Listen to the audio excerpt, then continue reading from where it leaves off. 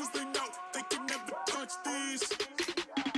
So baby, let me talk my shit, or I might just throw another fit. You know I can't help but this, cause they know they can never touch this. So baby, let me talk my shit, or I might just throw another fit.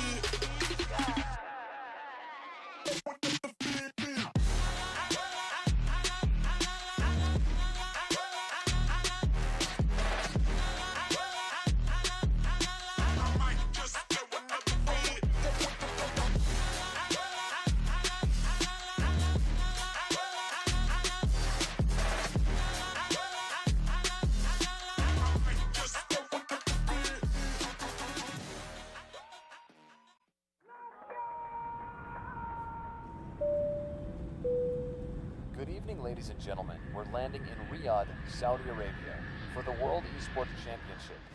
In a world where victories can be measured in gold and silver, some things are priceless. Surely expected, and is Baron will find him. Can shine for one with a quick trade from Impulse. Some things are not bought with money. The base is too open. Now Philippines is now taking the base of Indonesia. Remember their name. The feeling of standing alongside your fellow countrymen, the emotion, the home crowd, the weight of a whole nation on your shoulders. Sometimes I get emotional by the fact that I got chosen to be one of the representatives of my country. And yeah, it's just a dream, honestly. Here it's not just about the game, it's about the pride that unites us. Every match tells a story. They need to some missed shots. Sound picking up another one, another headshot. No way! 4 kills! What has happened? From every corner of the globe. All eyes on WEC 24.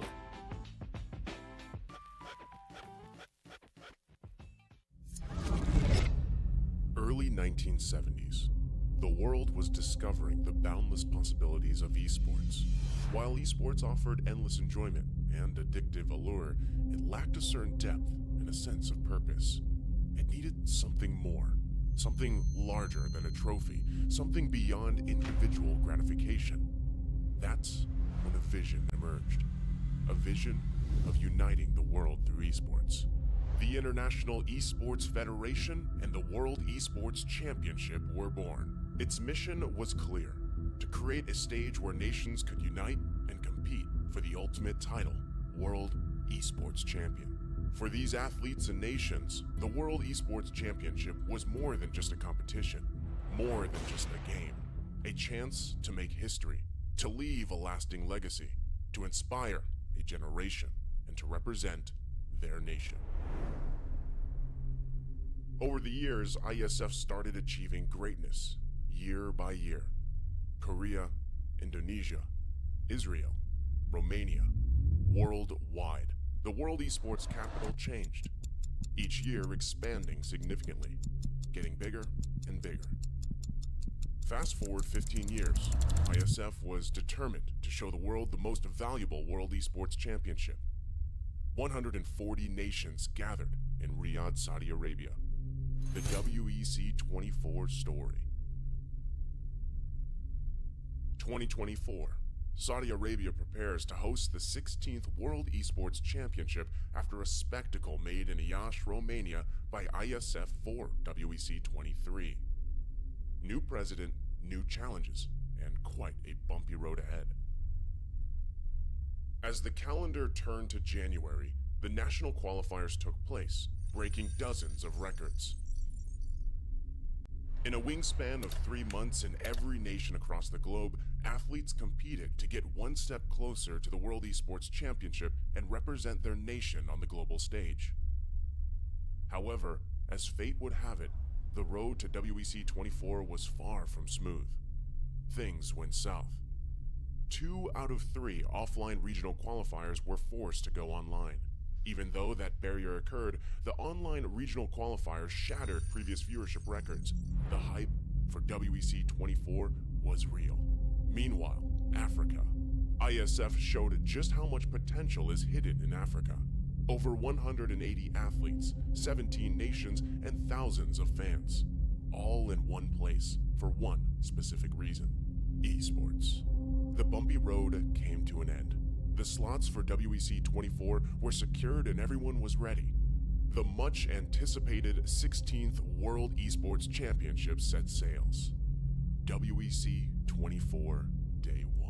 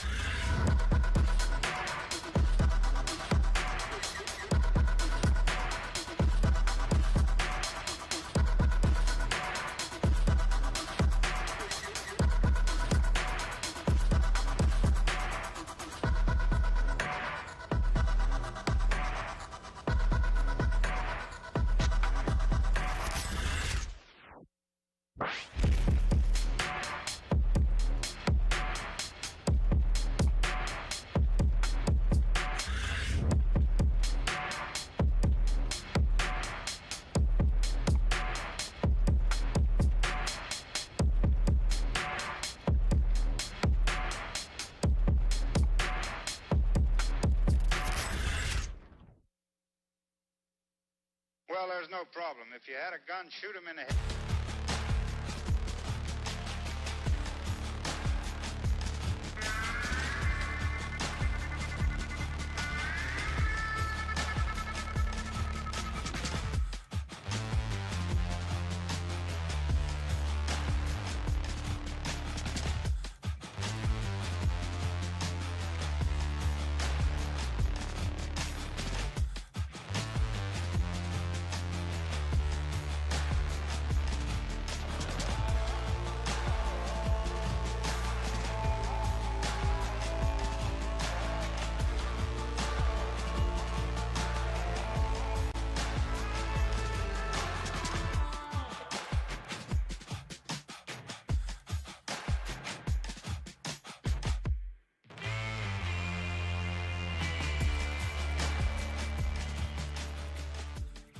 Ladies and gentlemen, and viewers around the world, welcome to the World Esports Championship 24 for IESF.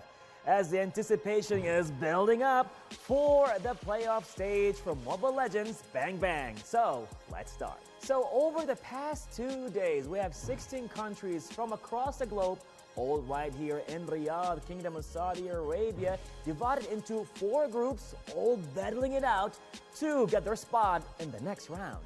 So, on day 1, at the higher seed finals matches, resulting with 4 countries securing their spot in the playoffs. But in day 2, the same thing happened with the lower seed final matches. Also, 4 countries securing their spot in the playoffs. So, let's take a look at all the groups and the teams that qualified, shall we? In Group A, we got Saudi Arabia, Egypt, Indonesia, and Guam.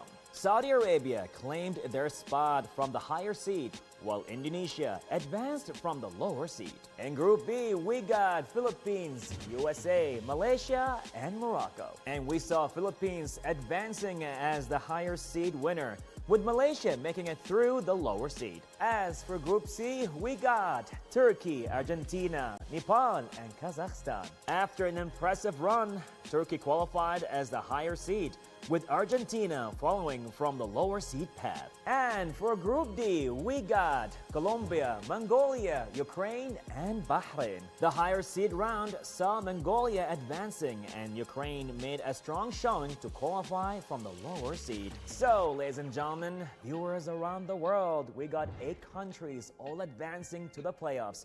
All that taking place right here in Riyadh, Saudi Arabia for the WEC 24 IESF. So, let the journey continue, and let's start.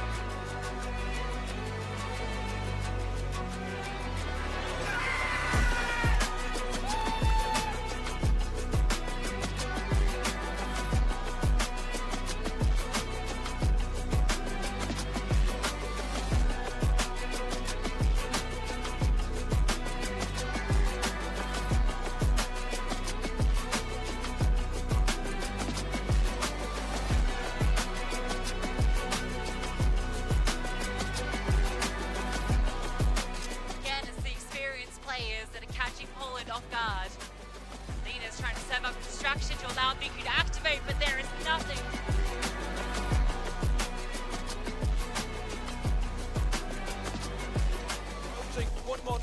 on through. Surely that's got to be the end of it. Peeks around the corner. He even takes down Sokai. How is this even possible? And also that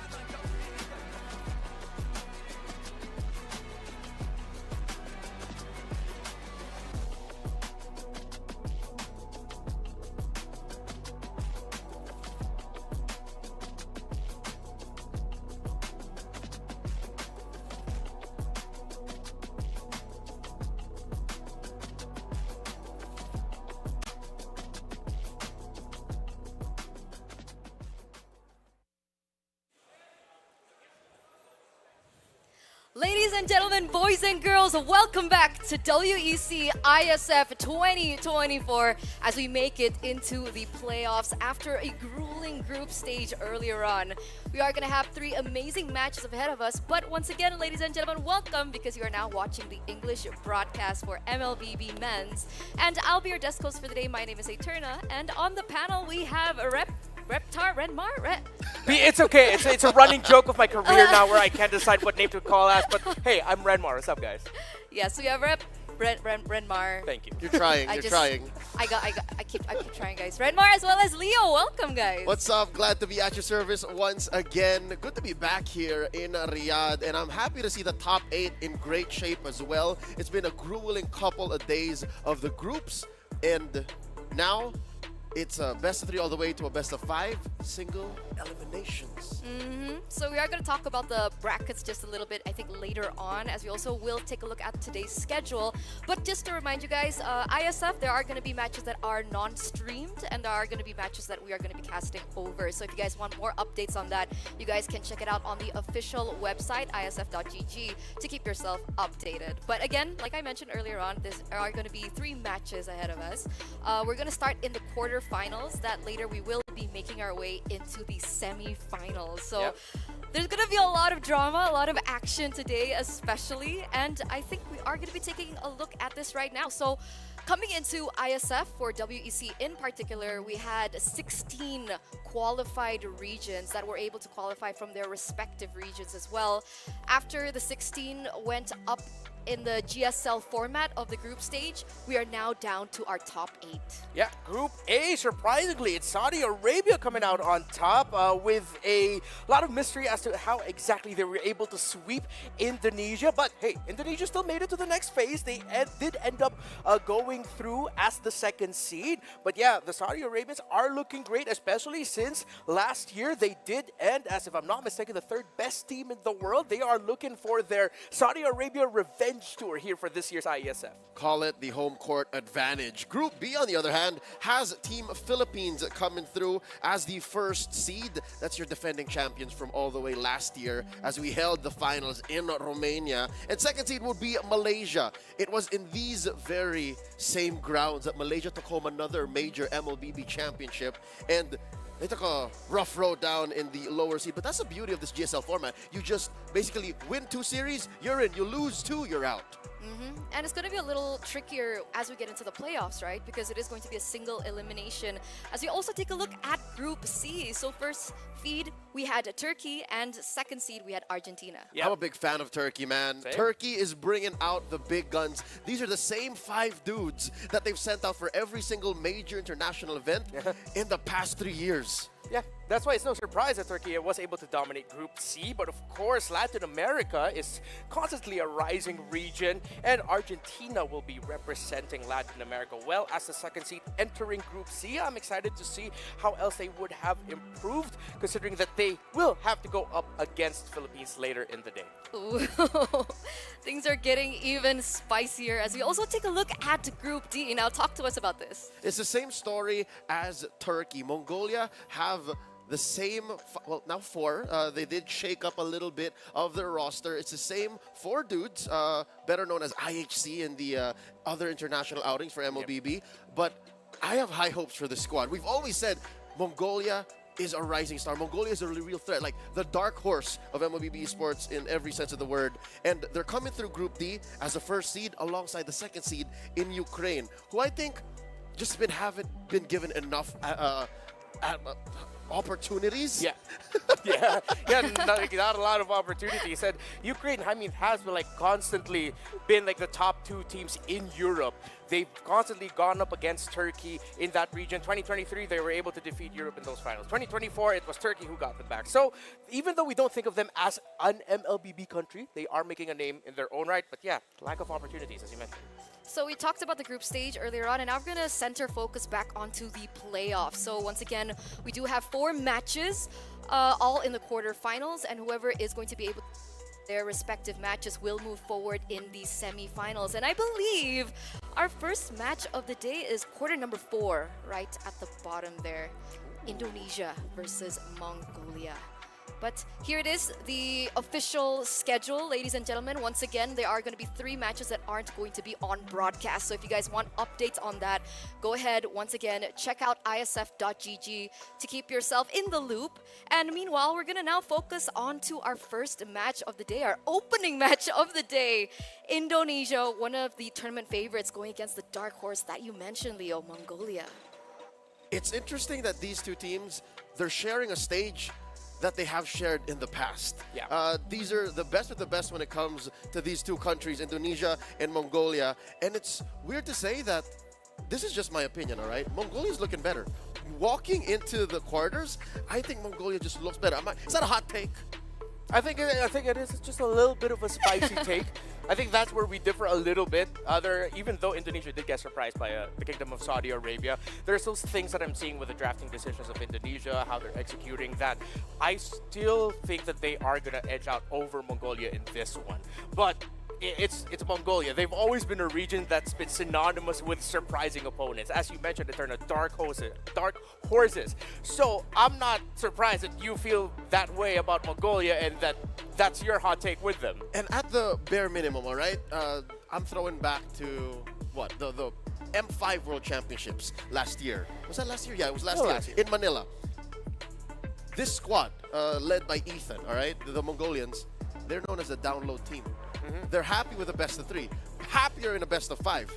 Luckily, we're starting with a best of 3 now. If they lose game 1, I'm not shaking in my boots. I'm not trembling. I'm with the Mongolians. I'm like, it's fine. Like, this is what they wanted to do anyways. so you think if ever that in game number 1 it doesn't go well for them, that there's a little bit of downloading behind the scenes. They're sandbagging. I'm pretty sure that's still in there. Yeah, exactly. Just like what they did in the wild cards in Kuala Lumpur. That's what you're. You know what? I see that happening. I see that. So with that being the case, how do you guys think that they're going to be faring against Indonesia? And how do you think Indonesia fares in a best of 3? I mean, when it comes to best of 3s, Indonesia's, we see them as a region that when it comes to like best of 1s, like you think, oh, raw skill, Tex, you're gonna go ahead and edge out all of your opponents there. So if I'm Indonesia, best of 3, every draft has to be early game, mid game. You control that. You go aggressive right out of the gate. So with that being said, we are gonna open up the official lineup for Mongolia right now, ladies and gentlemen. So let's see that soon, because again, a lot of people, they are anticipating their performance for quite some time. You guys mentioned them being one of the main, I would say, main teams to look at, right? How are they faring? How are they adapting to the changes in the patch and the meta as well? They are them. They are them. Even when they were new to the scene, I think they've always been tabula rasa. They've always been a blank slate. The one thing that we know that they can do is they can really get in there, play MLBB from the paint, you know, like from a losing position, and that they can change. I don't think there's any like hero pool or metagame specific differences that Mongolia loses on, like at best 50-50. So let's take a look at their official team roster from Mongolia. Ladies and gentlemen, we have Garu, Forbit, Ethan, Exora, as well as Aizen. Now, talk to us about this lineup. All right, so the new face here is Garu. All right, he looks, based on the gameplay that we've seen so far and the stats we've seen from Mongolia in WEC 24, he fits better. Not to say anything wrong about their former gold laner in Bebex, but I like how Garu actually lightens the load for Zexora and allows for Forbid and Ethan to be a little more, how do I say, to rotate a little more aggressively. Yeah. This current metagame with a lot of the flexibility coming up, especially with the EXP lane pickups, even though, let's be real, it's mostly Hilda's, but creativity in the EXP lane will get rewarded. I'm looking at Ethan.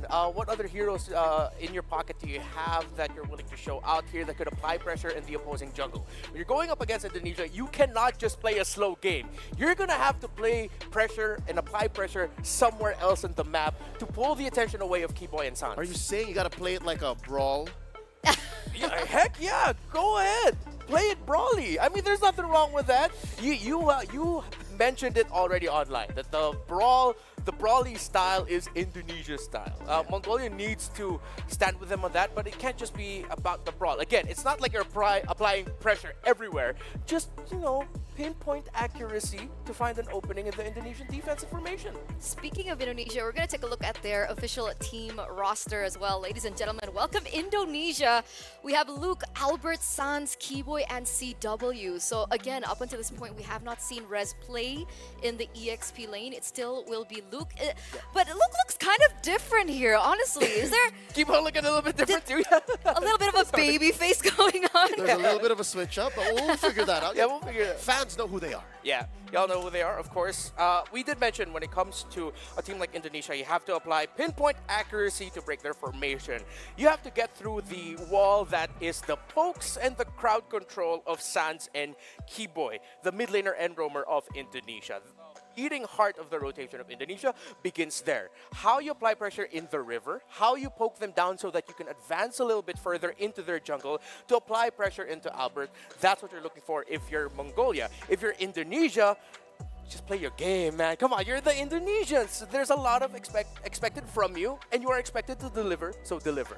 Watching Indonesia in the groups when they went up against Egypt on broadcast, in what I would only assume would be the match that transpired between them and Saudi Arabia, I'd like to call what they're bringing surgical chaos. I'd like for you to have surgical chaos to answer said surgical chaos, because if you're not speaking the same language, you're just gonna totally miss. And when you totally miss, Indonesia being the faster team, the more aggressive team, the more brawly team, is gonna come out on top. So on behalf of Team Mongolia, I'd say be ready to step toe-to-toe with that. If you're a southpaw, all the boxing fans know, if you're a southpaw, you know, switch it up to orthodox and answer that way, because you know what happens when you're southpaw and orthodox, like you just end up butting heads. Yeah. That's no bueno. So to speak on that, are you saying that they should match the aggression that Indonesia can have in their gameplay? Is that what we're looking at? Let's dive a little bit deeper. Like, do they control objectives? Do they draft for something a lot more early game centric? What are we looking at here? Well, for me, the best teams right now with this current metagame know how to build advantages. Not necessarily just like, all right, let's farm up. Yeah, we'll see them the objectives. Vision, cool, we got it. I mean, that's all fine and dandy. But then those little moments of, hey, we see the roamer, let's poke him down a little bit so they're going to think twice about how they're going to be playing around this objective. You can't be one-dimensional. If you're a team like Mongolia going up against Indonesia, again, you have to pick your battles. Accept that you will lose some, but if you're building advantage elsewhere, have a clear idea, not just around the center of the map, but knowing that your gold laner will be able to meet his power spikes as well. That's very important for them. Yeah, I'd say avoid the 4-in-1. Avoid just waiting for Garu to be online and to get the 3 items that he needs, and assume that Garu's going to be part of fights come the second turtle. You can't just park the gold laner there. That's not how Indonesia's going to allow for it. That's not what I can see. Like, if Luke gets his hands on the Hilda, he's going to go ahead and run coast to coast and go check out, hey, Garu, how you doing? Like, I actually like that you mentioned Hilda, right? Because we have seen some changes in the last patch that we had. We got a little bit of a glimpse on that during the group stage. Hilda's so hot right now. But like, what's changed, guys? Like, are we going to be expecting a lot more Hildas? Why does the Hilda work? Yeah, mainly because like with the little adjustments in Kali, the little nerfs that he got, Hilda now is the best EXP laner. It's hard to build advantage against her. She will bully you in lane. Tiga. Satu. Satu is what? I always count backwards. No, but yeah, she is #1 right now in the EXP lane. So that's why earlier when we brought up the roster for Mongolia, I wanted to look into Ethan and how he's going to fare. Sometimes creativity is the best things that you can pull out as an EXP laner to go up against the meta EXP laners now. Because if you're not beating your opponent, you're in lane, you're beating them in a different aspect. Map presence, although funnily enough, Hilda's map presence is it's so great. So Ethan, come on, man, there's a lot of pressure on you in this one to give Luke a lot of difficulty in lane. That's what makes Hilda so hot. Broken. Yeah.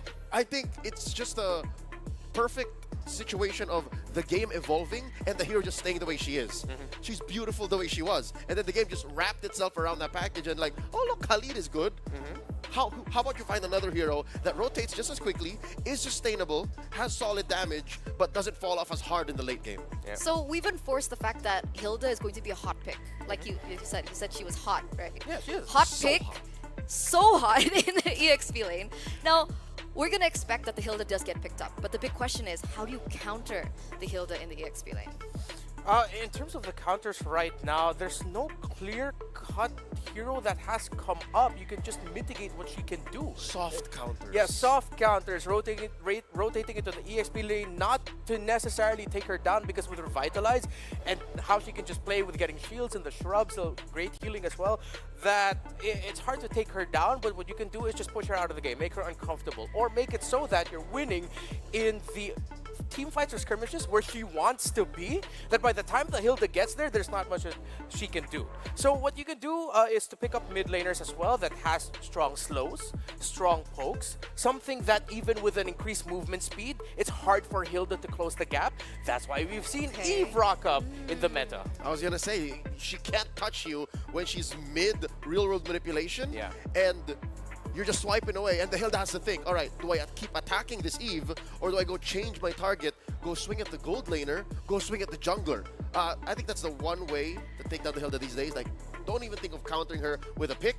Counter her with your playstyle. Counter her with your gameplay. Counter her with map presence, because that's her number one thing. If you can... right now, Eve is... She's just another cat. You know what I mean? Like, these are the two big number one picks from two. Because I was gonna say, when the cat is out, the mouse comes out to play. So find heroes that are mice. Find heroes that just come through the cracks. That's why Hylos is big these days. These are your top 3 picks, right? In your top 5. Yeah. Hylos, Eve, Hilda, what are the others? Gatot Kacha and Valentina. There you go. See, these heroes are either cats or mice in the current metagame, wherein, let's talk about that Eve Hylos situation. When the Eve drops the real world manipulation, if the Hylos on the other team, best believe the Glorious Pathway is going to follow through next. Because you want to let that sit where your allies can get out, or where you can lean hard into it and the Eve's going to regret, all right, I should not have put this here.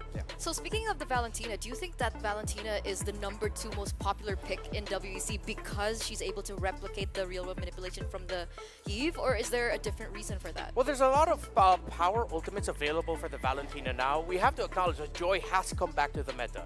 And that's always been one of the best heroes that you can pick when you're going up against a Joy, because you can get her electrifying beats, it's a good escape tool, and even a good initiation tool for one Valentina to have. That's why Edith has come up, and why Valentina means...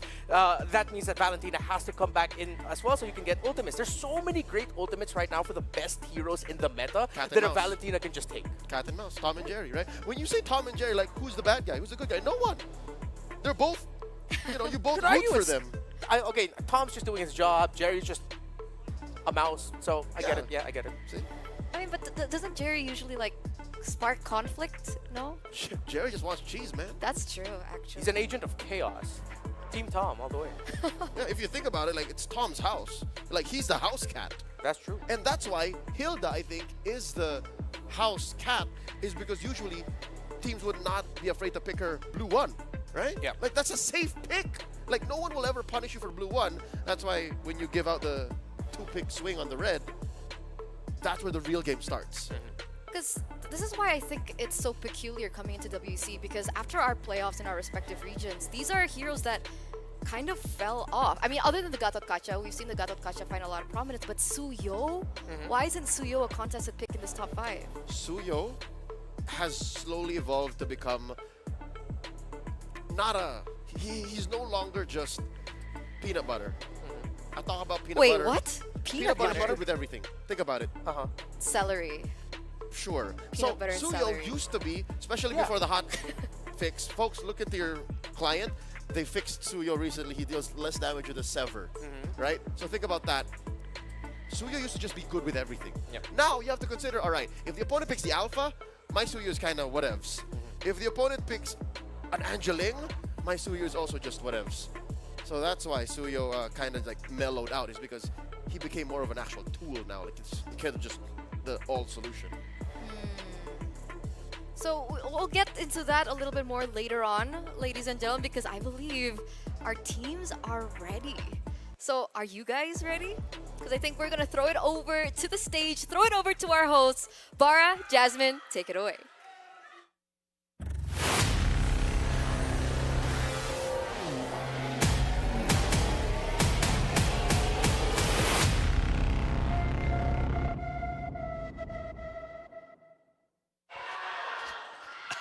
Loving the entry here. Well, ladies and gentlemen, as we are here again in Riyadh for another beautiful tournament taking place in the Kingdom of Saudi Arabia. And now, of course, I'm Bara Abdallah along with the amazing, the majestic Yasmin. How are you today? Thank you very much for that, Bara. You know what? I'm doing absolutely fantastic over here at the IESF World Esports Championship.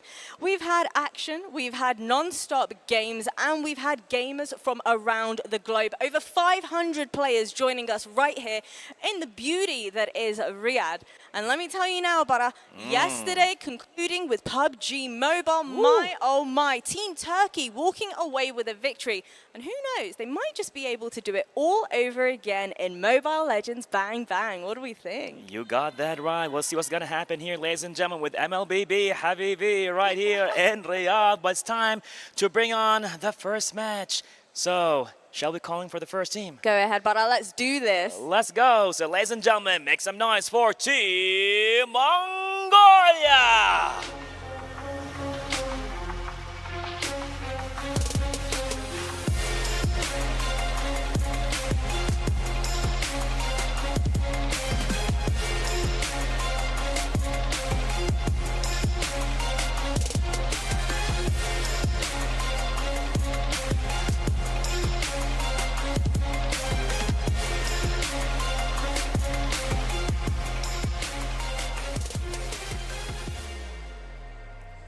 And hoping to take them down on the very big stage. Please give a very, very warm welcome to Team Indonesia.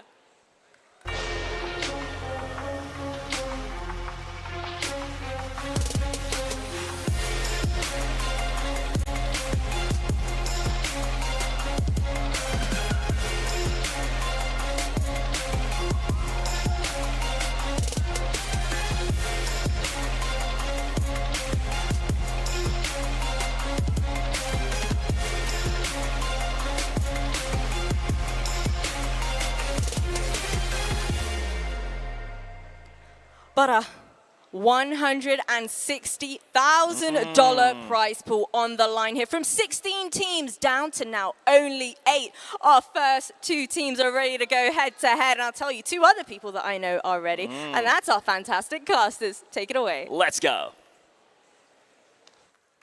Thank you so much, guys. Thank you so much, Bara. Thank you so much, Jasmine. And once again, we're going straight into our opening match of the day here at WEC 2024. Everything is on the line if they want to continue and make it over to the next stage in their journey here. And guys, are you feeling a little nervous? You know, I'm feeling a little nervous, honestly. Why? Why? I feel calm and excited. Of course you guys are. I'm excited. It's a best of 3 that I can just enjoy as a fan. Yeah. As a professional commentator, it's just why are you nervous? I'm okay. I'm okay. It's not like I'm Indonesian or anything. Yeah, you're Australian, aren't you? I was born there, so. Yeah. No, she actually was. Anyway. She actually was. Anyway. We're not joking. You actually were born in Australia, right? I was. Yeah, okay. She's a true-blooded Sheila. You can check my passport. Anyway, going back into the topic, guys. Okay, we started off talking about the patch earlier on. Yeah. So other than Suyo, what about Chip? Oh, I'm glad that both of us heard Chip and just went, oh, Chip, right? No, Chip. Even if the whole airborne situation with his, punch, with his little chipmunk punch, he's still a broken hero. Best believe you will still see 99.9.8% ban on Chip. Yeah, but the interesting thing is, it's not just a red side ban anymore. Yeah. Blue side teams can flex the fact that you can ban Chip in the first phase, and you rattle the red side with like, oh wait, that was supposed to be a Chip, and now we gotta ban something out. Now we have to be careful with what we take out with the last ban on the red side, so that we win the 2-pick swing when it comes to the first 2 picks with the red. And that's why teams have actually performing better on the red side here in IESF WEC. Because that 2-pick swing that you pointed out earlier is so good right now with the abundance of options that you can go for. And you know, the difference is massive. Usually we see like maybe a 40-60, like very, very small slivers, but this is a 30% win rate on blue side. 30%. This is very different to what we saw in playoffs for MPLID. Even in the Philippines, even in Malaysia, everywhere. No, it's that same. What Reptars mentioned, what Renmar mentioned. We're working on it. Sorry, it's okay. Renmar. Renmar. There you go. It's the fact that the 2-pick swim is so much more powerful than dictating the pace from 1. Again, we talked about how the Hilda is usually where you see 1. Suyo also is a solid 1. I can't think of anything else that make that 1 worth it. That's why the 2-pick swing is so powerful. You can pick up now again. Edith Valentina is valid again. You can block out the whole cat and mouse situation. You can go Alpha Hylos. You can go Matilda Alpha. Like, oh, these are bad words I'm saying. Like, you're not supposed to put those 2 hero names together in the same side pick. So we are going to get into the draft. So ladies and gentlemen, for game number 1, just to remind you, this is going to be a best of 3 as we get into it. And it looks like Mongolia is going to be having that first pick. So with the changes in the drafts, okay, we do see that the Gatot Kacha gets banned out here, but what other prio bans are we looking at? Is Chip still on the board? Is Suyo something that we need to look at? Chip usually now lives in red 1. If Indonesia doesn't touch it, there you go. Likely blue 3 now. Yeah. You can also ban out the Matilda. You gotta ban out the Matilda. Yeah, Matilda Cho is a popular trade right now for the first picks of each side. Sometimes we see Matilda get picked up blue side, and then the other side will pick up a Cho, pair it up with a Khalid or a Gatot, or you go ahead and pick up the best heroes that you can pair with a Matilda that like to be aggressive and entry. I'm thinking about the alphas of the world. That's why Suyo has sort of fallen out. It's not always just going to be in the first 3 picks. You can see it coming in blue 2, blue 3, or red 3. So with the Gatot Kacha ban, that's usually a signal that the team will be thinking about an Eve in the blue 2 or blue 3. So that might be a pick that's going to be coming in their future that Indonesia might read into, making a Valentina pickup in the first 2 picks possible. And there it is. We were mentioning earlier, Chip is not a red side ban anymore. It's good on the blue side because now it forces your opponent to ban out heroes such as the Matilda. I reckon Mongolia was double guessing themselves, and that's why it took the whole duration of the countdown for them to go, all right, we'll give the Chip blue 2, so that we don't have to think about it anymore. Yeah. So that leaves their 3rd ban open, and there's a Matilda. The average Matilda, she's so good. She wasn't touched in the patch, was she? The whole airborne thing, but that's it. That was it? I think that's it. Yeah, that's just how good she is right now. Formation breaking is the main descriptor that we go for Matilda. Formation making. And it makes so many weird picks just broken. Bane has seen a rise in picks almost single-handedly because of Matilda. Yeah, and this drafting sequence usually means a Suyo or a Cho might be coming in on the blue side first pick of Mongolia. But knowing that they're up against Indonesia, I will not take it against them to actually contest Hilda. So it's a very difficult choice actually for Mongolia what exactly they're going to pick for the first pick, because whatever they leave open, those are 2 powerful picks already and comforts for Indonesia. That's what I'm saying. Blue side, that 1 pick anymore to dictate isn't worth it. If anything, that blue 2 chip, that felt like a liability. That felt like, oh man, like, do we really have to? You can see him struggle.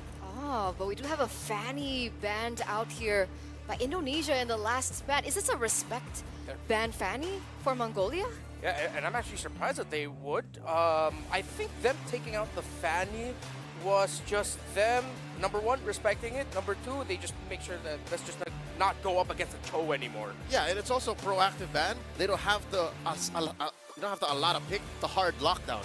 Fanny is one of those heroes that demand. If you don't have a hard lockdown for this, like a Kaja, a Kufra, or a Cho, forget about it. And their first 2 picks make sense is because we want to win these fights, and they want to win both cleanup and setup, even Suyo.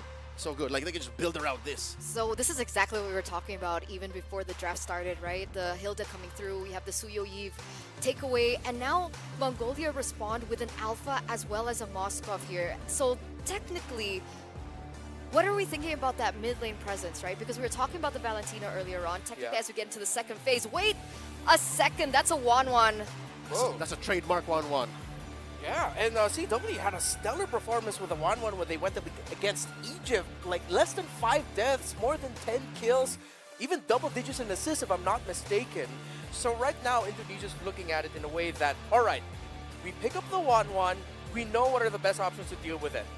Burst, pick-off type, that right now, if you go something like, if you go something like Cho, you can answer it. If you go something like Kajo from Mongolia, you can answer that. You have the Eve there as well. That this is just confidence. That this is Indonesia signaling to Mongolia, whatever you pick, even if you decide to go Farsa, forget about it. It's CW on a 1-1 and he'll be comfortable.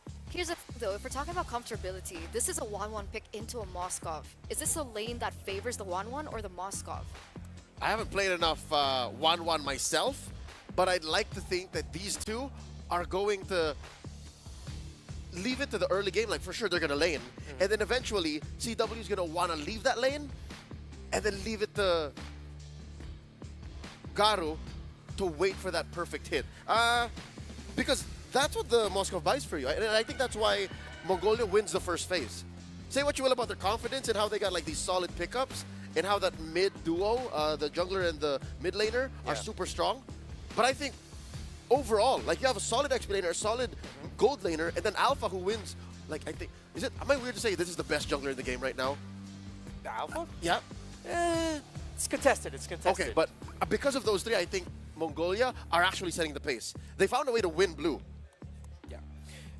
In terms of the lane, Mirko did throw up his hands just now. He did signal out 50-50 to us in terms of like the lane duel itself. There you go. So let's see if Mongolia will be able to pick something that, if it's not in the lane duel, are you going to make it struggle with being able to hit the weakness points in the team fights? That's why we're looking for instant burst. Forbid Valentina, do it. Yep. Pick up the that'll make them very close range, but you would want to steal the real world manipulation. The Akai ban by Indonesia, by the way, is something that we have to talk about. It's a great pickup in the roam, great pickup in the XP. Usually it's the pick that would want to counter something like a Tigreal, but lineups that have a lot of crowd control and want to fight under specific areas will struggle with the presence of an Akai because everything just gets scattered. And Akai is also one of the best EXP leaders you want to pick if you want to break team fighting formations and be able to comfortably team fight under a real world manipulation. So there is the Valentina picked up by Forbid, but Ethan the roamer, yes, that's me correcting myself from what I've said earlier, will pick up a Ella, who people have said is will struggle up against the Eve. No, it thrives against the Eve because one heal gives heal and gives you the movement speed to get out of the real world. It almost undoes the whole ensnaring effect of the borders of the real world manipulation. One more pick here for Indonesia. Still lacking that pickup on Keyboy. Wait, no. This is a roam, Edith. Yeah, it went roam. It's an old flame for Luke. That's the Uranus. Now we're gonna see here because these are two somewhat similar. Is Uranus like magical Hilda now? That's how you soft counter the Hilda. Let's see. That was the big question, right? We've talked about how predominant that the Hilda has become in the EXP lane. The big question is, how do you counter it in the lane? Would you see the Uranus being picked up? We're gonna see if it actually works out. But overall, analysts, what do we think about the drafts? All right, so this boils down to the Valentina getting the right ultimate, the Primal Wrath of the Edith, because the damage profile right now, outside of the true damage of the Alpha of Mongolia, is not enough for this Uranus. The Uranus pickup might have just been really great to make Mongolia struggle. Indonesia. Here's my take. Ignore the Uranus. That's it. Ignore Uranus, and then you win everywhere else. I'm confident. I don't know why, but I feel good for Mongolia today. So Mongolia for Leo? Yes. What about you, Reptar Renmar? I mean, I did say Indonesia, so you, the Australian, you're the tiebreaker right now. I can't. I'm a Desco, so I have to remain neutral. Oh, come on! So we're gonna ask the casters. Naisu, Mirko, what do you guys think about the drafts? Thank you so much, guys. Thinking about the draft here, one thing's for sure, we learned that Hilda's hot, peanut butter, and super cats. Super hot. She was first pick. Welcome, guys, to here at the caster. I was gonna say desk, the stand. It's me, Nice to join with Mirko here to bring you finally the playoffs for the MLBB Open. Day number 1 here, kicking off with Mongolia and Indonesia. I don't know if I should even ask you, Mirko. Like, what do you think here? Are you leaning towards Indonesia draft? Do you think Mongolia has the upper hand here, like Leo mentioned? It really comes down to how they utilize the Uranus, I feel, because for the Uranus, we haven't really seen this. And I'm not too sure if the Uranus is going to go for the Revitalize in the current meta with a lot of other, XP laners. Hylos, Gatot Kacha also going for the Revitalize. Leo did mention that it is a way to technically just match up against the Hilda. I think, though, for Mongolia, it really comes down to the Alpha. I think that's the key right here. If they're able to kite back and forth and choose when to get the Spear of Alpha right, they're going to have a lot of advantages to play with around the neutral objectives. That's one thing is great, again, as someone who has always loved Alpha as a hero, playing him. He's been shining through the meta that we are in right now, and I would almost arguably say that, yeah, he is probably, based on how many lineups he can fit, he's probably one of the best, if not the best, jungler heroes you can bring to the current play and the current meta. And what we're seeing is such a shift, where, again, it's developed. Even, man, when you think about it, we've been a part of this since the online qualifiers for everything. Think how much has changed, actually, from that when we did our first online qualifiers for this whole run leading up to the WEC. Depends which qualifiers, right? Because some qualifiers, we don't even follow the meta. They make their own meta. They make their own. I remember the African qualifiers, amazing time there with the Yin Roam. And I've actually heard some coaches behind the scenes talk about the Yin XP as a way to deal with a lot of these junglers who need to fight, need to brawl it out. Sort of like the Alpha, the Suyos, who really need to go for the contested neutral objective. So, who knows? Maybe we'll see more surprises. We've already seen one here in the playoff with the Uranus walking in. And I just have to say, Naisu, if this Uranus pick works with Revitalize, Mr. Wrecked is ahead of his time. He picked this up in Season 11, I think. And when he picked it up, everybody was trashing him, saying, bro, what is he doing? Maybe he was just ahead of the time. Maybe he knows in 2 years it'll be meta. It'll be good. It's called... foresight. I was gonna say, that's foresight. That's thinking ahead, man. At this point, and it's like they mentioned over on the panelist stand. They're like, if you want the best way to win this game, if you're Mongolia, really is also, just ignore the Uranus, because the problem is, and especially we're just gonna assume it is a Revitalize because that's typically what we see here right now. You're not gonna kill him. Like, even without the Revitalize, he's already almost unkillable. And obviously, he's going to be utilizing the fact that he is so tanky to play the whole macro of the game. Now, when we talk about, macro, the way that this has fallen into place right now is, I'm not going to call it, it is kind of a brawl, actually. So, whether the brawl server. The brawl server, yeah, I think you were quoted for that, right? But the way you look at it is, you can still, even if you're brawling it out and you're fighting all these early skirmishes, some teams even go as far as just ignore these objectives. Don't worry about it too much. We're just gonna win these fights and just kind of brute force our way in to now where you see all right, if you have a pick, a hero, for example, that is Uranus, I mean, you're not really going to be joining these fights, right? Unless you're just that stalwart, you're that bulwark for these skirmishes. But you're going to be playing the map, cutting some waves, proxying those waves if you want to.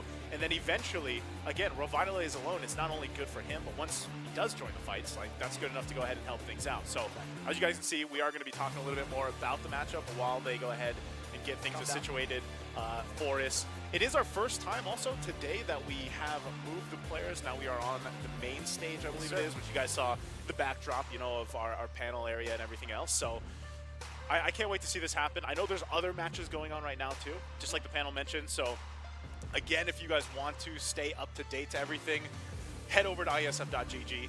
There's 4 quarterfinal matches happening right now. Then 2 semifinals. And 2 semifinals. So definitely keep an eye on. I know a lot of people are going to be watching the other matches too and want to see the updates, because this is tough, man. I would say we're in a position now where, I know we had last year over in the WC 23, that was in Iași, Romania, where Philippines won that.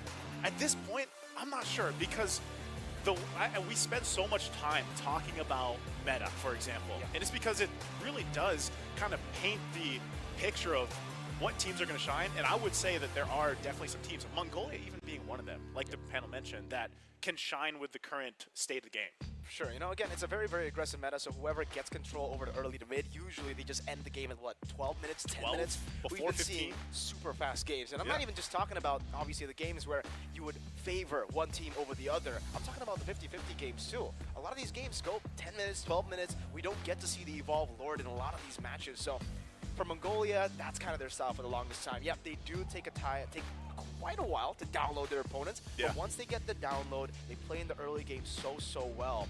And I think here, unfortunately, I think you brought it up as well, the fact that a lot of teams can go for trades. A lot of teams can actually let go and sacrifice the first few neutral objectives to play for the mid game, to play for the late game.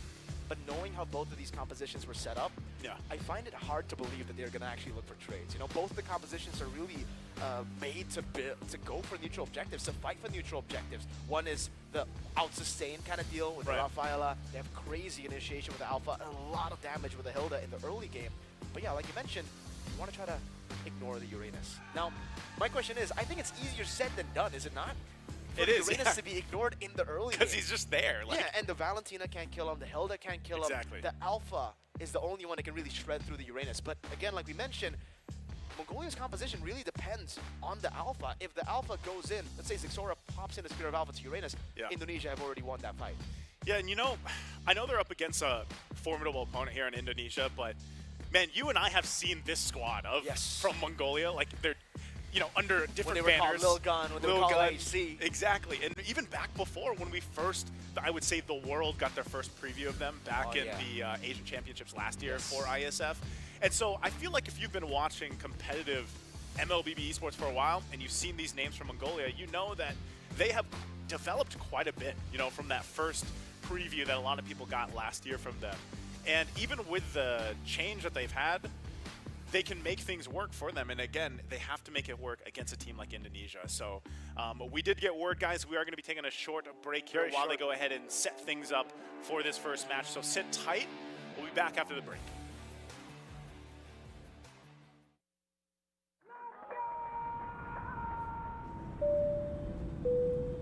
Good evening, ladies and gentlemen. We're landing in Riyadh, Saudi Arabia, for the World Esports Championship. In a world where victories can be measured in gold and silver, some things are priceless. Fully expected, and it is Baron will find him. Can shine for one with a quick trade from Impulse. Some things are not bought with money. The base is too open. Now Philippines is now taking the base of Indonesia. Remember their name. The feeling of standing alongside your fellow countrymen, the emotion, the home crowd, the weight of a whole nation on your shoulders. Sometimes I get emotional by the fact that I got chosen to be one of the representatives of my country. And yeah, it's just a dream, honestly. Here it's not just about the game, it's about the pride that unites us. Every match tells a story. They need to some missed shot sound, picking up another one, another headshot. No way! 4 kills! What has happened? From every corner of the globe. All eyes on WEC 24.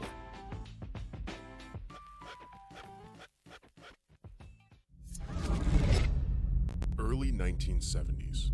The world was discovering the boundless possibilities of esports. While esports offered endless enjoyment and addictive allure, it lacked a certain depth and a sense of purpose.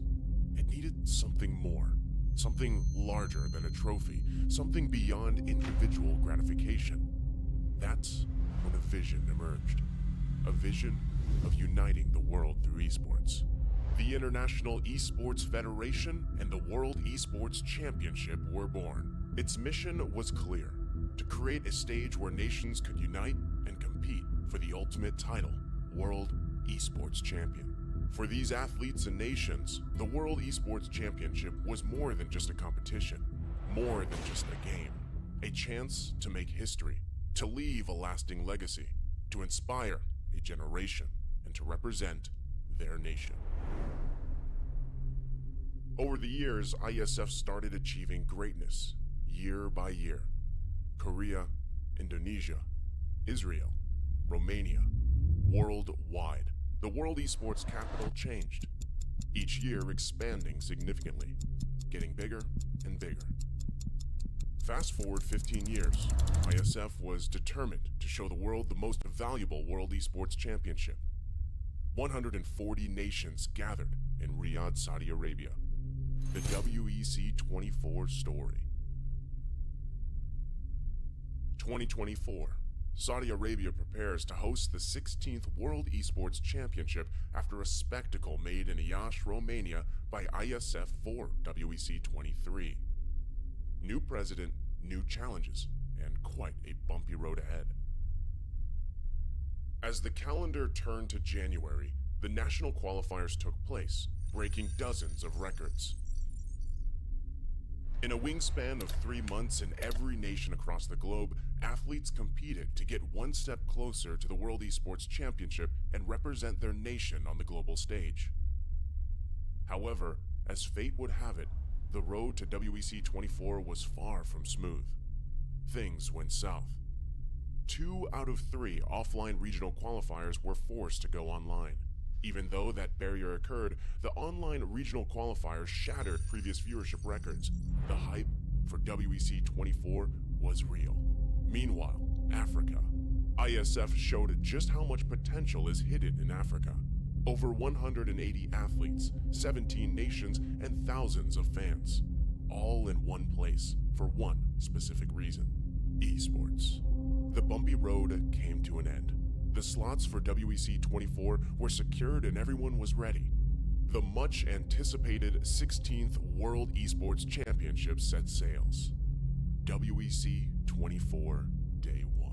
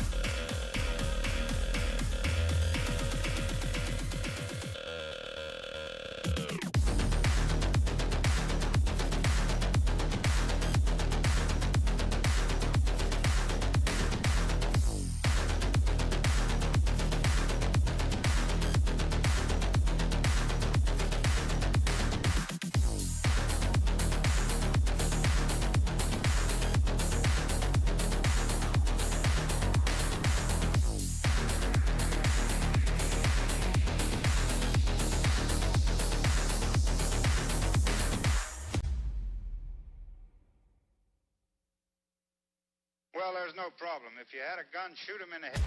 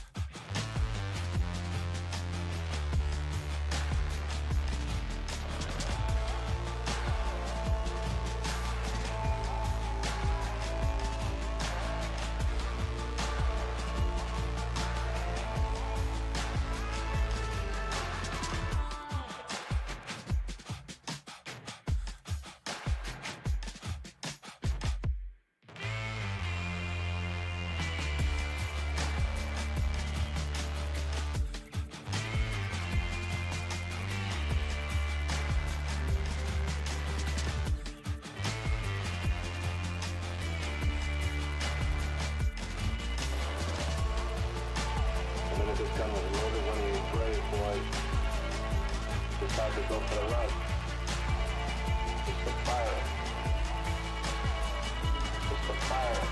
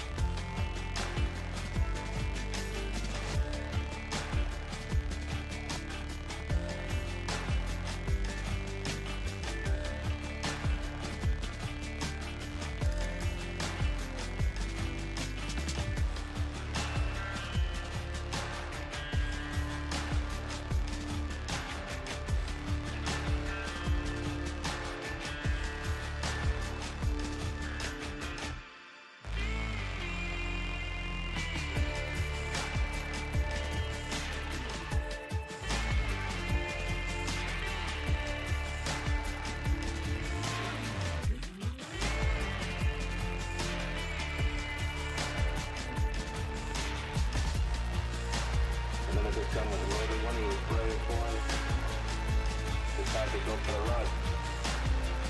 It's the fire. It's the fire.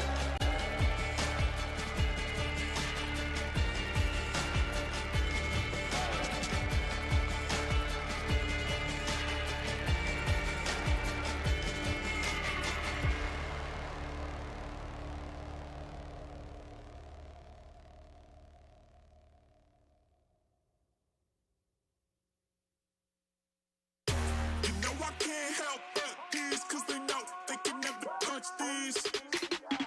So baby, let me talk my shit, or I might just throw another fit. You know I can't help but this, cause they know they can never touch this. So baby, let me talk my shit, or I might just throw another fit.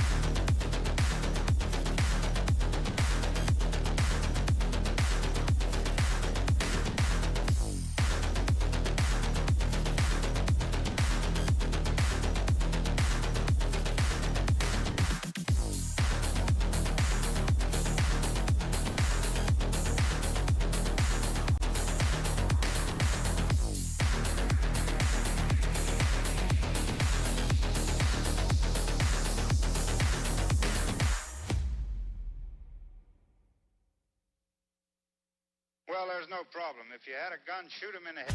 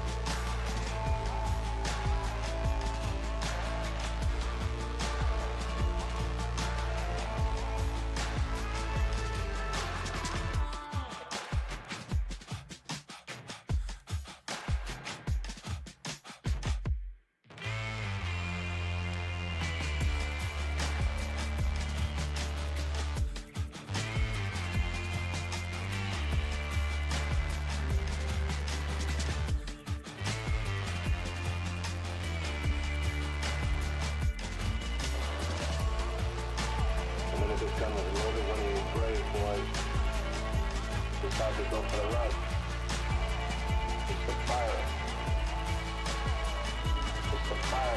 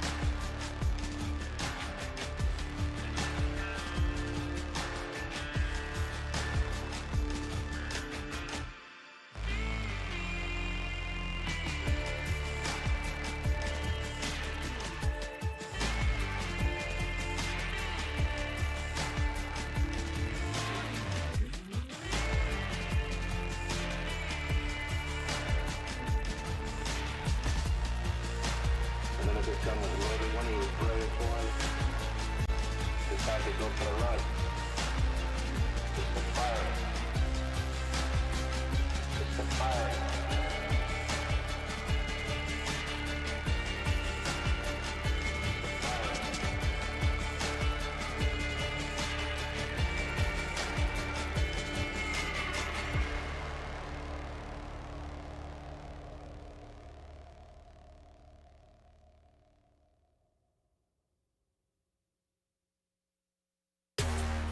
Can't help but these, cause they know they can never touch these.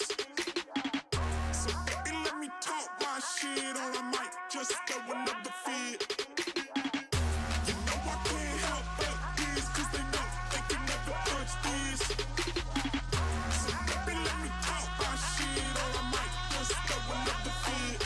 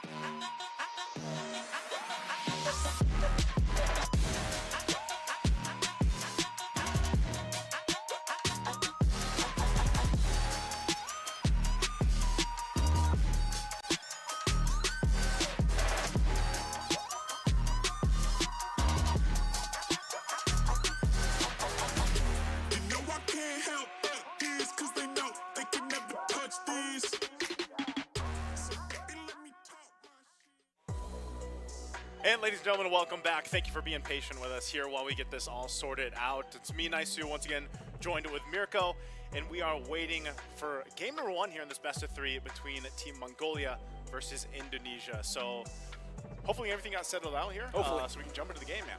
Yeah, if you guys want to recap real quick, in game number 1, based on the draft, Indonesia went for something kind of crazy. They went for the Uranus in the XP lane for loop. Don't know if it's a Revitalize or if it's a normal Purify sprint kind of deal for the Uranus, but it's up against a Hilda, Valentina, and the Alpha. A lot of early game aggression, focusing mainly on the neutral objectives for Team Mongolia, but I think it's kind of the same for Indonesia. What I do want to talk about is that Suyo pick, because I think we are currently playing in the patch of the hotfix, so the Suyo has been nerfed quite a bit when it comes to the damage towards objectives. It's changed a bit. I think he's still going to be, in a way, maybe not so much prioritized, but I think he's still obviously a great choice in the jungle. We were just talking about this before we had that break too, that the fact that the Alpha is such a prominent hero right now in the jungle that fits in pretty much, I would say, almost every team composition that you can literally have for the most part. And then again, while we speculate is pretty much how does Mongolia deal with this Uranus pick? How do they approach the playstyle that we're all so familiar with when it comes to Indonesia's playstyle and how fast they come out swinging out of the gate? Because that's another thing when you're looking at the pacing of the meta, the pacing of these games, they can end pretty quickly. You guys have been watching a ton of different games going on and tournaments going on right now.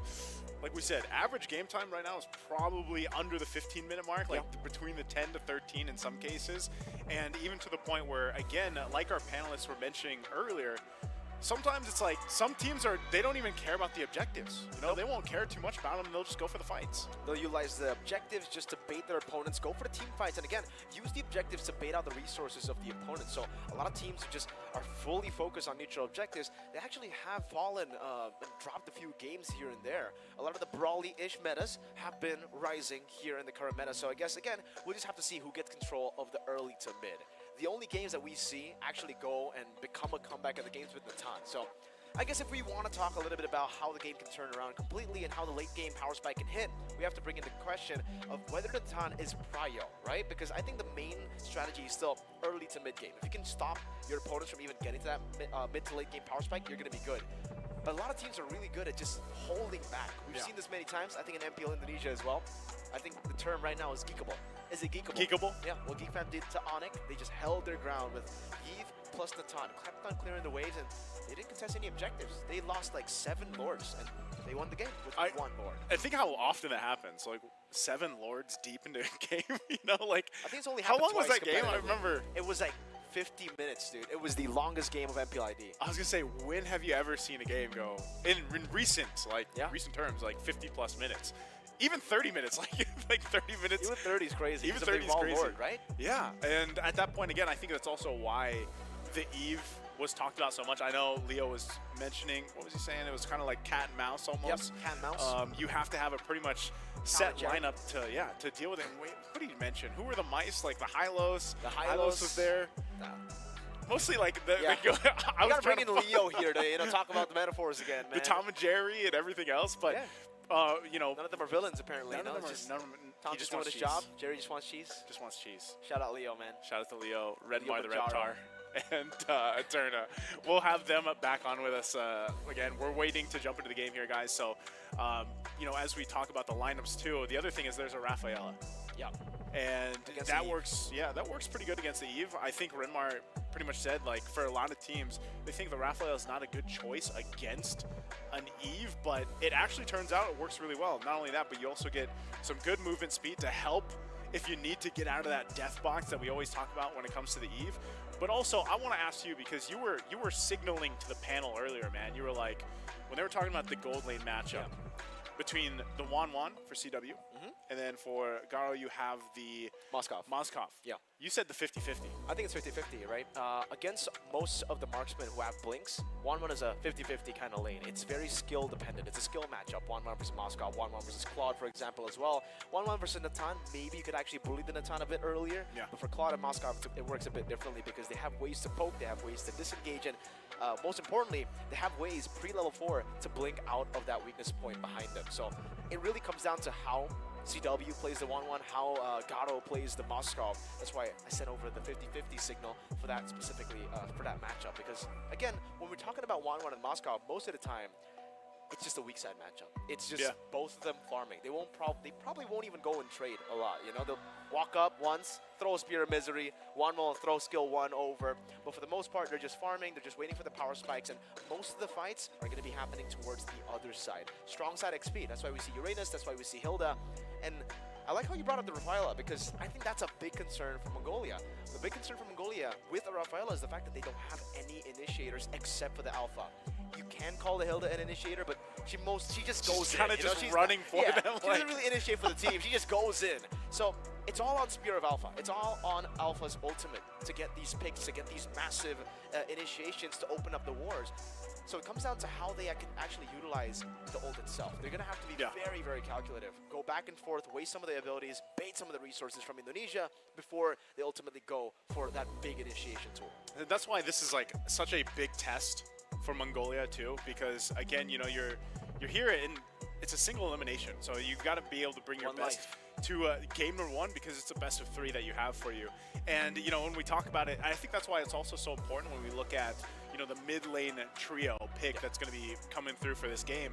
And you know, how does Mongolia actually play against the fact that, yeah, we might actually want to go ahead and if they can get an early lead, especially with an alpha, that would be great. You have sustainability and everything else, and build up off that. But if they slip early on, I feel like that's where you see, and it's not just a Mongolia, like it's not just Mongolia themselves. Indonesia does this to a lot of teams they play against, like, let's be honest. The death ball. The death ball strategy, they come out swinging, and even if they just need time for the gold laners to build up, because traditionally that's what's going to happen here, even with a 1-1 in the hands of CW, like, they can make plays elsewhere, and that's, again, where even with the changes, like you would call it like a nerf towards Suyo, right? Yeah, like he was it's a nerf. It's a nerf. He was a little insane when he was released. Ridiculous. A little ridiculous at that point. Great song though, by the way. Still one of the best. Yeah. We heard that like on loop for the entire qualifiers. Entire qualifiers and almost the entire like professional seasons too. Yeah. Once it came out. That's true. And MPL ID, MPL PH. They were blasting that in the speakers, man. I wasn't complaining the first 3 weeks. Right? I wasn't complaining After at all. I was like, okay, I don't know, man. I don't know about the song getting replayed 24/7 every single time. But yeah, I do agree. The nerfs actually make it more balanced. It was absolutely ridiculous, Suyo.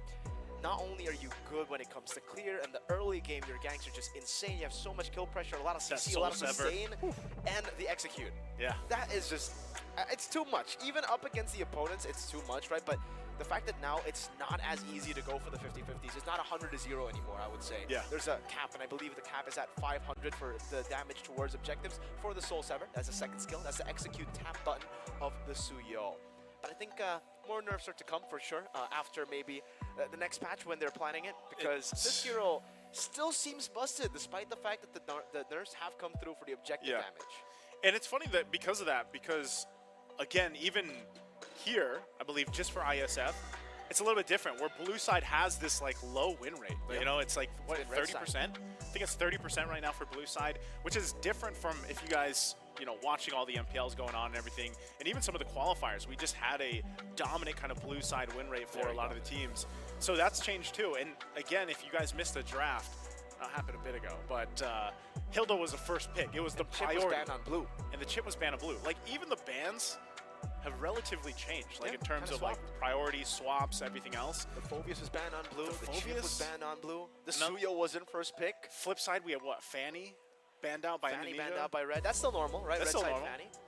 But yeah, for the most part, it's really been different, and it's due to the chip nerfs. I think all the chips that have been picked up actually haven't been able to get a win too. It's funny though, because even though he's been nerfed, like he's still banned out all the time. Yeah. And it's still annoying to deal with. I wouldn't say it's like it's not an auto win anymore. It's still a massive advantage when you have that much macro power on the map. You can teleport everywhere. I was gonna say, like, even with the change that they had with his damage there, it's just the fact that the guy can travel across the map and like shortcut everywhere. He's got shortcut. He's literally a rival without getting a rival. He's just utility. And on top of that, you just deal so much damage on that hero, right? Early game concussive blast, crash course takes half HP away from the squishies. You get no roamers doing that, by the way. Boom, no roamers doing that. You get a stun, you get concussive blast on him, you get him to half HP. And On top of that, the changes that they had with the shortcut, you get shields as well when you Yeah. get in. It's like an Angela ult plus a full teleport. What were they? Okay, let's just say what everybody's thinking. What were they thinking? Let's just. Hey man, I We don't got think we can time. say that when Suyo's still here. You know, like, I mean, at this point, just battle out with the broken heroes, man. It's the battle of the bees. We might have to get to a point because of the Battle of the Bees and Broken, whatever we want to call it, and we might need some more ban slots here, man. At this point, we might need those two heroes just to be banned.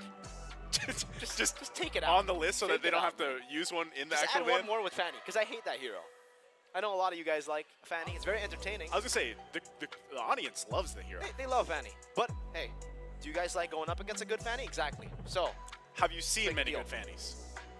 I've seen a lot of good Fannies. You shaking their hands? At this point, Naisu, everybody's a good Fanny. We're in that we're at a point in the game where everybody's a good Fanny. I don't They're know. just really good. Brother, to be I'm not honest, good, but- I have not even picked her once in my MLBB career. That's fair. That's it. So You play Gord, right? I play Juan and Melissa. you play. All I play is Gord, and he got a little adjustment too. A little bit of a buff on his first skill. It's but not Prio, by the way. He's Don't still, do it. it's not Prio. But we did get word, guys. Again, thank you for being patient with us. We're going to be taking another break while they set things up and settle things on stage. So sit tight. We'll be back after this.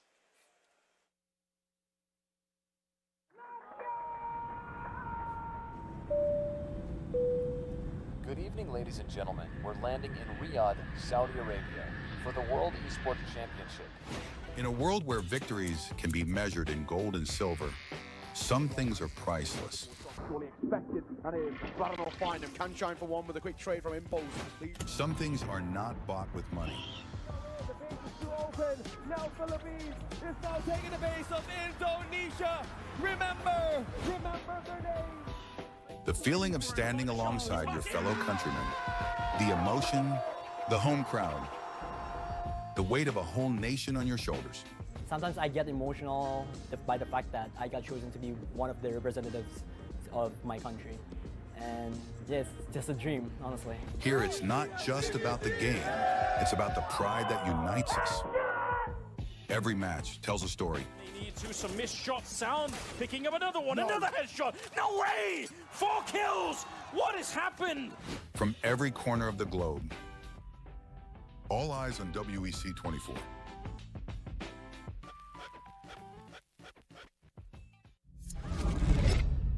Early 1970s. The world was discovering the boundless possibilities of esports. While esports offered endless enjoyment and addictive allure, it lacked a certain depth and a sense of purpose. It needed something more, something larger than a trophy, something beyond individual gratification. That's when a vision emerged. A vision of uniting the world through esports. The International Esports Federation and the World Esports Championship were born. Its mission was clear: to create a stage where nations could unite and compete for the ultimate title, World Esports Champion. For these athletes and nations, the World Esports Championship was more than just a competition, more than just a game. A chance to make history, to leave a lasting legacy, to inspire a generation, and to represent their nation. Over the years, IESF started achieving greatness, year by year. Korea, Indonesia, Israel, Romania, worldwide. The World Esports capital changed, each year expanding significantly, getting bigger and bigger. Fast forward 15 years, IESF was determined to show the world the most valuable World Esports Championship. 140 nations gathered in Riyadh, Saudi Arabia. The WEC 24 story. 2024. Saudi Arabia prepares to host the 16th World Esports Championship after a spectacle made in Iași, Romania by IESF for WEC 23. New president, new challenges, and quite a bumpy road ahead. As the calendar turned to January, the national qualifiers took place, breaking dozens of records. In a wingspan of 3 months in every nation across the globe, athletes competed to get one step closer to the World Esports Championship and represent their nation on the global stage. However, As fate would have it, the road to WEC 24 was far from smooth. Things went south. 2 out of 3 offline regional qualifiers were forced to go online. Even though that barrier occurred, the online regional qualifiers shattered previous viewership records. The hype for WEC 24 was real. Meanwhile, Africa. IESF showed just how much potential is hidden in Africa.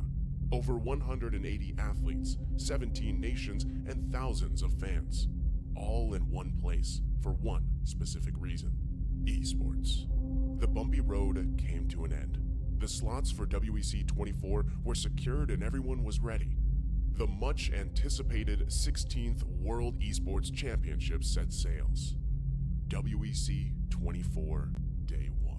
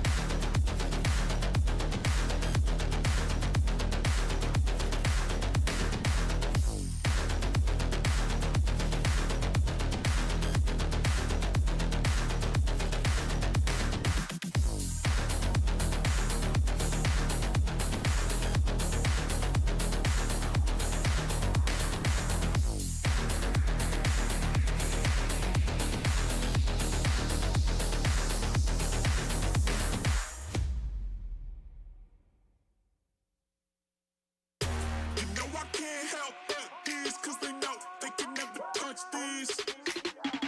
So baby, let me talk my shit, or I might just throw another fit. You know I can't help but these, cause they know they can never touch these. So baby, let me talk my shit, or I might just throw another fit.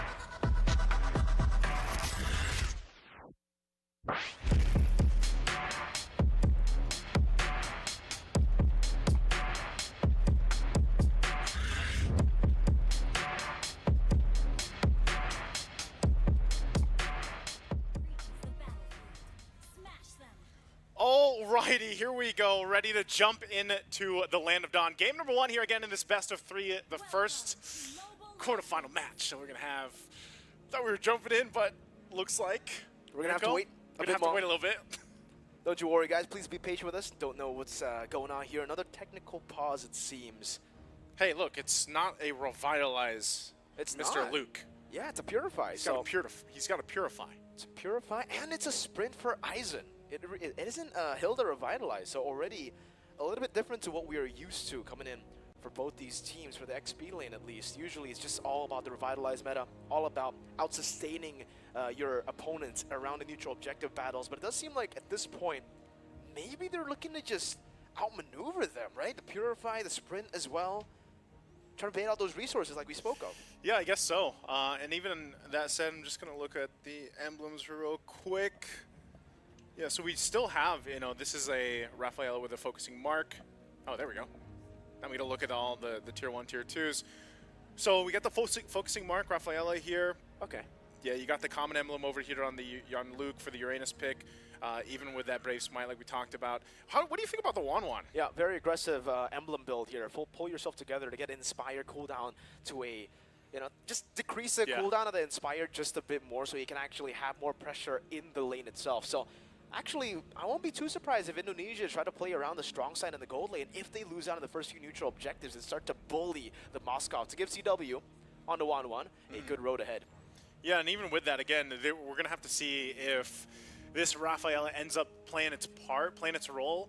The fact that you have a focusing mark, though, like, you could actually set things up, because I know we talked about this a little bit before, when it was like, you know, initiation-wise for Mongolia, most of it's going to be the Spear of Alpha. Well, it's still the case, but now that you have that little bit of extra damage from the focusing mark, if they decide to give a call and take the initiative on these fights, go in with an aggressive play using the Holy Baptism to help ensure a Spear of Alpha. Yep. That could be an option for them. And again, for Mongolia, part of this is really just going ahead and getting whatever advantage they can when it comes to those skirmishes and those team fights early on and dealing with that. So that could be playing a part to the puzzle. But again, I think this is why part of it was you see some of the Purifies come to the table, because both teams have that capability, like to set things up with kind of a snap of the finger. And if you have the Purify, then it at least buys you that extra minute to go ahead and kind of adjust from the initiation. Yeah, because it's a Purify on the Uranus, Zixora is going to have to be extra careful now when he decides to go for the Spear of Alpha, because if he does go in, he's going to be going into an Onward, possibly an Earth Shatter, a Primal Wrath Edith, or perhaps a real-world manipulation that just gets used on top of the Spear of Alpha that he decides to use as an initiation. So many more tools, I would say, from Indonesia to actually counter the Spear of Alpha. That's why it has to be really, really clean for Zixora and Mongolia. They're going to have to really try to bait out as many resources as possible with the healing, with the movement speed that you get, with the holy healing before you actually decide to commit in these skirmishes. Even for this, like the fact that you have, you know, we talked about the Hilda quite a bit. Now that this has been popping up in the XP lane, it's such a dominant pick right now, currently. So you have this, you have great tankiness, Concussive Blast as well. You're looking to just go and pretty much, even at some point, just roam around the map, whereas, again, like we said for Luke, he's most likely just going to be cutting lanes, putting pressure macro-wise, and dealing with that.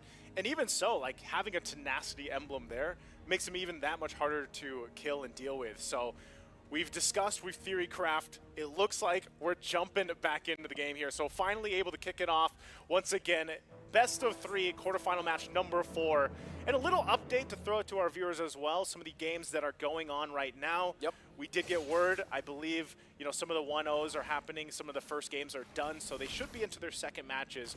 This one is game number 1, though, for this best of 3. And yeah, we have to get this eventually started here and then find out what's going to happen, because we're going to have to find out who is going to be playing against one of these two teams moving into the semis. Yeah, we just have to wait. Again, ladies and gentlemen, please be patient with us here. We're trying to fix the issue going on. I'm not too sure what the issue is, but like you mentioned, Naisu, Malaysia versus Turkey. I believe Malaysia is leading 1-0. Just an update for you guys. That one was a close one, right? It was a close game 1, man. Turkey were actually winning the final fight, but Malaysia had the waves controlled in a way where Skies could just go in, end the game, get the job done for Malaysia. Yeah, and I think that one's still, again, maybe the you know, some of this, There's another stream for that one, right? That was another stream, yeah. That's I think in the Bahasa Melayu stream. Okay, so if you guys, you know, while we get things situated here, you might want to go ahead and bounce around and see some of the other matches going on while we wait to get this one started, because, again, I'm sure you guys have, you know, your ideas of who are going to be, let's say, top 4 or who's going to end up in the grand finals. And I think, again, when we talk about these teams that have been performing so far up to this point, there's been some obviously surprises. You know, I would love to know, because I don't think we got a glimpse of it even like yesterday. I think a lot of people were shocked with the result that happened with Indonesia and Saudi Arabia, for example. 2-0. And I think the last word we got, Saudi Arabia is up 1-0 in their series right now against Ukraine. So part of that is, again, like what did Saudi Arabia do in that matchup against Indonesia? How were they able to get that sweep in and even come up with the adjustments that they had? Because, you know, a team like Saudi Arabia, we've also seen those players quite a bit over the course of just the past year even, and their improvements are obviously there. And I think, you know, as we get through this, just we've got, what, 2 days left here for us to go through. And with that, a lot of surprises can actually happen. So let's find out. Are we jumping back into this game? Okay, we're back into it. We're moving around mid-action right now. Keyboy, go ahead. Just doing some damage early on. This is the thing, too. We haven't seen, the Edith roam as much as we used to in the past. No, it's been a pick that kind of has disappeared from the meta, man. The Edith in the roam position. Most of the times you use it in XP, but it is still a very, very good flex pick. And this time around, Indonesia will be utilizing Keyboy, the key moment maker of Indonesia, on the Edith. Early on, Zexora, you can already see the advantage, I would say, that the Alpha has now compared to the Suyo when it comes to clear after the hot fix. It's pretty fast still, right? The Alpha has always been known. Whoa.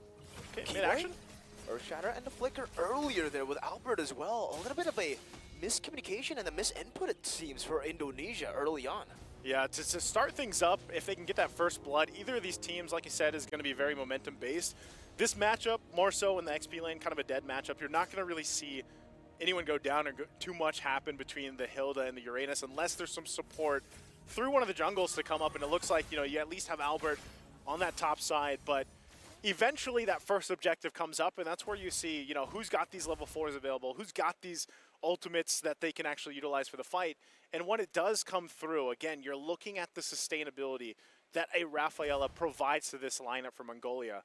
So if they can play into that, they wait a little bit longer to get things set up, they should have somewhat of an advantage for the fight. But again, as long as they deal with that death box coming out from Sands here. Keyboy doesn't have the level 4 just yet, so he's going to give the information. And right now, both junglers just focusing on the buffs. They'll grab that and then make their way for this objective here. You can already see it. Getting in position, Mongolia. Luke, given the information. Oh, a lot of damage placed. Spear of Alpha already connecting onto Luke, but again, use it onto Luke. I think Indonesia's going to be very happy. Onward in the Earth Shatter, locking him down. Eisen, very, very low. Caught on the wheel room inflation, but still has a sprint to escape. Keyboy now going to get all that damage placed onto him. First blood over to Mongolia. Luke gonna find an angle for a bit. Go for the forest, Spear of Alpha now towards Albert. We burst it down. Indonesia losing 2. Purify out from Luke. He's trying to dish out some damage to get with Sands. Over to the Turtle. Retribution not ready just yet. Still, Zexora picks it up. Luke picks up a kill back, but it's traded again. 3-1 plus the Turtle for Mongolia. And that was the pass of coming out from the Rafaela to clean that up. And that was a great take for Mongolia. We were talking about building the momentum early on, and that, man, Miracle, that just proved how much value those heals alone actually really help out. You know, they extended the fight enough where even Luke, as tanky as he is, as even having a tenacity and the Brave Smite emblem, he took quite a bit of damage. And at some point, again, the concentration is going to be gone. You're going to run out of some of the resources that you have, and you just get out-sustained and outgunned. So Mongolia, they get a little bit of lead that they can work around with. A couple, you know, confidence kills in that too. Mid lane. Raphi's up. Orbit will match it. Real revelation out the Holy Baptism to lock him down as Zexora picks another kill up for Mongolia. So they pick it up. They move around from this point. Great start. Again, early game. Indonesia can still go ahead and try to find their footing at this point, but with this and how we were just painting the picture leading into this match, when you get a lead like this and you can build into it, either of the compositions are going to work. Alpha over to Luke. Good stun over from Albert. Xora picking up some damage. Earth Shatter over towards Xora. Very low. Chased out by Luke, but still able to escape for now. Luke picks the kill up. Now going to be terrified. Still able to pick up some damage. Our Wilderness already with a flicker out from Ethan. Albert with a snipe. Unable to get the full kill down. That's an onward, bringing Eisen back all the way towards the rest of Indonesia. And they're able to get 2 kills on the board. A good response coming out from Indonesia. Even with the sprint, Eisen not able to get away. And that's, you know, that's always kind of the unfortunate thing when you are playing Hilda, as great, as hot as she is right now, like Leo mentioned. Super hot. Super hot. First picked, by the way, for this blue side for Mongolia in game number 1. You can still get caught, even if you're sprinting out. And again, that's why the Edith was such a good pick, because with the onward, with the Earth Shatter, if you can kind of follow through that, even if the real world manipulation isn't used, you can still catch Eisen if you need to. Really, you can catch multiple people from Mongolia with that. So once again, second objective for the taking, second turtle, half health here. Xora trying to look for an opening. Good onward from Keyboy. As the turtle secured, now it's done over to Eisen. The rotation should be able to get the weakness points. Albert, Soul Sever, picks up the kill. That's a kill and a turtle. Meanwhile, though, Garo playing for the Moskov split push up top. I don't know, man. You know, we talked about Suyo getting some of those nerfs. Still seems pretty good right now. I mean, look at the damage. Crazy damage. Garo already forced to half HP. Meanwhile, CW given some space in the bottom lane. All right, with the Valentina that we see so often, if you look across from this, the best choice really for the ultimates to be able to take, yeah, Eisen, oh no. Good onward over to Eisen. No revitalize, so Indonesia could have gone for the commitment there, but CW will respect it, doesn't know where the rest of the team is. It's going to be fine. They're just trying to hold down the turrets that they can, but you can see that, right? There's already pressure on the tier 2. Forbid holding on to the Primal Wrath, and that's what I was going to ask earlier. Like, you know, if you're Forbid, you most likely, the majority of the time, you want to have your own real-world manipulation to fight in. This is a big item, big up, by the way. Flask of the Oasis now picked up here for Ethan, helping with that sustainability a little bit more. It looks like they want to fight this out. Onward gets swings down. Fear of Albert as well, just committing down onto Keyboy. That was some speed, too. Like, that again, this is what you have when you have a Rafaela on your side. Not only with the heals, even that Flask picked up, but also the ability to roam and just kind of move around the map as quick as you want. So they're actually going to go ahead and trade things out here. Top turret goes down. Indonesia claims that one, and Mongolia will take the bottom tier 1 turret now in the bottom lane. So you can already see it, damage kind of falling into place, and this is where Mongolia has to kind of play catch up. They got to be able to get to where they need to be. And this is what we talked about the whole time, guys. Luke will do this all game. You can't ignore him, but also at one point, you've kind of got to deal with him. You can't just let Luke continuously push in the lanes, because then next thing you know, you don't have any turrets left. And now the last turtle of the game comes up. It's started up by Indonesia. Earth Shadow over Xora earlier. They're going to focus it down. Only got some mana. The Spear of Alpha already used it. Now Eisen walking up, and the crossbow tank is ready. Xora jumping to the back line, but Sans will pick up a kill. That's CW in the back, just tearing it apart. And Forbid will be executed by Albert, who jumps in with a blade. Now it's Garo, all isolated. It's a double for Sans and a wipeout for Indonesia. That was tough, man. That was a not the most synergized initiation from Mongolia, even with the Spear of Misery coming in a little bit late, where Garo just shows up and he's like, oh no, everybody's dead. That's tough to deal with at that point, so Mongolia is going to lose a massive swing in terms of momentum. You can see it, Indonesia gets that last objective, the turtle down, plus some turrets now, and they play into this. Hold on, Luke. Gonna go on to him, Purify out, baits out a whole lot of resources. And the Suyo, Albert, up top, was able to just shove in for the way to be set up for another siege. That's that power of the Purify we talked about earlier, especially when it's available. And then you have the Consecration. Here's an item we don't see often. The Malefic Gun is picked up by CW. Over to Sans, still able to escape. The real world ablation should be able to lock him down. We do have a pause. Oof. Does seem like we're going to have to get through this. Don't know what that was exactly, if it was a disconnect. But yeah, Sans, he's probably gone. Overextended. Yeah, he's overextended. So maybe again, we can only speculate. But Sans is probably going to lose his life here. You still have CW around and Keyboy, and it looks like they're on the retreat. Part of that though too is if this little team fight goes in favor of Mongolia here, they're able to get a pick off.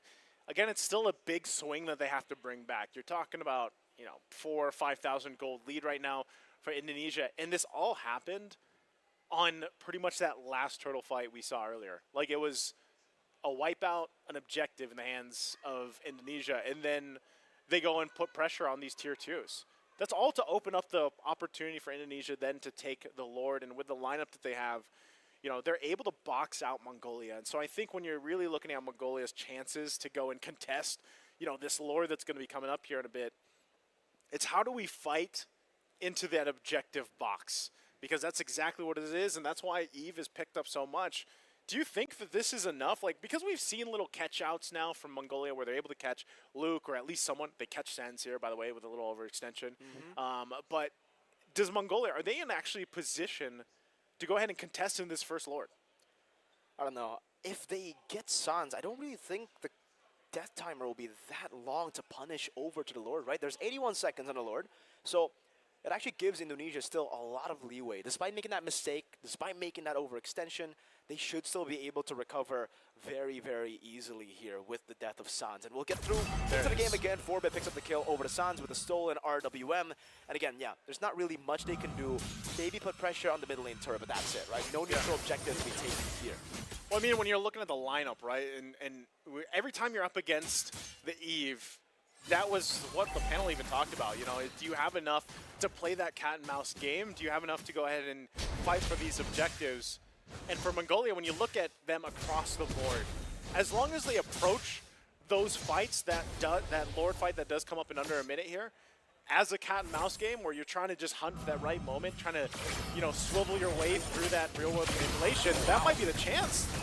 A whole lot. Purify is taking a whole lot of damage. Maybe again overextending. Luke will lose his life. That's 27 seconds on the death timers. And again, I don't think it's enough to really give Mongolia a chance to go for the Lord just yet. The Spirit of Alpha over to Keyboy, still able to disengage. Real world inflation locks him down. Aizen still able to escape. Keyboy with a flicker forward. Plus the Primal Wrath. Both just baiting out resources from one another.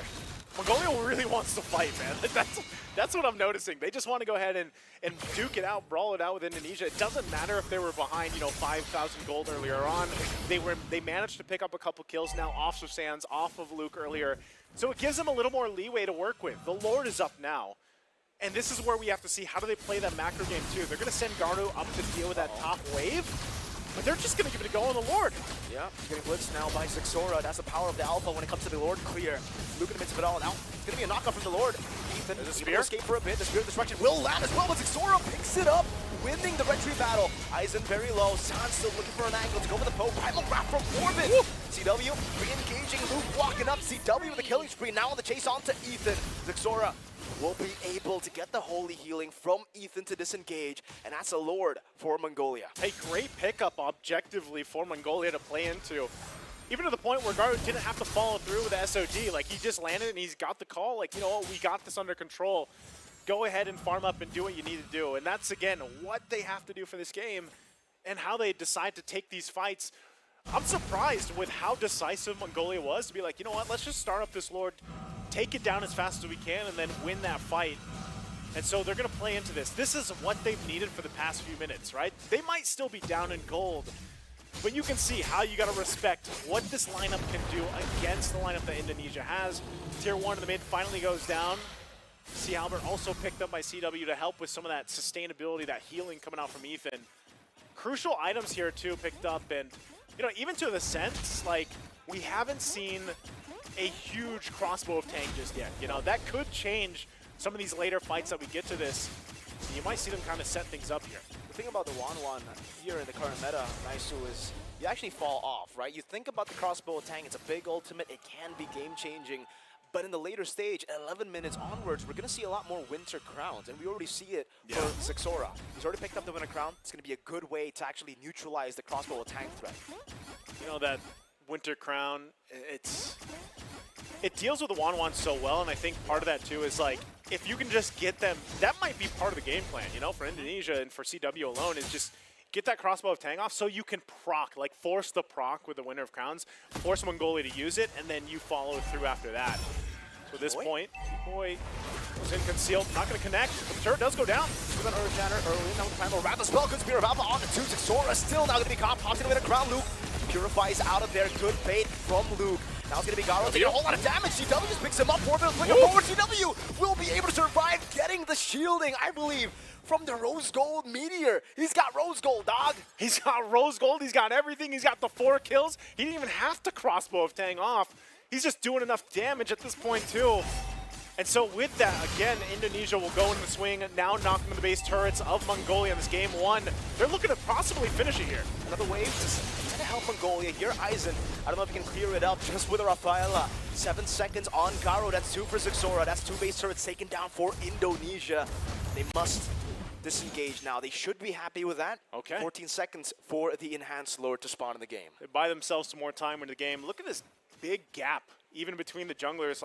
We talked about the Alpha and the Suyo matchup quite a bit. We see it so often, but Albert also was just able to scale up really quickly here. Here's another Malefic Gun picked up now by Agaru. So he's got that. You can see how the gold has fallen into place. And now, once again, objectively, the Lord for the take, Zixora won't land that spear. So they might be forced off of this. It looks like already Indonesia's going to force them off of the Lord the best they can. You have Garo now down towards the mid. How do they play this out? About a half health on the Lord for now. It's a window of opportunity with no hold on to Sora. They just burst him down with real manipulation. Keyboy went in for initiation earlier. Now it's a crossbow tank ready. They bite him with a crown, but it's a bit too late as Ethan will just get disintegrated by the crossbow attack. Another chase forward as Albert will try to get the Soul Sever. Not in range, but they've wiped out Mongolia in a way. It's just Garo. There's a few waves coming down. They're going to try to manage it for all of it to crash down together. They already know. They're getting in formation here. Indonesia ready to end the game. The minions marching in. Let's see if Garo can make a miracle play. Luke will just tank it up. He gets stunned up, and there's the inevitable wipeout to come for Indonesia in game number 1. It's a 1-0 lead now in a best of 3. Remember, single elimination. Took us a little bit to get to, but we got through game number 1. Again, 14 minutes and 13 seconds. Indonesia to go ahead and cap it out for game 1. Again, a great showing from Mongolia in the early portion of the game. They even had some moments where they were able to turn things around in their favor, but then just the power switch happened for Indonesia in the lineup that they had. Whether it was a crossbow of Tang or whether it wasn't, you know, CW was able to pop off and show us that he didn't need it, but then even in that last fight, Miracle, we already saw that he utilized it, and you mentioned it in the play-by-play. Even the Winter Crown wasn't picked up in time enough to proc that, get that going, and live through it, because the damage was just so much. The overloaded just interactions with the real-world manipulation really helped them out. So again, we'll see if the adjustments can be made, but we're going to throw it over to our panelists to see what they have to say about game number 1. Guys, take it away. Thank you so much, casters. Thank you so much, Naisu, as well as Mirko, as we're back on the panel here for the English broadcast. And once again, it's with me, Eterna. And, you know, let's talk to the panel here. Let's talk to our analysts. What did you think went down in that first game? Well, that looked like Mongolia early on, feeling comfortable, but then they were just outsmarted, outpositioned, and out-executed when it came to the big team fights. Sounds as real-world manipulation became a big problem for them.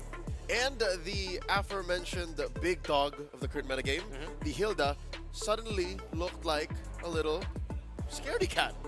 I think Luke has introduced to us, if not the de facto solution, maybe a temporary band-aid to that. The Uranus, it held down the lane more than enough for the Hilda to run away and look for something else. And then even in team fights, sure, in the first 2 or 3 major engagements, it looked like the Hilda had it under control, right? Like, it looked like Aizen was able to re-engage, Aizen was able to find targets that were straggling and then hide into the bush, get some regen backup, some shields. But Luke's Uranus, I can think of one word to describe its performance here, starting from the early to the late. It's inevitable. Like, he was gonna get there anyways. It's a long-term investment. I mean, in the lane, the Uranus' job was to just temper the Hilda. Early on, we saw that the Hilda, played by Aizen, was able to provide instant gratification once it would join the team fights. But as the game went on, throwback to MSC 2023 when Fnatic Onyx, then Onyx, brought out the Uranus and had one job: manage the rest of the map, pressure the far lane, and watch your opponent's formations and macro crumble just because one lane was getting pushed by a Uranus. And I think Luke really did, right? And it's also interesting because when we're thinking about Luke, we usually want him to be on heroes that are more playmaking. But on the Uranus, the impact was definitely there. He was pushing all these side lanes. It was very difficult for Mongolia to actually look for a proper engage when it came down to it. It felt like they were scrambling, like, do we go for this team fight or do we hold on to the lane? I think it's a crime to say that Uranus on Luke was not a playmaker. It was the worst kind of, the best kind of playmaker for Indonesia, the worst for Mongolia, because everything Luke does, Mongolia have to account for him. Is he here? If he's not, okay, we can do this. Is he dead? If he's not, watch out, he might put stacks of the Ionic Edge on you and you might die. If I'm not mistaken, Luke has what? 3 kills? 2 of those were on ZXaura. 2 of those were on the Alpha. If you can use an XP laner to answer a jungler just like that, I'll take that deal. And you can see with the itemization of Luke, that will be a big struggle. Again, we mentioned earlier in the panel, the damage profile for Mongolia is not going to be enough to mess up this Uranus. In lane, the best thing that Aizen could do was again to provide the instant effect come the team fights in the lane close to theirs. Every time Aizen would dish out a full combo, concussive blast, first kill, max out the second, the Uranus is just gonna heal through it. But then as it went on, the Uranus was just almost unkillable. Yes, eventually you saw the little adjustments by Mongolia. Malefic gun onto the Moscow so that it can free hit a little bit further. I mean, the true damage of the Alpha will always be there. But even though you've already done enough to bring the Uranus low, what happened to the rest of your team? The Eve was there to damage. CW, deathless, and had a very comfortable game. Even Keyboy looked like a killer with his positioning and the timing of his Primal Wrath. Now, it also begs the question, right? You were talking about the Malefic gun earlier on. Was that a wise item to go for? Yeah. Considering, I mean, Garo on the Moscow, he was the sole damage dealer for that team, right? I mean, despite there being a Valentina, wouldn't he be the one to be expected to get through the Uranus and its regen? Malefic gun is an item now. I wouldn't call it a good or bad item. I see it built on like 80% of marksmen these days. It's because the way that it provides the range, the penetration, and just sheer damage output, you can't beat it, like economically speaking. But in this case, when your job is to, again, maybe, I'm not in the room where Mongolia talked about the game plan, but I don't know if he's the only one that they've assigned to take down Luke, right? But if you're talking about that responsibility, I don't think the Malefic gun was the bit. Like, I don't think it does enough to take down the Uranus alone. Yeah. I would have gone for the Halberd. Yeah, they needed, along with that, a little bit more range. Yeah, Malefic gun was there, but if they had a longer range mage, it might have been a little bit easier to provide a little bit more problems to the Uranus. However, you do get why they picked the Valentina. They picked the Valentina because you're thinking, okay, we can steal the real-world manipulation. That's a long range we have. And the but Edith. and the Edith also. But we barely felt the effect of the Valentina stealing those 2 big-time ultimates. They weren't able to make the most out of it. And that leads us to a problem that Mongolia have to deal with immediately, right now, game number 2. 2 things. Number 1, we can't play that Hilda Gambit anymore. Indonesia have the solution. Number 2, how do we fix our draft's innate weaknesses? One weakness would be the damage profile. It's hard to account for when you're mid-draft. Suddenly, you're at pick 4, or the last 2 picks for whatever phase you're in, and you're like, oh, we don't have burst. You gotta consider that. And number 2, find a way to not be reactive. Yeah. A part of me thinks phase 1, yeah, Mongolia won the draft, but when they finished up and you look at it 5 versus 5 and you watch the game, it was Indonesia calling the shots regardless. But like, remember in the early portion of the game, it looked like Mongolia had a little control, right? They were picking up, skirmishes here and there. They were able to get pickoffs here and there. So when we're talking about control, why did that change? Yeah, well, I think we have to boil down to what Sans and Indonesia has been doing for his hero pool. He's picked up 3 heroes mainly before today. Lo Yi, the Eve, and the Angela. Well, still 3. He's still within that same hero pool. So that shows control in different aspects. Lo Yi, of course, the crowd control in the team fights, but then control all around the map. Eve, you know what she does. Angela, it's that hero that we don't like to go up against in our ranked games, because just when we think we're gonna get killed, suddenly there's a hard guard, and then boom, all the efforts that we have are wasted. So that begs to show what Indonesia's approach into the drafts have been so far. Control in different aspects, so that Sans, like a mastermind from afar, can just be like Eve's ultimate. He's just like playing chess. You go here, you go there, then we're gonna punish them like that. So if you know that you're going up against a team like that, you need formation breakers. If you're gonna ban the Gata Kacha blue side, pick up a Hilda first, that's an easy setup for an E. So you have to approach it from what is Sans in Indonesia, thinking about within that mindset control. Wait, so are we thinking that Sans is one of the main pillars to Indonesia right now? That's stating the obvious. Yeah. Sans has been a Interesting. pillar 100%. for Indonesia, for Fnatic Onyx, for MLBB and that whole region of the world. I'll even say it now. I think Sans, the way he plays, affects how even Malaysia and Indonesia, how Malaysia and the Philippines play the mid lane. That's how good Sans is. So now that you mention it, you're right. After that Hilda, immediately the answer was the Eve. So they denied it directly. So this also speaks to the genius of their coach and Coach Adi. He was up front, you know, Very vocal. just monitoring the players in the teams while the game was playing. Very vocal So indeed. yeah, he has been a big influence to that. But I find this really interesting because I think a lot of people have been discussing the fact that Sans has kind of deteriorated in his performance. Whoa, it's a big word. Well, deteriorated. Another way to look at it potentially maybe is that he's evolved this in his game. The mages for the longest time that we've associated with Sans are the mages that he himself can be like, all right, time to carry the team on my back, do something crazy. Well, this time alone, it's just now it's Sans playing with the rest of the team, the entirety of the team. That, although there were some moments where it seems like there might be a little bit of disconnect between Kiboy and Sans, Kiboy a little bit too fronting, Sans not completely just there at the right time. Once they sharpen that up, again, the fact that they've literally only played 3 heroes in the mid for Sans just goes to show how confident they are in their approach so far in IESF. Agree with that? Yeah, no, I'll never see Sans as a lesser player. Okay. Does that answer your question? Because that's, deteriorating is a huge word. Like, as a non-Indonesian, I'm offended for all the Indonesian fans of Sans. Okay, But that's great. yeah, no, I think it just came in the form of a question. And I think Renmar's right in saying that Sans is now a team player. So it's more clear whenever he's missing these little beats between him and his jungler, him and his roamer. And I think that's something that will, work out all the more in the coming days of the playoffs. Yeah. So he's evolved in his gameplay. Yeah, evolved, exactly. Evolved in his gameplay. Okay. I'm thinking about it and I'm just like, yeah, that's good. Because he himself has actually mentioned in interviews, he's been saying like since, all these jungler assassins have been, popping up into the jungle, it's been very difficult.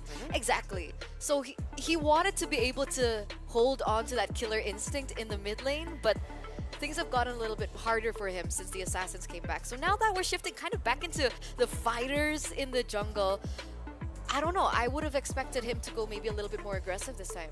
Oh, well, maybe the aggression again has evolved in what that aggression means. Because this aggression, I'm looking at if you are a team that has prioritized mainly Loi, Eve, Angela, that's a different kind of aggression. That's someone else being aggressive for you. Or that's you telling the team, all right, here, we're going to go together like this, follow me. So in a way, that's why I want to see it more as an evolution of what Sans has become. Because it's no longer like, nah, I can do this. It's, hey, we do this together.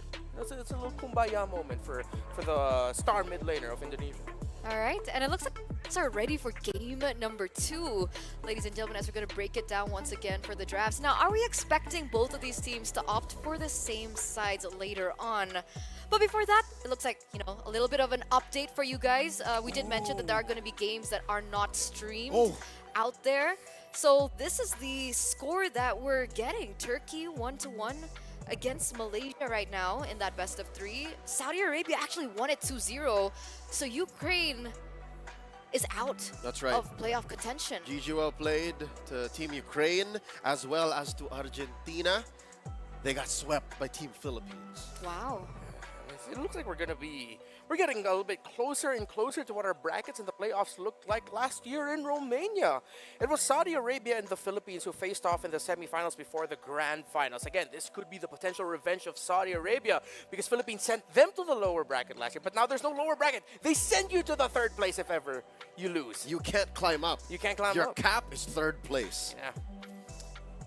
And of course, I'm happy to see, on behalf of all of the Turkish and the Malaysians, I'm happy as an MLBB fan to see this go all the way. There's a lot of history between Team Malaysia and Team Turkey, better known as, well, then Fireflux and Selangor Giants, in this very same block. Like in a building just about a few feet from here, they had a great 5-game series. Because we had a little bit of a peek into their first game, and it looked like Malaysia, they were dominating. For sure. Yeah. Right? So what happened again? Exactly. Yeah, we had to watch what was happening in our broadcast. We have to do a job. Yeah, we have to go back and check out what potentially happened in Turkey and Malaysia. I'm pretty sure we can talk about that later on, maybe, if ever. I mean, at the end of it all, we won't be able to get to see it. We weren't going to see it, but why couldn't that matchup have happened in the semi? So at least we see the other drop to the 3rd place match, right? But that's true. That's the nature of the beast. That's just how the WEC 24 playoffs bracket goes.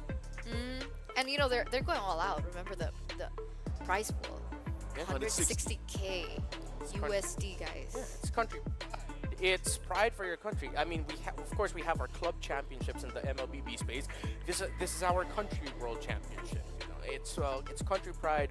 And lately, I mean, of course, for both of these two, with Turkey and their achievements recently, they are a top 4 team in the world, top 4 country in the world. That's and right. now they look to push that envelope, go even further. While Malaysia, of course, they're trying to solidify that is their #MY era. That's right. So hopefully, whatever happens in that game 3, if we get the recap maybe later on or a little teaser of what happens, hopefully it becomes a very competitive game number 3 in that space. But hey, we still have this one, which I wouldn't be surprised if this goes game 3 on all the way as well. Let's go back to game number 2, right? Because we're heading into the drafts now once again, ladies and gentlemen.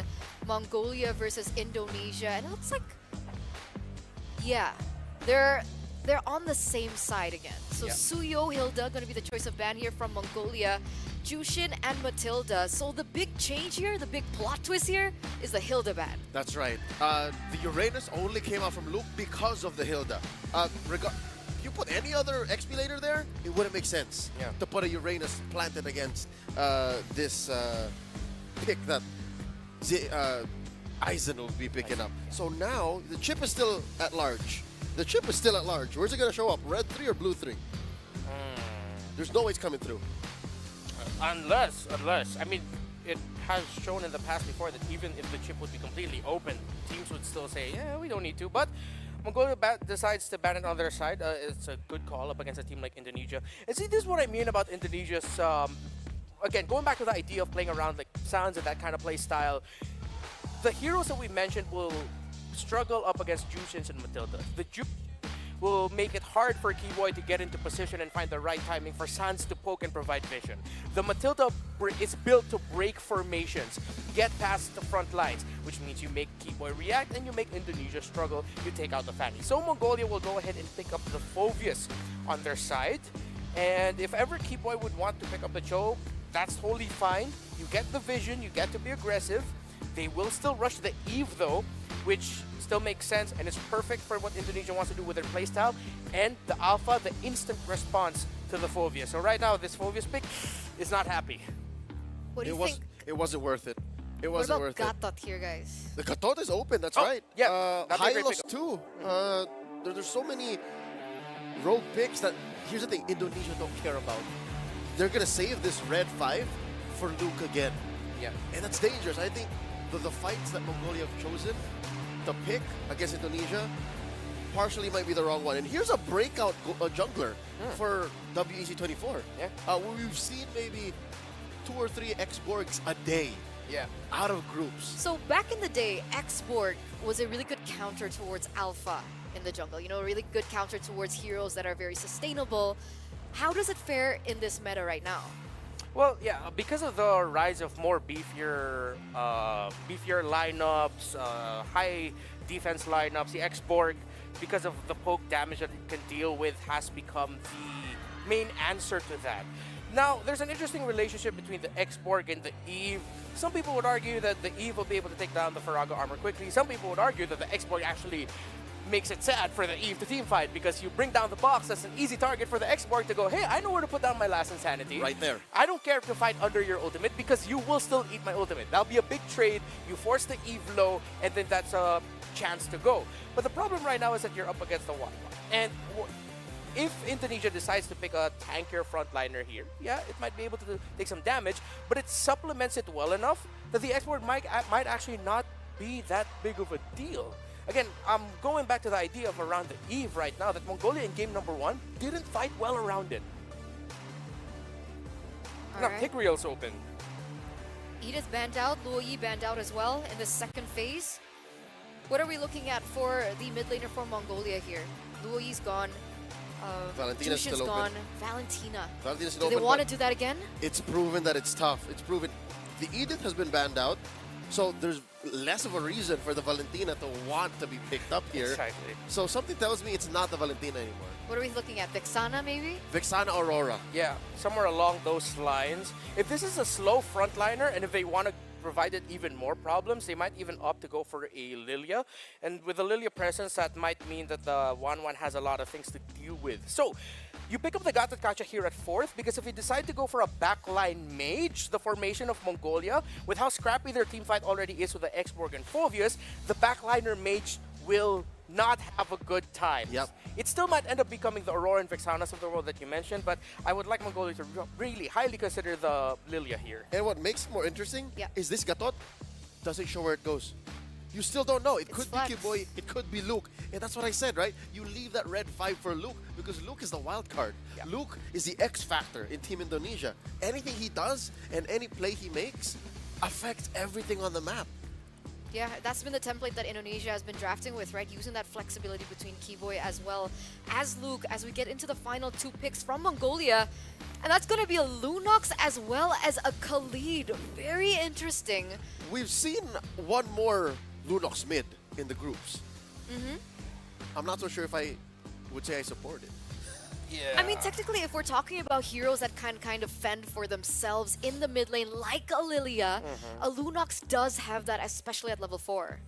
Yeah, I mean, yeah, you have the brilliance to save yourself, you have that capability, but it goes down to the classic idea from that game number 1 where this looks like a lot of pressure right now, just still on the Moskov. And now you have 3 tanky frontliners. And even though, yes, you think of Lunox as the one to shred down frontlines, and hey, honestly, surprisingly enough, the X-Borg is a little bit happier. This is still a tough game for a Lunox, and the lineup that has a Lunox and a Moskov together as your main damage dealers, that now it falls back to this 1-1 game for CW might actually be even better than the last one. I'd say it's better for the X-Borg, worse for the Lunox, and that's weird because the X-Borg came in the draft first. So it seems like the priorities for Mongolia can only really be described, could only really be explained by them.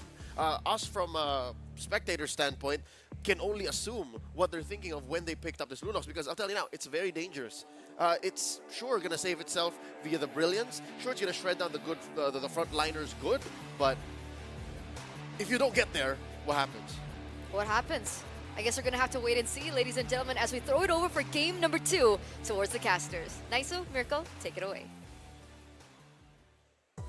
Thank you so much for our panel once again for breaking down the draft here. Game number 2. As a mid lane specialist myself, Mirko, I have to say, I don't know how this Lunox is going to work out. Okay. I don't know I thought if you were I'm going to tell him to play core or something. I wouldn't go as that crazy, you know? As much as I love him, but with the current things, how they stand, I'll still pick him, but that doesn't mean he's the right pick here. Now, the Lunox, what do you feel about it? I mean, I think that's all you can do. Like, you've got an escape plan with the Brilliance. You've got some, you know, damage you can penetrate through some of those defenses in the front line.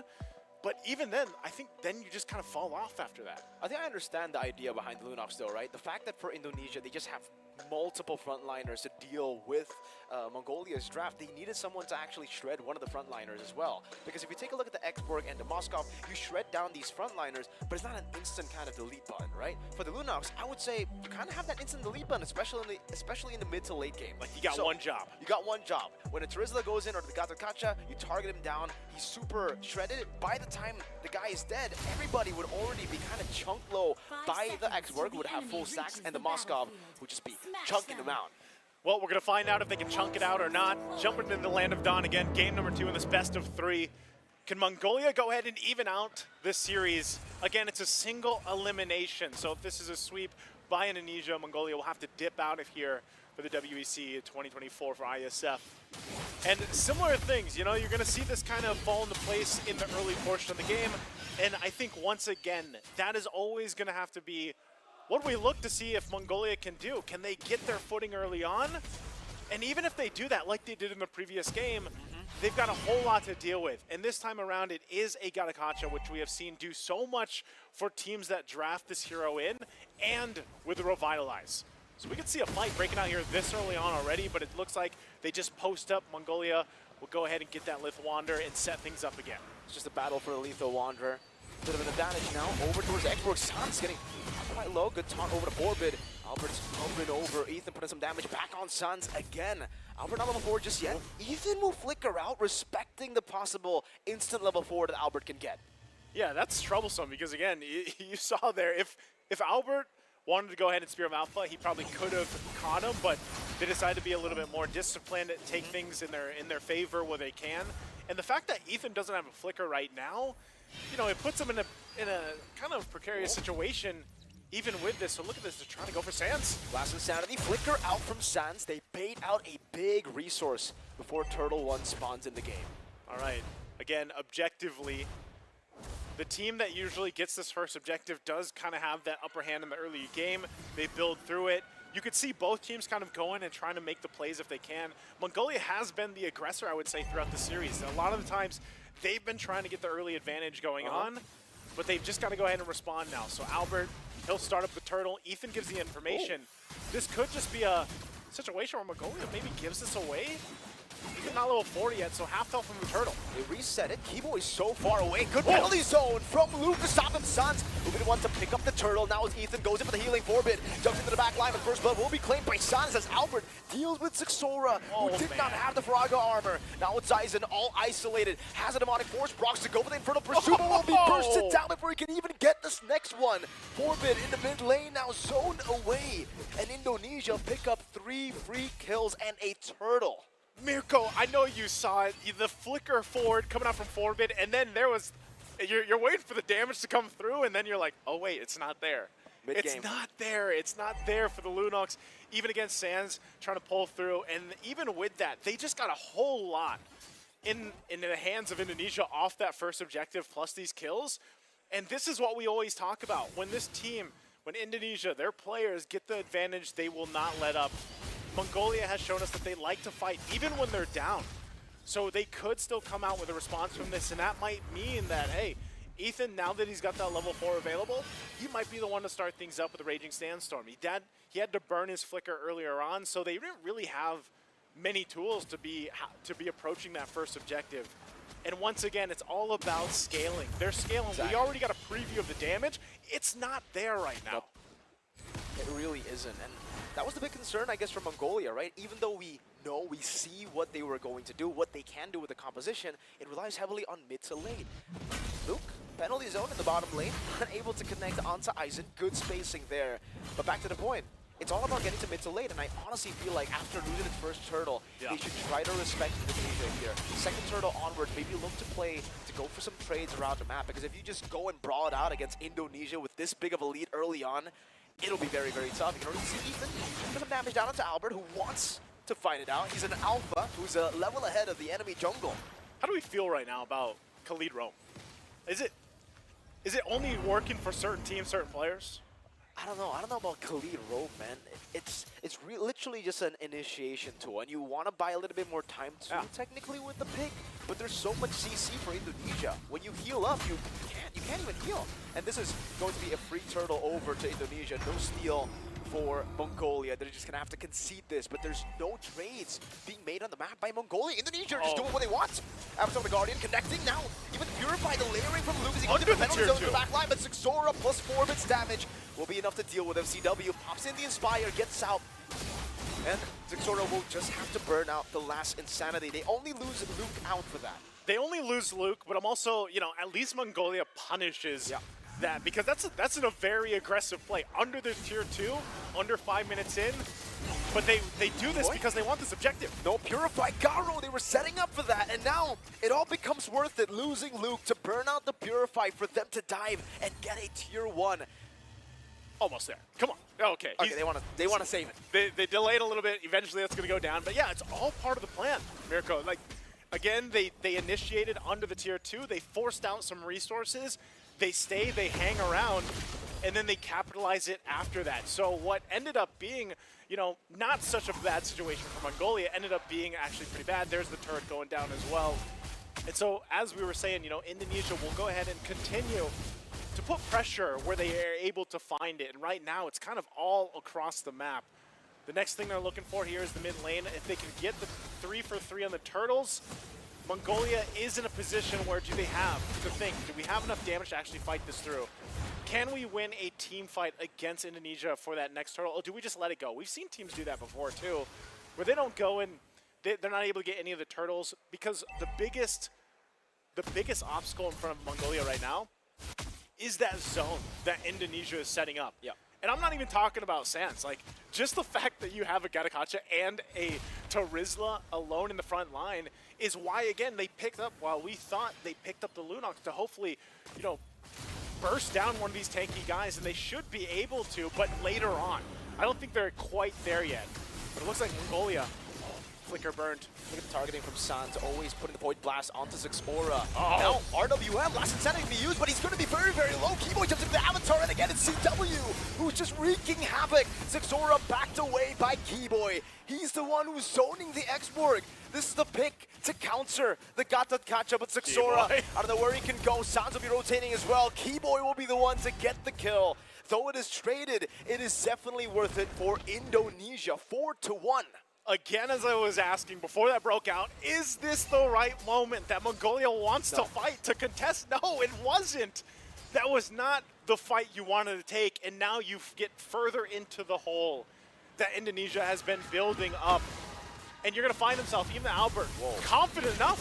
1v4, Albert, I don't know if you want to take this, the Chaos come through, Luke. Penalty zone only onto Aizen. And it's Mongolia who have to back away from 2 members of Indonesia. So they back away. Again, some resources are down here. Now the Malefic Gun picked up by CW. They'll go ahead and work in on these tier 2s. That's the next site for them in Mongolia. Like I was saying, they've got to kind of check themselves. You know, stop trying to force some of these fights for a little bit until you're ready for them, because even so, whether it's a Lunox, whether it's a Spazkov, they have not been able to find favorable fights. Look at this pressure here. Spear of Alpha already going to be used from Albert. Enough to go ahead and just put pressure enough to get these tier 2s. Even the Brilliance being used right now. And I'm sure Forbid's thinking, man, you know, was this the right pick for this lineup? Because they can't really do much but just to watch this. Good push, though. Trying to get something out of anything up top. I don't know, though. They're going to get a tier 1, but I think for Indonesia, they're very happy trading the tier 1 for 2 tier 2s. Shields popped as well. Shields popped. Holy defenses already down for Mongolia. Luckily for them, I would still say they have pretty good wave clear. RWM to chunk them away, to try to zone them away, to try to take this turret without utilizing great raging sandstorm from Ethan, but he gets bursted down. CW trying to kite away now. The last insanity gets used up. Luke uses the penalty zone to kite away, and they have been able to do it. Great kite back from Indonesia. 2 of the frontliners down, and it's in the perfect time for the Lord to spawn in the game. Mirko, if they weren't down to 7,000 gold, that could have been different for Mongolia. It was probably the best initiation they could hope for after Indonesia started it, but they're just outgunned right now in terms of the items and economy. So that's an objective secured, a Lord secured for Indonesia. And if only Mongolia had a little more firepower in the exchange, they probably could have gotten a couple kills out of it. But like you mentioned, great kite back and just disengage from that fight, from that setup. You know, Ethan couldn't have hoped for a better Raging Sandstorm in that situation, but now they have to go and prep up Can they defend this? We're under the 10-minute mark. The shields are already down. They were worked on earlier. Here's the Lord in the mid lane. Let's see how to utilize it.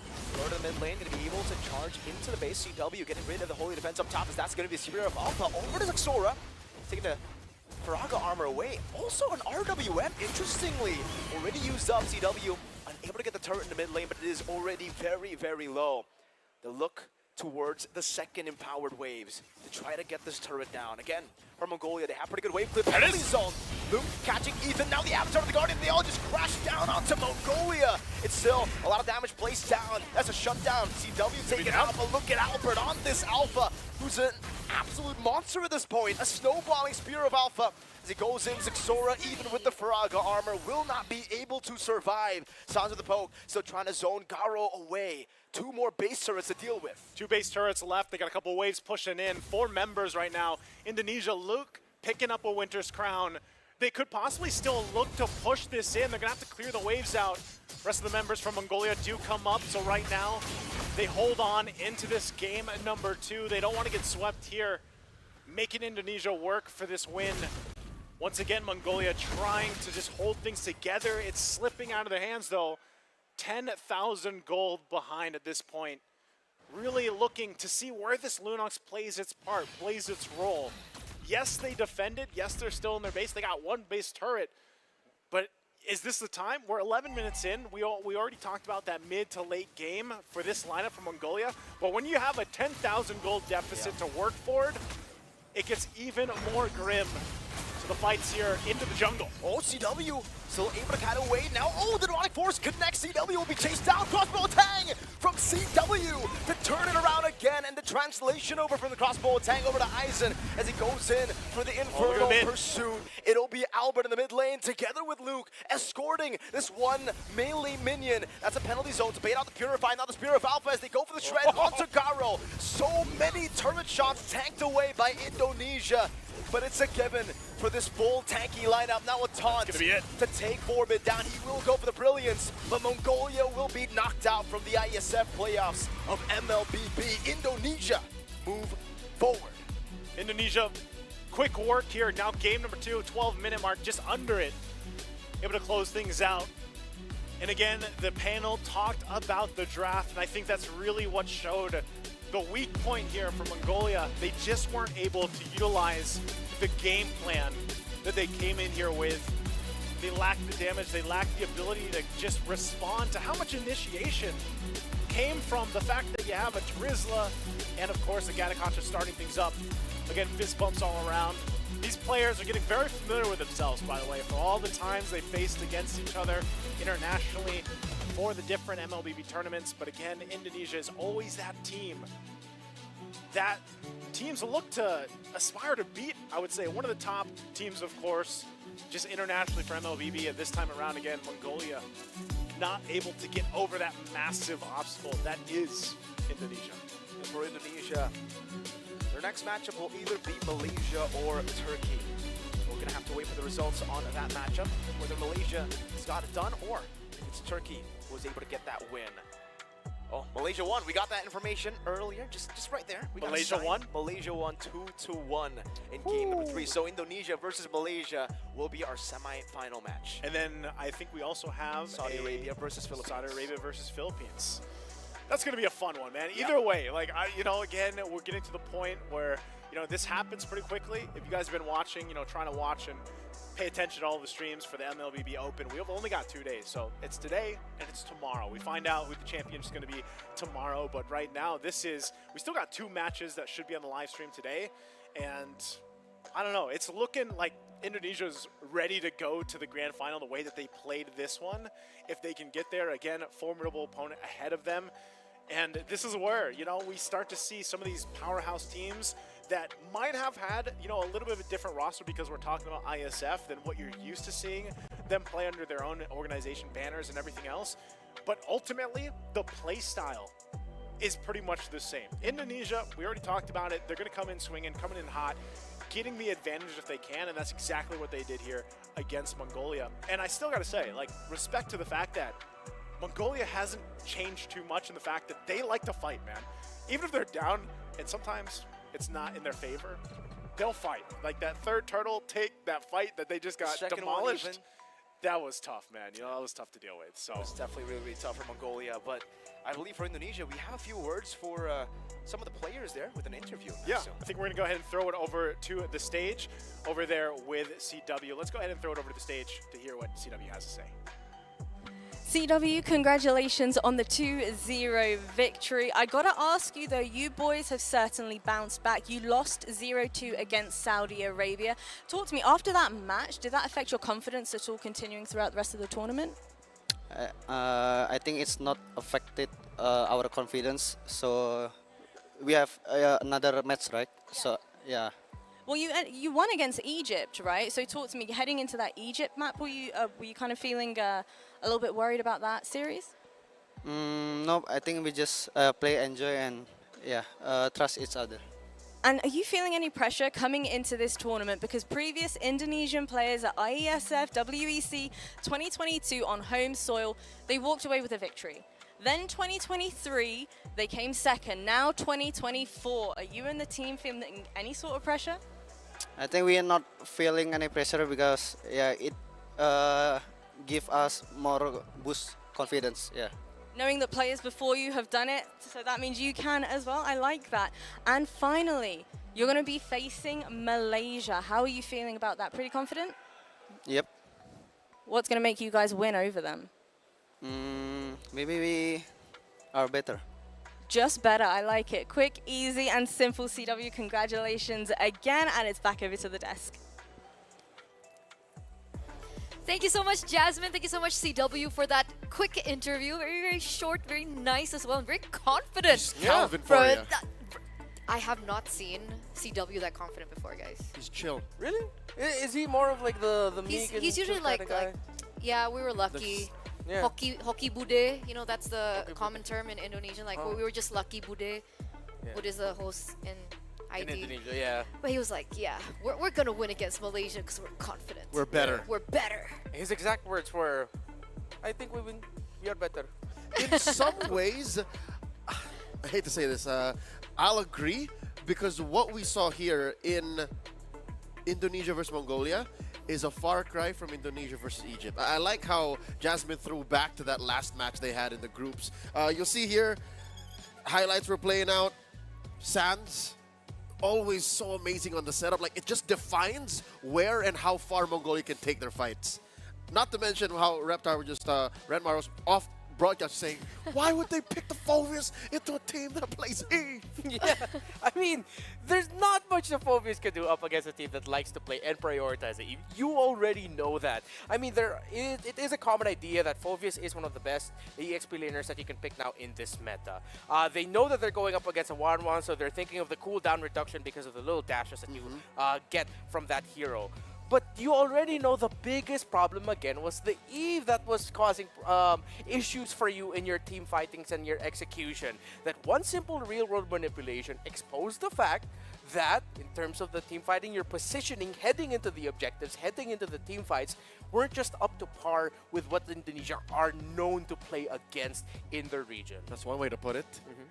It also exacerbates the fact that the things that we pointed out that Mongolia have to work out before Game 2 began to force a Game 3, they just couldn't address immediately. Yeah. Draft alone, let's look at their lineup. Phobius, that's their first pick. And then they followed up with a Moskov, which was also problematic because Moskov has seen such a huge decline in major regions and picks going into their playoffs. Yeah. The closer we got to WEC 2024, less countries, less teams were picking up the Moskov. And then it just went downhill from there. It's safe to say, it went downhill from there.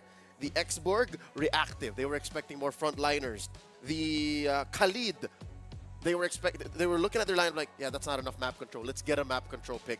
The Khalid might be their only proactive pick. Everything else was super, all right, let's see what they're going to do. Which is what the Lunox also kind of spelled out. I was telegraphed, we just want to melt down tanky frontliners.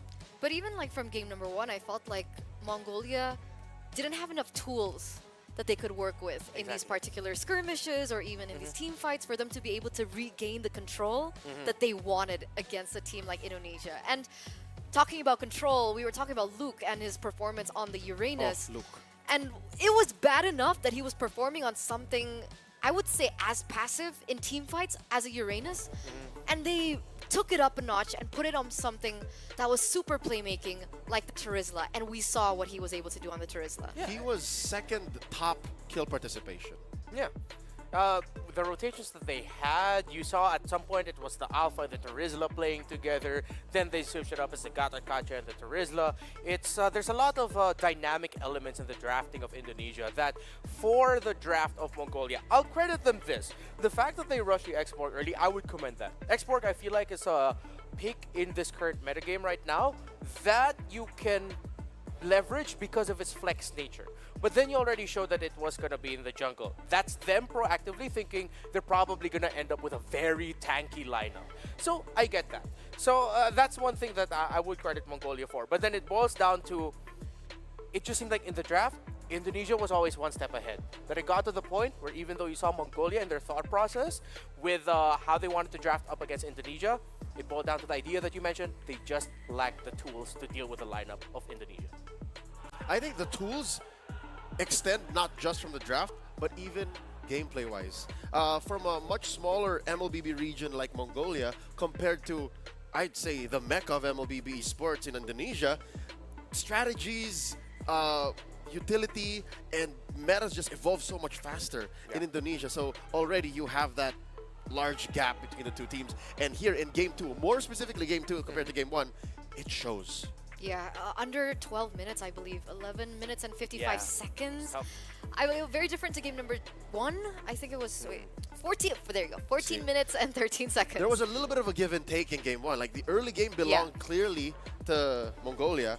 And then, you know, Luke happened in Game 1. But Game 2, it was more of just like, just... Yeah.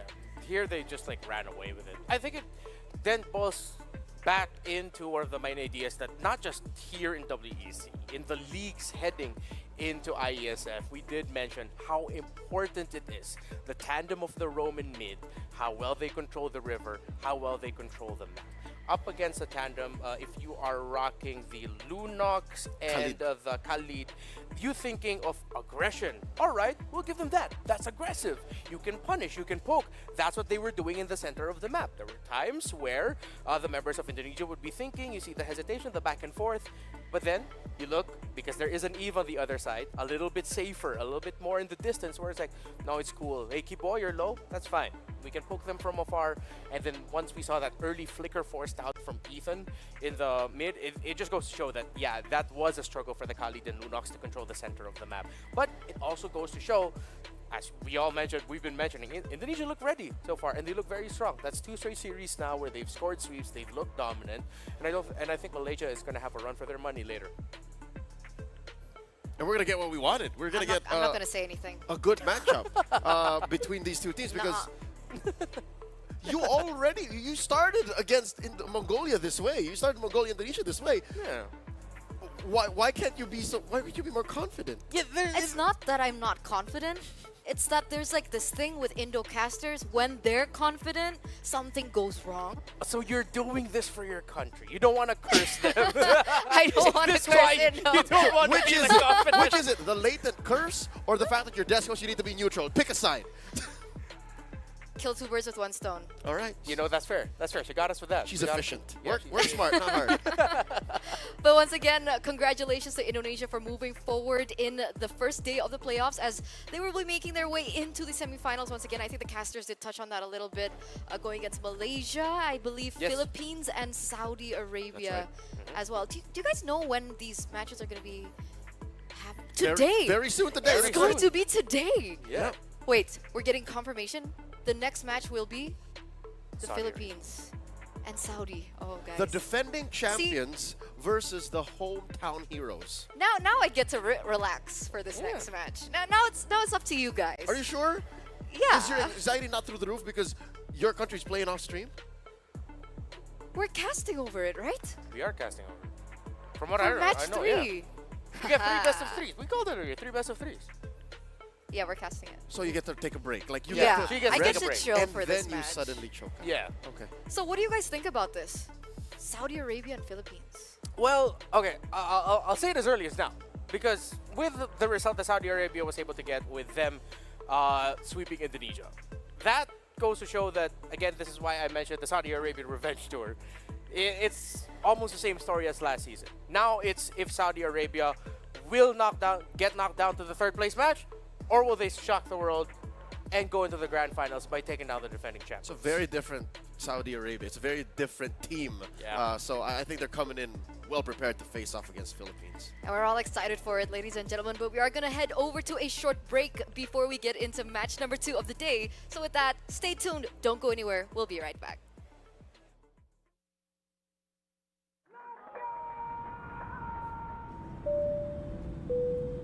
Good evening, ladies and gentlemen. We're landing in Riyadh, Saudi Arabia, for the World Esports Championship.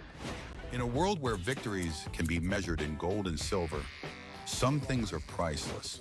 Surely expected, and Barron will find him. Can shine for one with a quick trade from Impulse.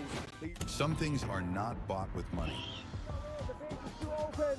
Now Philippines is now taking the base of Indonesia. Remember their name.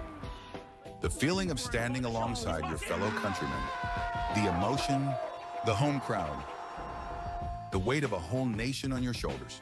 Sometimes I get emotional by the fact that I got chosen to be one of the representatives of my country. And yeah, it's just a dream, honestly. Here it's not just about the game, it's about the pride that unites us. Every match tells a story. They need to some missed shots. Sound picking up another one, another headshot. No way! 4 kills! What has happened? From every corner of the globe. All eyes on WEC 24.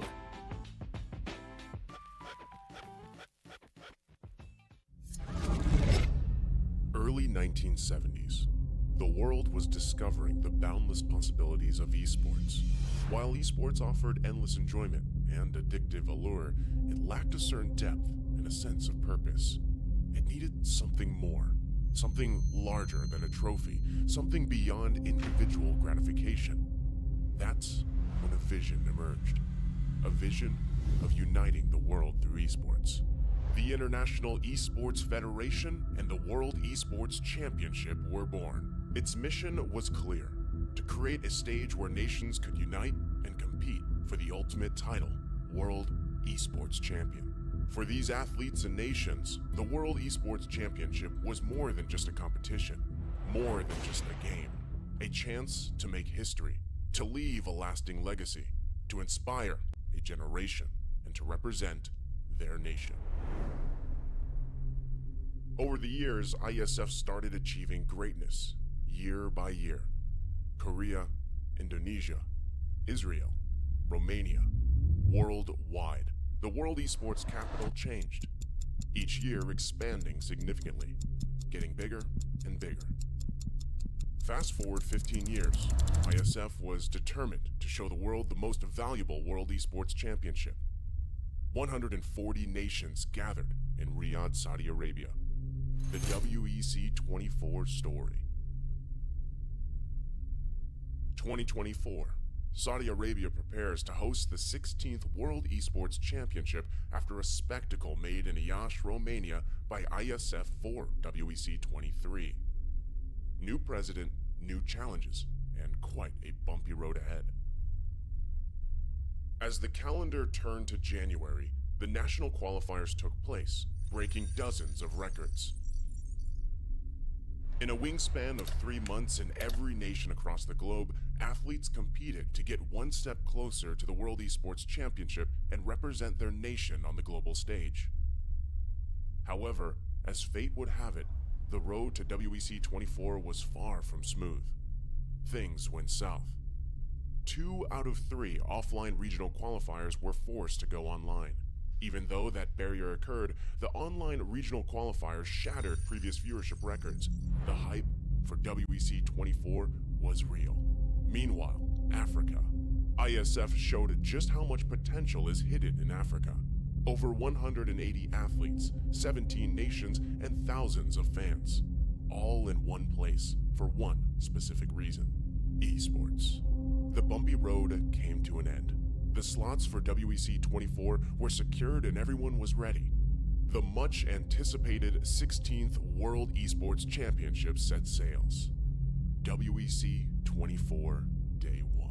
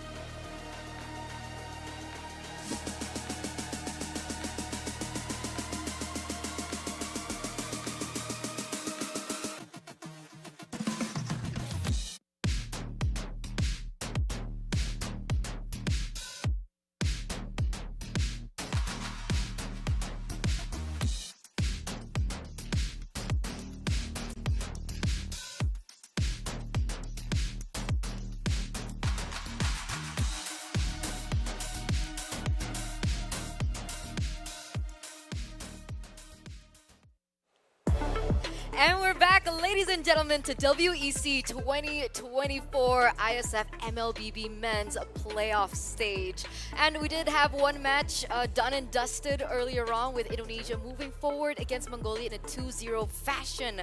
And you know, just to all the Mongolian fans out there, all the Mongolians, like, we're excited to see what you guys can offer next year. Yeah. And we're going to be seeing them in action in another World Championship in a month or so. So there's always a lot of hype around that region, and I'm looking forward to seeing, as you mentioned, what else they can bring to the table and how they innovate with their own style of MLBB.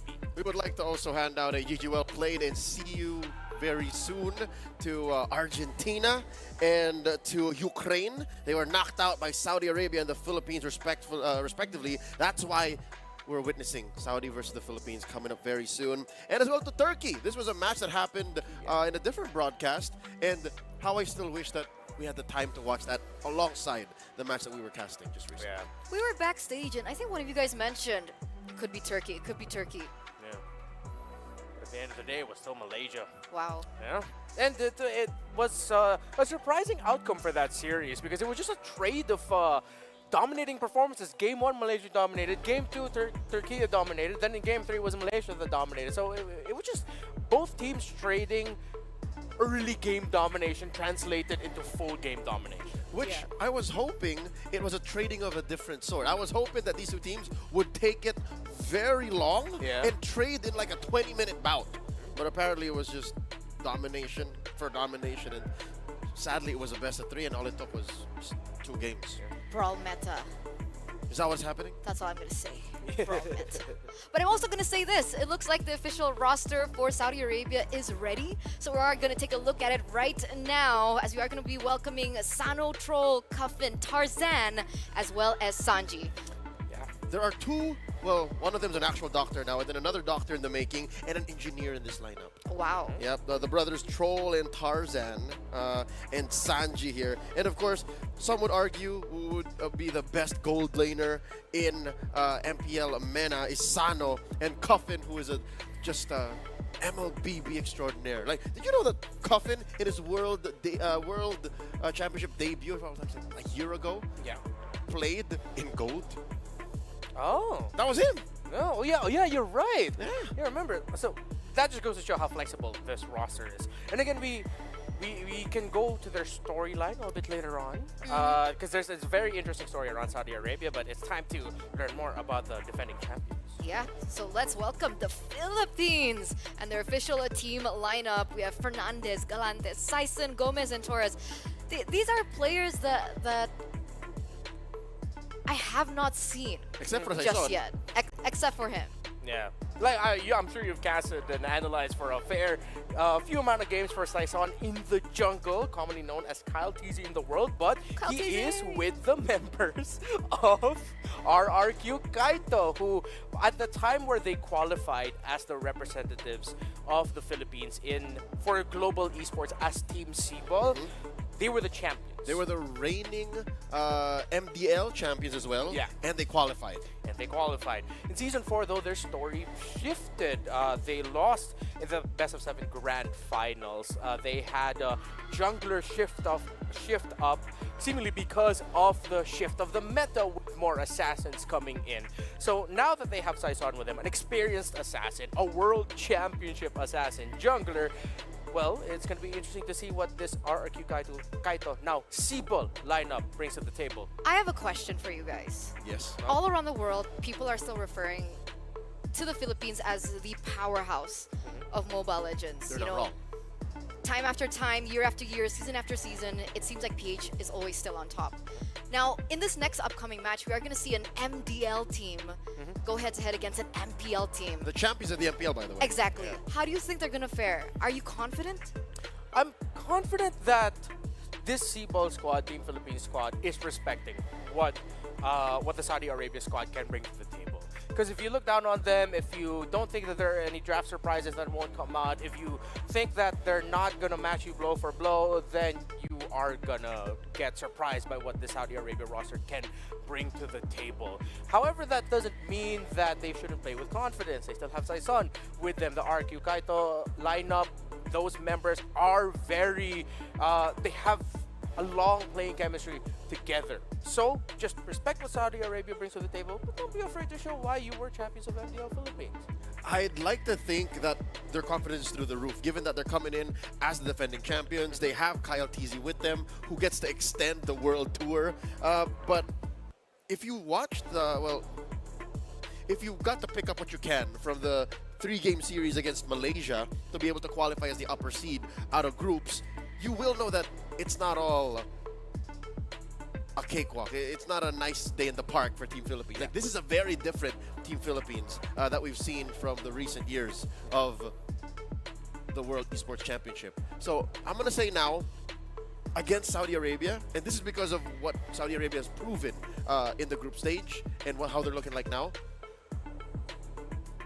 I'm not going to be as loud or as, as confident as I have been in the past. Like, I'm gonna do what you're doing.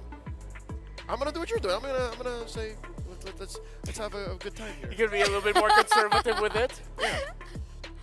All right. Sure. See, it makes sense, It's right? it's infectious, Eterna. No, Wow, I mean you're right. now you feel how I felt earlier. Yeah. You know what? Yeah, I ain't gonna judge you for that anymore. I get you now. I totally get you. After all of that, yeah, I get you now. Because these are the MPL champions, MPL men of season 6. Yeah, and they are a championship squad that wasn't expected to even win the championship. I mean, our good friends, the talent team from the Saudi Arabian League, the MENA League, excuse me, they said that, hey, Twisted Minds, this roster, this Saudi Arabian national team roster, winning it all in that previous season that we had, no one expected it.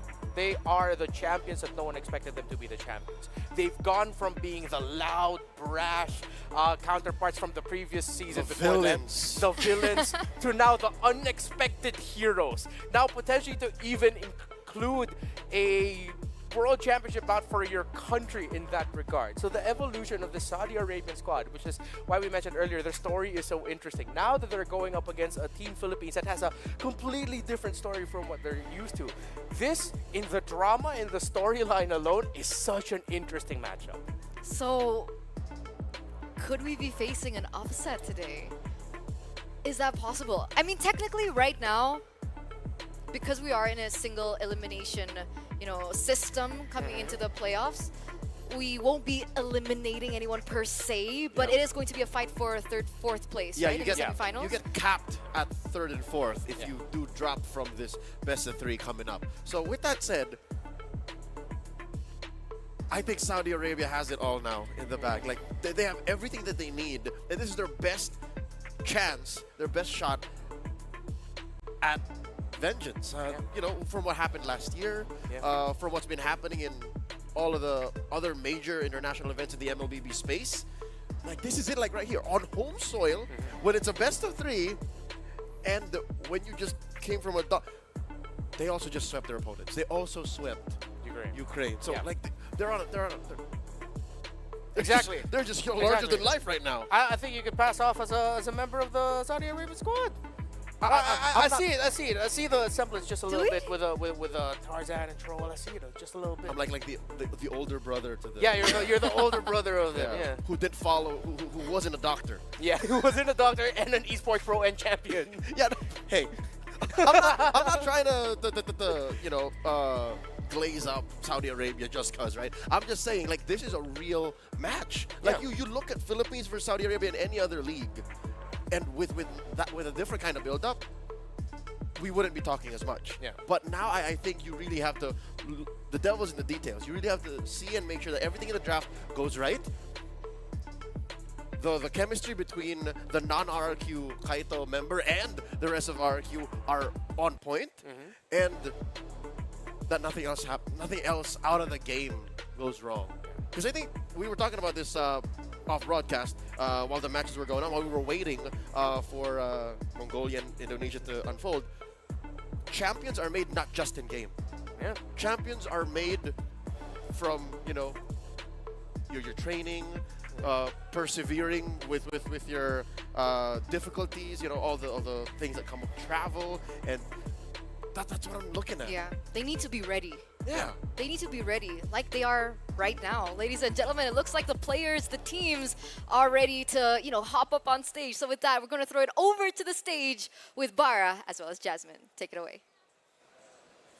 Well, thank you very much, awesome peeps. Me, Barah Abdallah, along with Yasmin, ready for another match.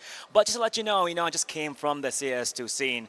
Oh my God, the hype is real. Grand finals, that's it. France made it. Grand finals is slowly but surely approaching. But you know what? Let's focus a little bit more on this MLBB action we've had up here on the big stage right now. But the best part of all of this is best of threes, and the fun is not over yet. Should we go ahead and introduce our first team? Let's go. So, ladies and gentlemen, right now, calling in for the first team taking place in this match. Let's hear for Team Saudi Arabia.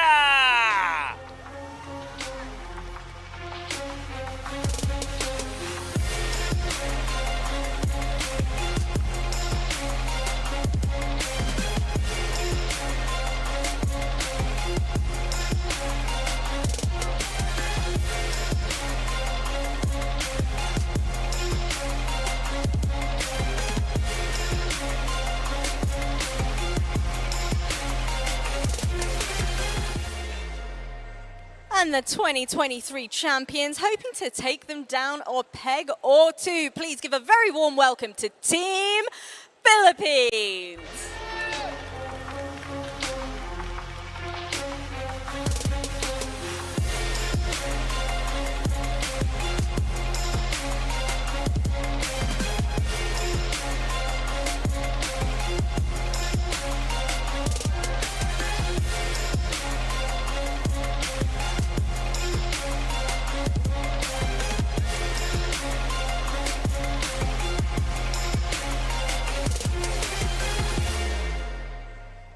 Well, there you have it.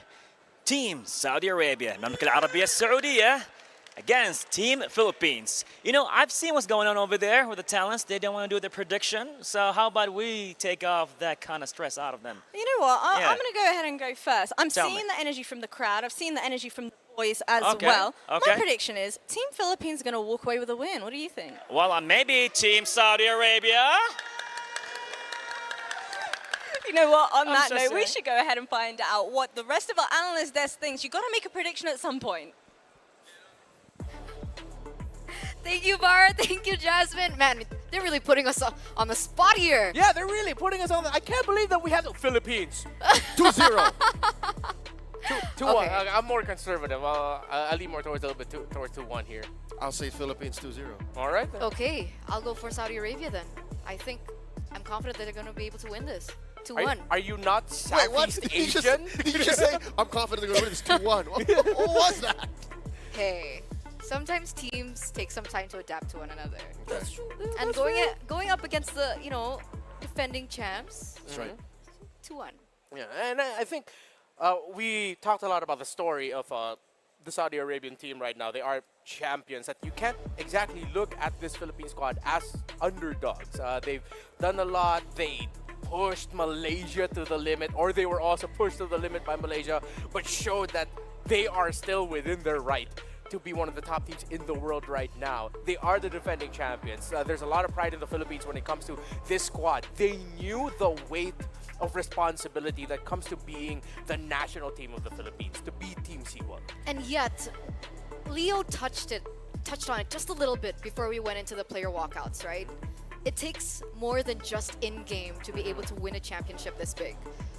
Do the players from the Philippines have that advantage at the moment, right? Do they have the experience on an international stage against, Saudi Arabia and what they have already in their pocket? I'll tell you now, this is a Team Sibol, Team Philippines, that is very different from all the older iterations. I'll tell you how, all right? Number one, you have the 2023 iteration of Sibol, which is the Falcons AP Brand version, right? The one that went on a world tour. They've gone all around the world, twice and over, and then they won the WEC 2023 championship, right? So they have the international experience. Done. 2022 was the one that was, that was blacklist, right? Yeah. So they already had a world championship under their belt. So yeah, they have the international experience there. You consider that, and you ask the question, very valid. Can this Sibol do it? Yeah. Well, they have Kyle Teasy, and they have MDL champions, and they have these 5 other athletes that have understand and have gone through the circuit community MLBB from the Philippines, all the way up to the pinnacle of that with the MDL. Yeah. You know who else they have? Coach Pau. Yeah. Munsayak, also a well-renowned coach that has international experience.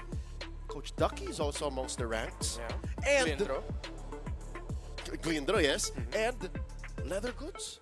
Yeah. Coach Leather Goods, he's a part of their coaching staff, and he's been around. Yeah. He's been part of every single iteration of Cebu since. Yeah. So I think if you're wondering if they can face off against Saudi Arabia, if they can do what the previous Cebus have done, I'll tell you now, they have the tools. Okay. I guess it just depends on how things are going to pan down, because I bring this up because they're going against the home turf here. Yeah. And Saudi Arabia, they have a lot of fans in the building. Undeniable advantage. If you lack the experience to be able to maintain a level head, when you hear the cheers and the roars for the Saudi Arabia team, I think even the best of players, that still can get in your head. Oh, for sure. And which makes it understandable as to why there's a lot of questions for this roster. Again, they're development league, mainly a development league roster who are used to playing in a setting of it's them playing from the boot camp. Relative comfort. Relative comfort. They had that one season in MDL Philippines Season 3 where they played on stage, in person, with a live and intense crowd, and they won it there. But you also have to understand that Coach Lyric, a coach from the Philippines, one of the content creators turned coaches who have gained renown in global MLBB. He pushed the envelope. He pushed the envelope. They themselves are used to pushing the envelope. This squad mainly plays from a global ban system, and that introduces a whole different layer of pressure because you can't draft the heroes that you drafted in the previous game that you've already played in the series. So these players are flexible. They're known to that kind of pressure on site in-game draft. Coach Pau or Munsayak is used to that as well.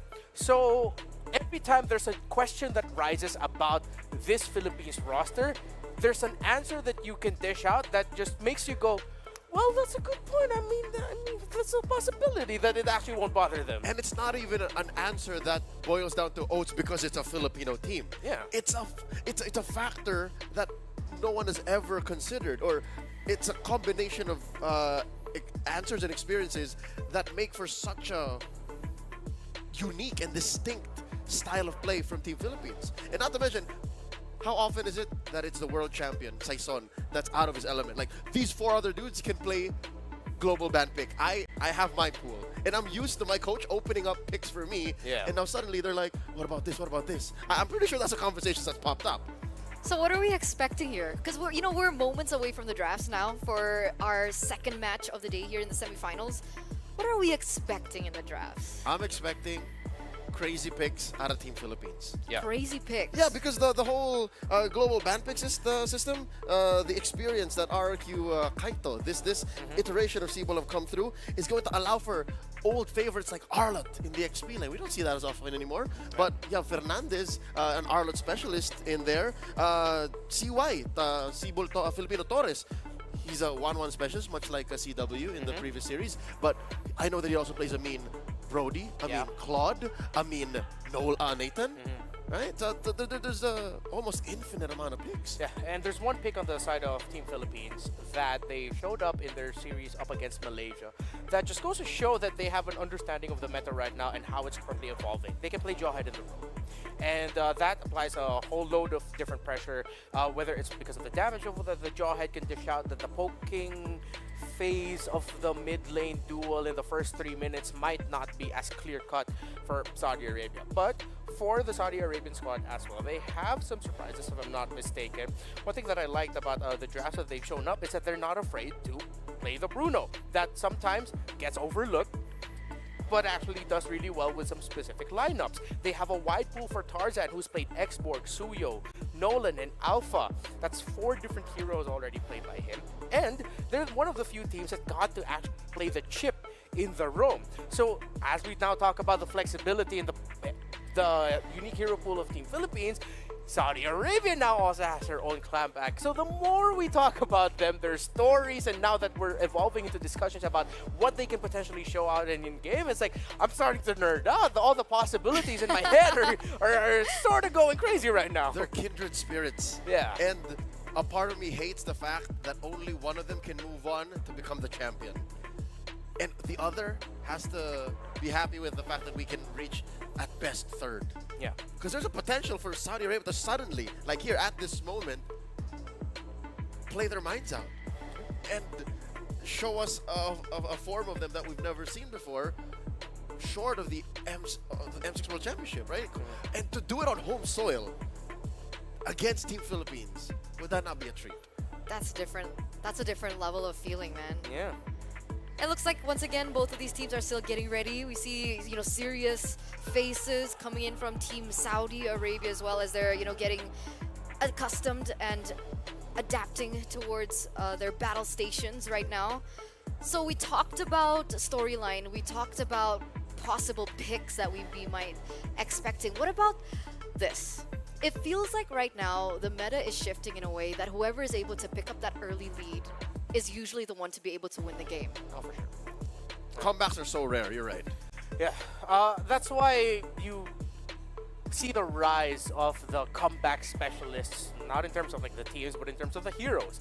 That's why teams would want to, if possible, get the Nate, pair it up with an Eve, or pair it up even with a Sicilian. Those late game mages that really shine with defending, playing from behind, and punishing any miscalculated engagements within the base. And I feel like that is going to be a factor between these two teams if we get to the point where it's, when we get to a game number 2. What I want to see in this game number 1 is both of them just trading heroes that are hyper aggressive and can control from the early to mid. That's a little bit of a history throwback. Remember the M5 World Championship, the World Championship for clubs last year. This roster that is playing right now for the Saudi Arabian squad was the roster that for 10 minutes made us believe that they could defeat an Onyx Indonesia at that prime. In that game number 1, it was these same individuals. It was Tro, Sano, Cuffin, Tarzan, Sanji that made even Indonesians go, wait, they might actually take down our champions. Yeah, I was sweating. Yeah.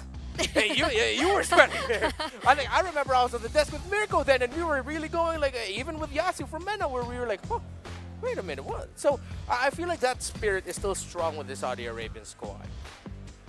All right, and with that, we're going straight into the drafts, ladies and gentlemen, for match number 2 of the day here in the playoffs. Philippines, looks like they're going to be able to get that first pick. Yi, wow, interesting. Yi banned out. We haven't seen that just yet today. Alpha gets banned out alongside with the Jushin and the Fanny. Yep, and banning Eve right away, and you take out the Alpha as well as the chip, shows that we may be seeing Team Philippines signaling a lineup of early to mid-game aggression that if ever it gets into the late game, at least they won't have an Eve that could bother them and stop that. Kingdom of Saudi Arabia taken away, of course, the Jushin, respecting the pool of, I'm used to calling him by Mingwin. Yep. Galiantes, if I'm not mistaken. Galantes? Yes, yeah, Galiantes in the Galiantes. mid, respecting assassins. So we're going to be seeing a unique trade right now. In terms of the assassin pool, you still have the Nolans of the world still available, the Julian. Hilda, if Philippines want to lean into that early game idea. Something tells me they can go Hilda here. Yeah. I'm not so sure if Coach Lyric is going to allow for this. I want to say it out loud now. I've seen it happen a couple of times. There's a Phobius, all right? So they don't want to ride the Hilda hype train. What if Angeling swing 2 and 3 blue? Whoa. I've seen it happen a couple of times, and this Phobius, it blocks out the 1-1, and it allows for still that strategy. You could put an Angela on a Phobius, call it a day. That's a good mid-power spike right there. That's a possibility. So this is a confident pick by Philippines. This is them saying that, okay, we prioritize this Phobius because right now, there's not a lot of picks that might actually give it the difficulty. You take out the Eve, you took out the Alpha, two of the heroes that when it shows up, Phobius would say, I'm not going to have a good time here. But Saudi Arabia goes ahead and picks up the Matilda, which they could pair later on with the likes of a Bane. They can still get Nolan here for a pick out, but they won't do that. So this is them showing, you know what? We're actually going to respect your hero pool in the mid lane. We get a high control mage that could potentially buffer any aggression by Team Philippines, while at the same time they can play fast and play a quick tempo around the Matilda. I personally like this, right? Because essentially, sure, Angelique could come through, but them being able to take out the Matilda also denies another possibility that the Philippines could have explored as well, right? Because Phoveus, very one and done kind of hero, right? Once he's in, it's very difficult for him to get out unless he opts for something like a Flicker compared to something like a Vengeance. So the fact that they've eliminated that, it really does put Philippines in a particular corner. So we're not going to see that particular assassin just yet, Leo, but we will be seeing a Hayabusa. The read here from Team Philippines is they just want to outplay Saudi Arabia. They want to force out the limits of Saudi Arabia's mechanics, and that's essentially what the Hayabusa and the Valentina are doing here. Regardless of what Saudi Arabia picks, Philippines can play for a better position early to mid. Yeah, I see that happening. So in terms of the heroes that the Philippines can pair up with this Valentina, they can go high poke, high crowd control, the Joe and Jawhead. The two heroes that Gomez has played in the roam that we've seen. Again, there is some certain draft picks that we didn't get to see from the Philippines in their series against Morocco. However, Saudi Arabia does respect that, so they take out the Cho. And let's see if they are gonna take out another roamer. Because right now from the lineup of Philippines, if they decide to take out a roamer, it might actually be a little bit too focused on the center. They can take away a gold laner. Yeah, they don't need to take out a roamer. The Matilda's already there. No, I mean Saudi Arabia taking away another roamer. Oh yeah, if they attack that still. Given the whole MDL experience of this version of Seaball, I think there'd still be something in the bag for Gomez. Right? Yeah. I feel like there's such a deep hero pool there. So Philippines is respecting the Bruno. And that's something that we mentioned earlier, that Saudi Arabia is comfortable playing around, and they are respecting it. So in terms of the gold lane laner situation for the Philippines, they might actually lean towards a magic damage gold laner. Again, it's still just a Valentina as their main source of magic. So for Saudi Arabia, then, they can pick up a physical damage dealing gold laner instead. Nathan still looks good. Yeah, Nathan for the Philippines. Yeah. If Saudi Arabia steals the Nathan away, that might be too much. Yep. And Saudi Arabia takes away the Cho and the Jawhead. They respected it. I like this. Every single hero that you guys mentioned as being unique gets taken off the board, right? You mentioned the Cho as well. The Cho also gets banned out by Saudi Arabia. Now, my big question is, usually when we see the Hayabusa, sometimes we do see a Ruby being picked up in the roam. Sure, Saudi Arabia has the Matilda, but does the Ruby still fit in the EXP lane to kind of combat this? Well, I would not mind a Ruby for Saudi Arabia. If as you mentioned, they have the Matilda provided a little bit more mobility, but nope, it's not going to be a Ruby. It's going to be straight up just like Gacha. They're protecting Sano. Yeah, this is going to be a backline 4 protect 1 lineup. You're right. Yeah, but still, I think the Magic gold laner is still a solid pickup for Team Philippines. That's what Torres is looking at. So we still need a gold laner and a roamer. Tigreal is still out. Yeah. Tigreal would be okay, for sure. Okay, I don't think it's the best. There's so many things stopping. If they want more magic, Edith, roam, maybe, but the catch isn't going to be quite, and the export pokes might be a little bit too much. Philippines will actually need something with catch, because Saudi Arabia can go Irithel for their last pick. Lots of mobility, supplemented with a good distribution of magic damage, crowd control, that if Philippines doesn't have a hard catch... Oh, there it is. It is an Irithel last pick right away. But it's a 1-1 and a Khalid for Philippines. Wow. All right, there you go, ladies and gentlemen. The drafts have been set in stone for our first game in match number 2 between the Philippines as well as Saudi Arabia. Now, I want to predictions. Whose draft do you guys like better?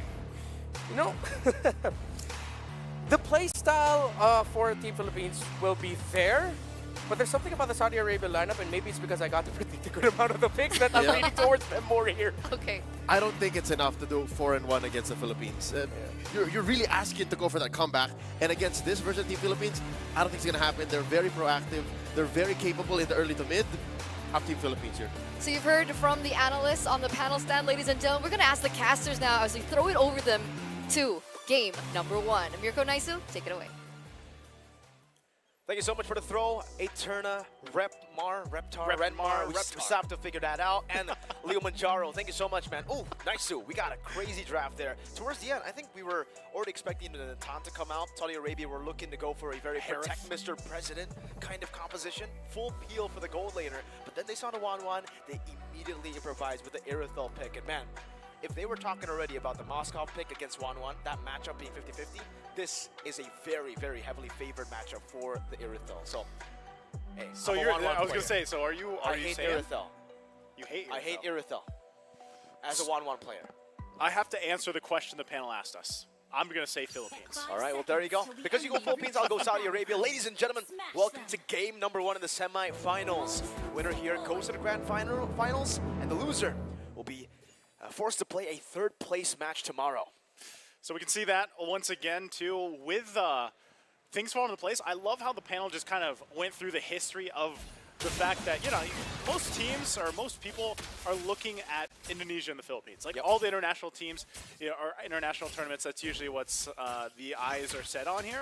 And yes, Leo was right. This is a very different team from the Philippines, albeit Saison is there. That's Kyle Teasy for those that are familiar. Obviously, champion from last year's WEC 2023 in Yash, Romania, and he's on one of his signature picks. So we know that the game plan here for the Philippines is very similar to what we saw even from the last series with Indonesia. They want to start fast and strong. It's all about that early game, getting that lead early on. But if we take a look at the emblems, Torres going for a different emblem here compared to CW on the 1-1. It was Weakness Finder for CW. Torres will go for the War Cry. What do you like better? Personally, for me, I like Weakness Finder more. I think the utility, the added utility that you get gives you a lot of value. But for War Cry, technically you do deal more damage, especially after you get those weakness points, throw out a few abilities. So I could definitely see Torres also utilize this really, really well. And for Saudi Arabia, you gotta talk about the export pick. The export pick up against this Khalid, against the Phobias, it's great, but then they have some really good poke, I would say, and also some damage to get rid of the Faraga armor. You can already see from Saison here, putting the pressure down onto Tarzan, forcing the guiding win, all to set up for the first neutral objective that, honestly, on paper, if it's an assassin versus utility, should favor KSA. But if we take a look at the side pressure that Philippines has, I think Saison might have a very, very good route to just go in and get the neutral objective. I think that's one of the things too, is like if you can, again, anytime you have a assassin pick in the jungle, you like if you can get the momentum going, that's great. If you don't, then the play from the other side of the team is to go ahead and punish that. You know, force you into situations where maybe you're being a little more risky. So they go ahead and start up this dance for this turtle. Gonna check it out a little bit. Troll 2, still not level 4, so it doesn't have the circling eagle, but right now they take this slow and steady.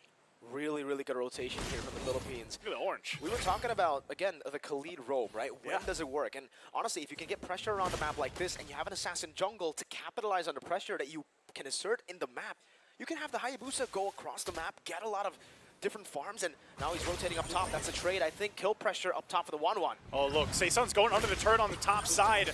Might be able to actually get that kill. He does. First blood in the hands of Saison for the Philippines. So all this part of the plan, that gives the information to Saudi Arabia. They're going to fight for the objective, though. Crashing down into the pit. Still going for it. Cuffin will secure the turtle. Wow. And Fernandez able to get away. So that's a trade. The first blood, though, for the turtle. Ridiculous macro, man. All from the pressure of Gomez. All the setups there. You can definitely see it. The setups from the start of the game, right? Where Gomez is just rotating from XP to mid, rotating and swapping lane with Fernandez to go into the mid lane again to assert some more pressure onto the Aurora, and then to hold onto the turtle. So that rotation from Saison could be used. He got the orange buff, got the level lead, went up top in a matchup that really, really should not be favored towards Torres, but somehow he pulled off a great trade, got Sano low enough to assert more kill pressure, and Saison, Hayabusa, gets that free kill. Gets a free kill, not only that, but it gets basically a free buff as well. He got the orange from KSA, and then he gets his own after getting the first blood. So that's something that obviously Tarzan is also going to want to be aware of. You know how they approach even to the next objective about a minute away. Because part of the game plan, anytime you have a Hayabusa specifically, is obviously just go for kills. We've seen teams do this before where they're like, you know what, forget the turtles, go for these kills, snowball out of control. Even before when we had the Sky Piercer that was always picked up, we still see some heroes, obviously like a Hayabusa, if they get a lead, they do still opt for that item. So he's going to put the pressure here on the orange buff. No steal though. Tarzan able to secure it. They're going to force the fight with Circling Eagle, Raging Sandstorm as well.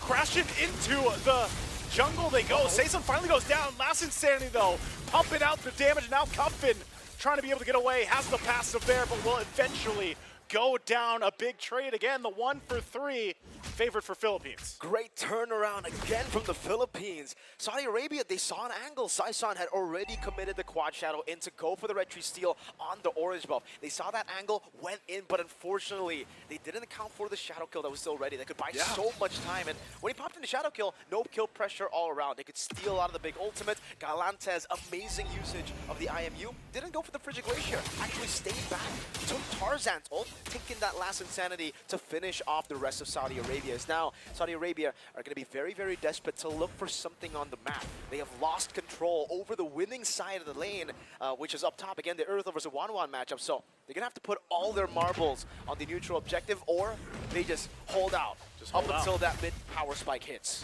That'll be what they go for. This time around, though, Philippines wants to go ahead and contest this one. Demonic Force, there's the Raging Sandstorm once again. Sayson trying to go again, gets stunned up a little bit, has to back out. So disengages from the fight. Gomez on the run as well. Tarzan handled by Fernandez though. There's the jump. Avatar of the Guardian now. They get the taunt off the Unbreakable with the Demonic Force is a little bit too much to handle. Fernandez still looking for more and will pick up the killing spree and the objective as well. And this is where it gets really, really tough for Saudi Arabia. This composition that needs a neutral objective. Shadow kill. Goes in with a shadow kill. Not going to be enough damage. So able to put the pressure, and luckily Sano was there. So they hold on to that mid turret. Back again to the point, man. The Assassin has won the neutral objective over. Torres free hitting. Oh, again. You see how much pressure is being put here on the jungle of Saudi Arabia. They're going to constantly deal with this. Also now down bot lane. One hit away, that tier 1 finally goes down. And this is what we're always talking about. When it comes to the Philippines, the macro level that they go at. Even some of the micro decisions obviously highlight too. There it is. Sky Piercer. Sky Piercer. What do we call that back in the online? Sky Pierce Abuser. That's a spa right there. The spa. The online qualifiers when that item just came out and everybody was getting it first item. The spa. I mean, if you're this far ahead at the early stage of the game on the Hayabusa, you already got their first kill. They're now looking for turrets, and for Saudi Arabia, they really need to start respecting Sano. Oh, man. Oh, he's going for it. Crossbow 10 going to be used. Revitalize. Revitalize does come out. They're going to jump in. Avatar of the Guardian looking for Torres. Won't be able to get the Unbreakable. Now Sanji jumping in as well, taking the brunt of the damage.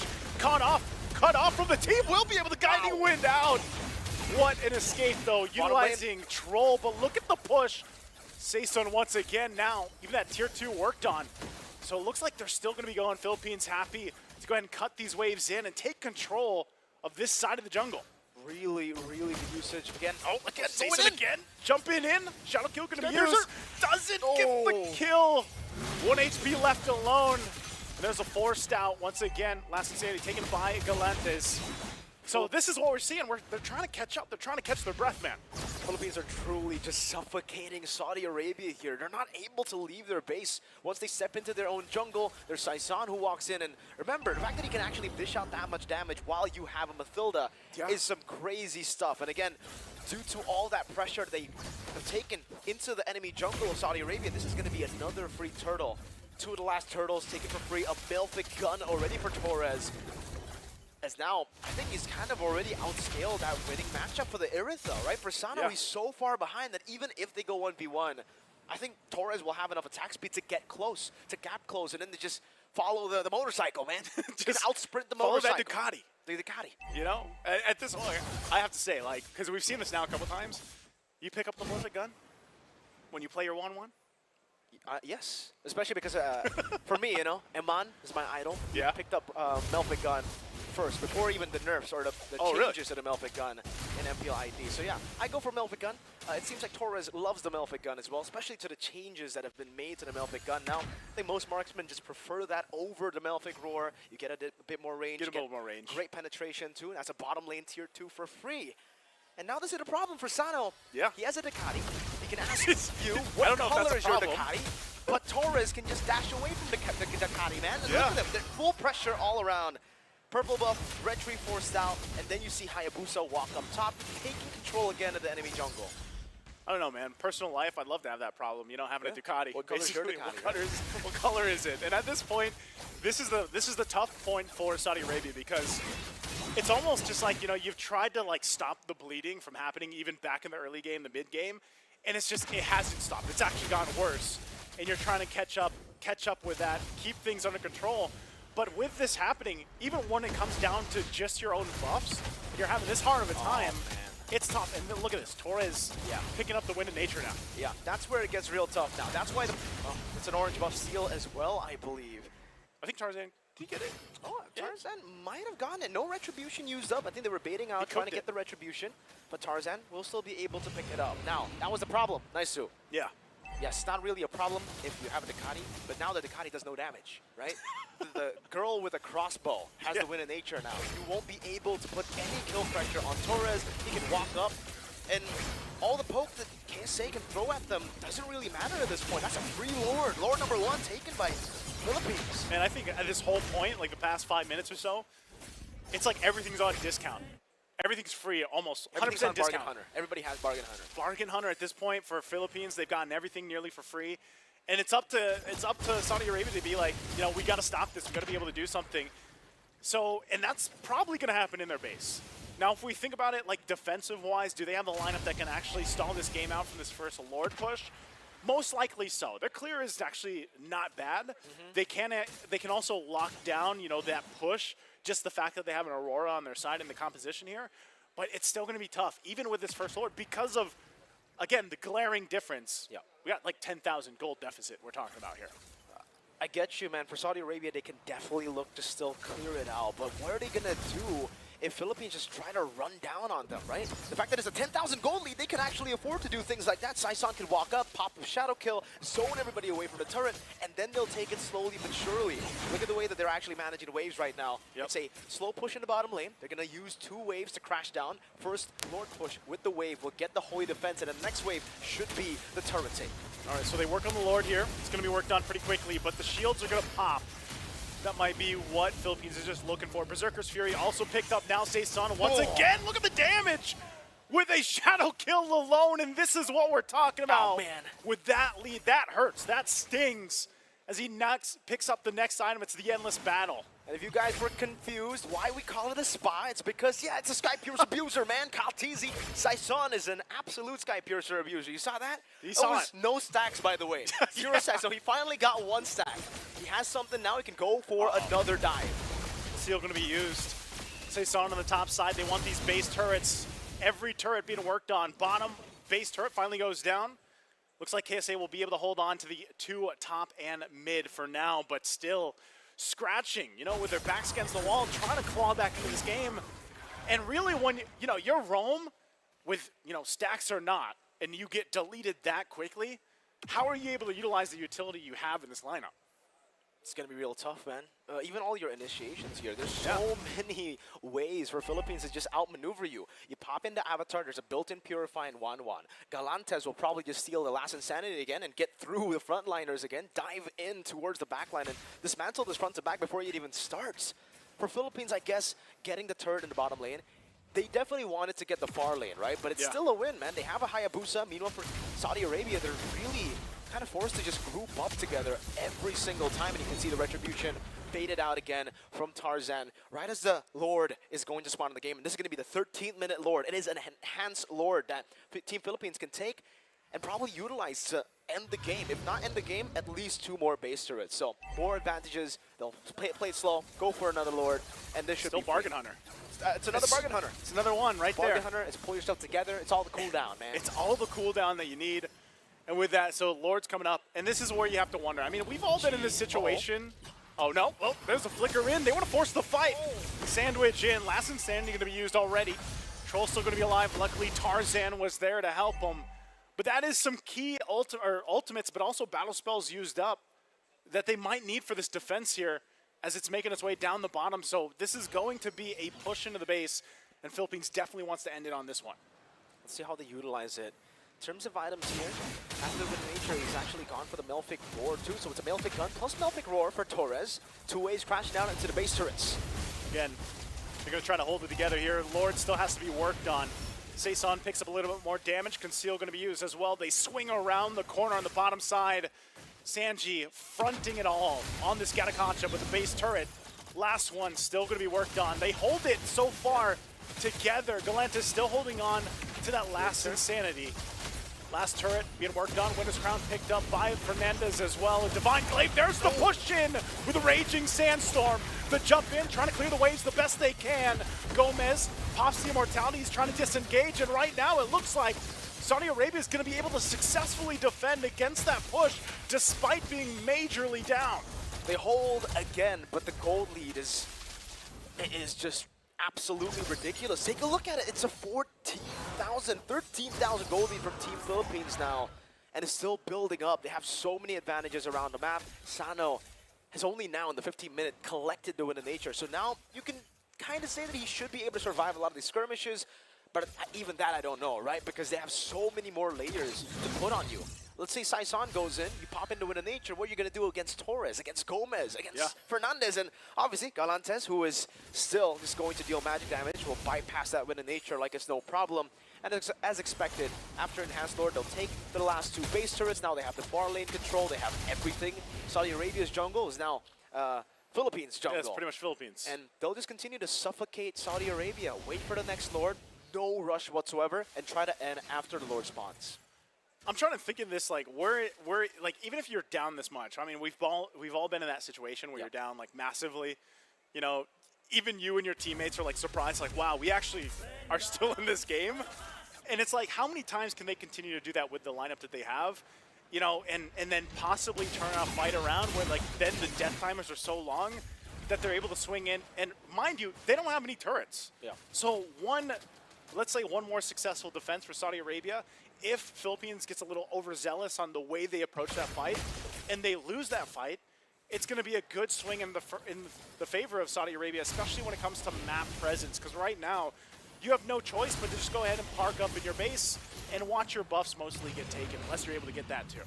At this point, I gotta agree with you. The only strategy now is to park the bus or to go all in on the Lord, right? Maybe go for a fight here, gamble it 50-50. Try to look for a win, but against a composition like this, when they're all level 15, except for Fernandez, when they're all so far ahead of you, I think Philippines wants to corral them outside of the base, and Torres is walking up. Torres in the front alongside Fernandez, but that's going to be a Lord again, secured here. Yeah. It almost looked like KSA wanted to fight, and now they're going to have to disengage. So even though a couple health bars are low, they'll go ahead and Guiding Wind on out, and it repeats itself once again. But they've done it now a couple times. Yeah. Can Saudi Arabia do it again? If this is what it's going to look like all the way from the start of the game, I think Saudi Arabia should have really leaned on to the initial strategy that they had, right? It's a full front-to-back composition. They were clearly setting up for something like a Natan as well, right? A pure hyper carry. Whoa. But they decided to go for it. Bottom lane, trying to go for Saison. Shadow kill. They're going to get cut off here. They win in with the Circling Eagle. There's the Raging Sandstorm again. Even before the Lord, they're just forced to fight it out. Last Insanity going to be used as well already. Torres getting the double, looking for more. Base going to be worked on as well as they try to clear out the waves. A triple's already picked up for Torres. Won't be able to get more, but they get game number 1 for Philippines. And we called it Naisu. Beautiful layering from Team Philippines. Once you win a nature to shadow kill, there's a crossbow attack. There's a Raging Sandstorm.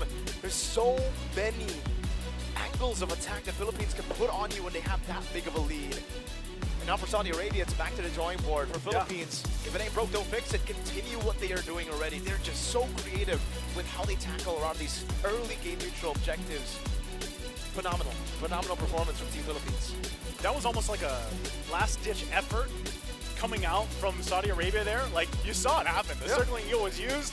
They tried to, of all people, by the way, they tried to get Saison. They tried to get Kyle Teasy on the Hayabusa, mind you. That's already difficult in itself. Very, very. So they kind of then they had no choice. Once they committed, they full sent it, and then they got cut off with the sandwich. Again, they got the win in nature. It kind of played well to the Philippines because they got the win in nature. It was a green light for the rest of the team. Khalid to Raging Sandstorm and Torres to just get that crossbow tang down. And with the translation of that kill, we know that duration of the crossbow tang, it adds on and on and on. Triple kill at the end of the game before they destroyed the crystal. It could have been a Maniac. Thought he was going for the Maniac. I thought they were going for the Maniac, but hey, a win is a win. They'll just go for the crystal. It doesn't matter if you get a Maniac. Doesn't matter if you get a triple. A win's a win. What do you guys think on the panel? Analysts, do you like that game? I'm pretty sure 2 out of the 3 people on the panel right now are smiling at the moment. Why aren't Thank you, smiling? casters, by the way. Huh? What you want to smile? There, you're smiling. Oh, I'm smiling So because that's it's 3 like out of 3. professional. Ah. Yeah. Are Like you smiling? internally smiling. Like I'm my smiling. soul is All right. smiling. I'm happy. That's an interesting. Yeah, I ate my own words. I ate my own words. The Philippines just outclassed, straight up outclassed the Saudi Arabian squad in that one. That's what I was looking at. Again, the individual execution and the lane-to-lane pressure that Team Philippines could apply. You saw it from the early to the mid, up until that last play where they're like, why is Sano that deep in? Yeah. What is Troll thinking? I mean, I'm sure they were thinking, all right, you built your Malefic gun, you can go for it. But when you see a lane that well controlled and you see Team Philippines playing with macro, that's basically just Mike Tyson in boxing. That's Tiger Woods in golf. Like, that's just the nature of the beast. And that means they allowed for Saudi Arabia to get that deep in so that they can punish. As soon as I saw the timer at 5 minutes? 4 minutes, 5 minutes, no kills, I knew it was going to PH's pace. It was a Hail Mary play that they made, right? They were already so far behind. All these lanes were pushing. Philippines were able to pick up another Lord. So they gambled on it. They gambled 50-50. And unfortunately, it didn't really work out to their favor. But that was a 17-minute game, 18-minute game, nearly. This is one of the longest games we've seen today. Yep, classic Filipino discipline.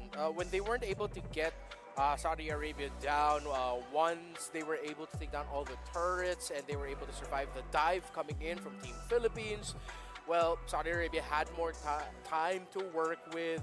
The magic number that they were trying to reach was around closer to 45, 46, because leading up to this, they already got the Malefic gun on that Airthal, so it was a full build Airthal. Even once that Malefic gun came in, I was already saying, oh, it's going to be a little bit better now, a little bit harder maybe for Philippines.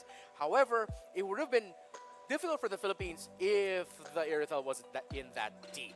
They decided to commit that Hail Mary play that you mentioned, and it was one shadow out by the Hayabusa that took out the efforts of the entry of the Matilda in the Airthal. Once Saison was able to shadow out, and then they realized, oh, what we committed on the target isn't here. They had to run, force out the Wind of Nature, as the casters pointed out. That's an easy call by Gomez to commit the Raging Sandstorm flicker into the back line. It was a free play for the Philippines to punish. In addition to Saison's expected performance, again, this is the same Saison we're talking about that won the M5 World Championship, that won this same tournament last year, the WEC 23. Today, to me, personally, Gallantes was a revelation. Oh, yeah. Gallantes picking up the right ult at the right time and being as aggressive as you could be while still protecting yourself as the linchpin, as the anchor of this draft. It's amazing. He's top kill participation, KP here in this game. Yeah, he mentioned here the linchpin of the draft. If this was a worst performance coming in from Gallantes, the story would have been different. You wouldn't have had an incredibly reliable Valentina. You would have called for the Focus and the Hayabusa to hard carry alongside the Kali, potentially getting some more deaths. But since Gallantes was so efficient in his play with the Valentina, again getting the right ultimates and applying the pressure at the right time, suddenly Saudi Arabia and their lineup felt more damage than they dealt. We saw that unfolding. We saw that unfolding in the game. He was definitely the glue to, iron things out. Yeah. An amazing, once again, performance from Team Philippines. And if we're going back to the basics, guys, it wasn't a bad draft from Saudi Arabia.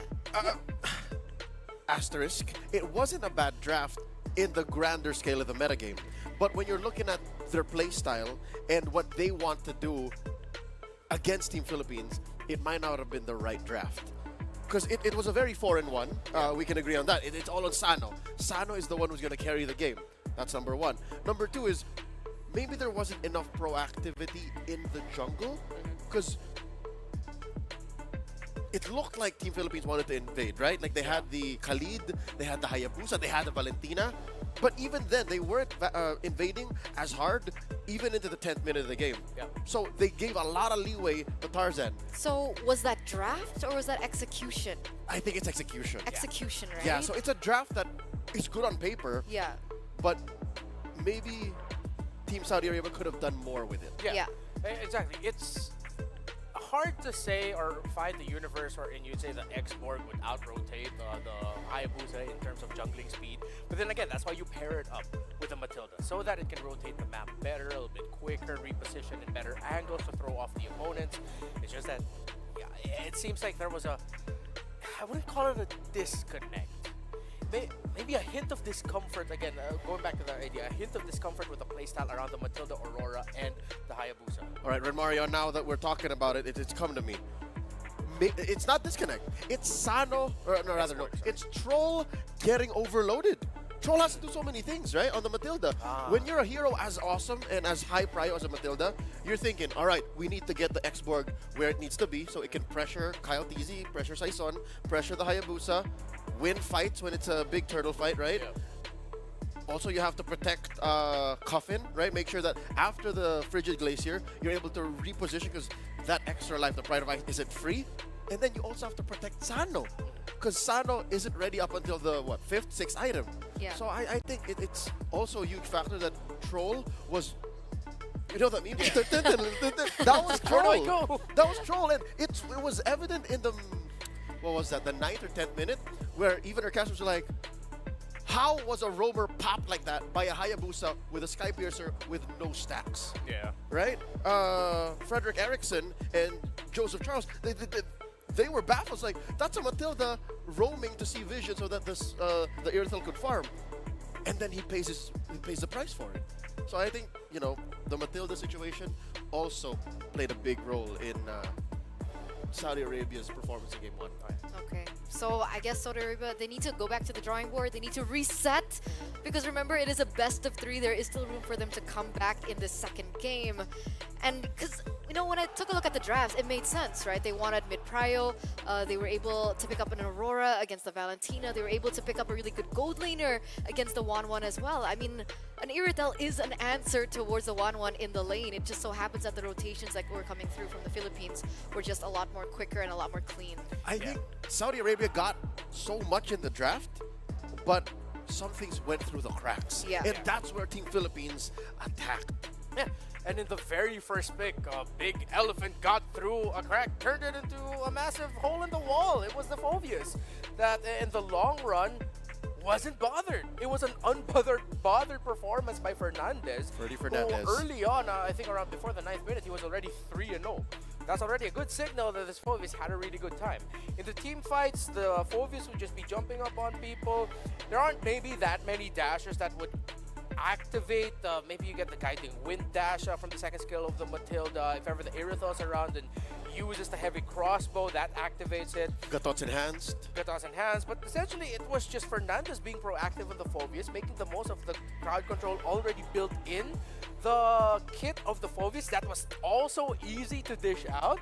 Then I thought that this Phobius might actually have a little bit of difficulty, but then he was like, what are you talking about? They didn't have the damage in the early to actually mess up that Phobius. They would control him, they could delay him, but similar to that Uranus for Indonesian He was inevitable. He was inevitable. He was inevitable. Half of Fernandez's Infernal Pursuit triggers were off of his own skills. Yeah.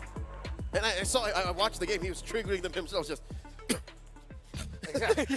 It was just the second skill, the enhanced basic attack, which made me feel like, oh wow, you don't have a lot of dashes, but you're still triggering all of those effects. That's crazy. So let's see the adjustments coming in from Saudi Arabia for our game number 2 between these two teams and regions. It looks like they are going to be swapping sides here. Philippines now on second pick. We have the Fanny, we have the Matilda being banned out by Saudi Arabia. Meanwhile, from the side of the Philippines, we have the Suyo being banned out. So Still very similar. I think the only difference here now is the fact that the Matilda is off the board. Yeah, I'm going to say this now. If Saudi Arabia prioritizes the Cho, Philippines take a jawhead third pick in red. Come on, let's just show us a fight. Just show us damage, just show us pick off. Just fight each other. Yeah, honestly. Game 1, despite how violent it looked, like, you know, the number of kills that Team Philippines got away with, it was still like the old-fashioned macro playstyle that the Philippines is well known for. So yeah, I agree with you, Remar. Like, maybe just get a Tigreal, get a Jawhead, get a Cho. I don't like that. I mean, it was banned in the first game. Maybe Yeah. we're gonna see it, you know, slide through the drafts for game number 2. Chip's still open, by the way. Yeeve banned though by Saudi Arabia. Where's Chip? Yeah, they could be signaling Hilda or a Cho first pick. If Chip gets open here by Team Philippines, like that'll be something. Troll played it, remember, the group stage? Yeah. Would Team Philippines be willing to do that? Is Coach Munsayak the kind to let it through? Well, I mean, we did see a player from the Philippines. He clearly said chip. So does that mean ban the chip? Oh yeah, it does. All right, cool. Okay. No There chip. you go. They were taking a little bit of time there. I think they were discussing as well whether or not to leave the chip open, considering their options here, because now Saudi Arabia, they're the ones with the phobias. The Alpha. Yes. Alpha Val? Let's go Alpha Edith, honestly. Alpha Edith? Would you risk it though? Would you give Cuff in the Val? Against Alpha, against Hilda, the next mid laner that you come in. Yeah, okay with it. Well, I don't know. Would you roam Hilda? You think Troll would roam Hilda? No, I mean like for the Philippines to pick up Alpha Hilda now. Oh, Alpha Hilda now. Yeah. Oh yeah, just ruin the first pick, like undo Sanji's phobias. Yeah. I mean they can also steal away the Cho from Troll, but they might actually be inclined to give it. We'll see. Yeah, you're procking way too much of the... oh, they did. Never mind. Oh, they stole 2. Cho Valentina then. Interesting. Wow. So already a lot of tools in the hands of the Philippines right now. Not really showing their cards just yet with their lack of need to pick up the Alpha. Technically, you know, Kyle... Wait, what's his real name again? Michael Angelo Saison. Saison. There you go. Yeah. Saison. You know, his cool hero. He could pull up something like the Hayabusa again. Sure. Yeah. Yeah. I was just so adamant on the Alpha because number 1, it deals with the phobias well, and it denies Tarzan a solid utility jungler pick. He's still at heart a utility jungler. That's why his hero pool in the group stage is so specific. Yeah. It's because as much as he can, he would rather play utility. There you go. There the is Alpha it. pickup. I know my younger brother. That's a deep cut. Yeah. If you were here earlier, hopefully you got that. Now you might actually just have a bunch of people in chat now just wondering, wait, really? He's the older brother of the players from Saudi Arabia? Guys, Leo makes jokes. It's a joke? Okay. Is it not? I don't know Are you anymore. actually his brother? I don't know anymore. Let's go back to the drafts. Have Got it that later. pickup alongside with the Alpha. I'll laugh if they just go 1-1 again. That's Would sort they? of like a flex. Would That's they? sort of a flex. if It they just is. go into the That's 1-1 just again. clearly CY saying, rather Torres saying, I don't care. Here we go. All right. The answer, the X-Borg, for sure, definitely going into the hands of Saison. It is. Should be. Oh, well, they can flex it. That's the It's beauty still of it. flex, It's but flexible. have we seen a successful X-Borg in the EX lane? It's possible, but in this current metagame, no, not really. I haven't seen a good XP X-Borg in 6 months. Yeah, that's true. There you go. It's mostly going to the jungle. Yeah. I'll lean with that idea too. It's good. It denies the boxes that Saudi Arabia have set up. It's honest. Philippines are not going to take out mid laners and gold laners is what they're focused at. So this looks like a more proactive 4 Protect 1 from Saudi Arabia. When you have a Gatot, a Phobius, and an Alpha together, whatever gold laner you pair up with that instantly calls for a 4 Protect 1 lineup, which can still find opportunities in the early to the mid game to snowball around the Alpha. Yeah, it's a rumbling 4-in-1. It's a 4-in-1 that fights in the early to mid, and then they eventually wait for that comeback moment if necessary. Now the big question is, what is that? What is that comeback moment? They've banned out the 1-1 here. So essentially, we might not be seeing a forced Iritel pick. Natan, exactly. Natan with a Purify. Get to it. Also, you just if you want to, like, throw a Beatrix on Sano, he doesn't care. Yeah, I was thinking actually Beatrix. Doable. Beatrix with those 3 as your front line and whatever mage you decide to pair with it is good. Are they still gonna default into the Aurora for the mid lane, though? It's my biggest question right now, honestly. Let's see. Yeah. Vexana, Valentina, and Aurora. That's what we've seen from him so far. Wait. Well, I'll be damned. The Angela is also very possible. Ah, Mid Angela. Yeah, Angela mid. And then a Ton pick up in the gold lane. Sure. Yeah, look at that. You're just chunky boys.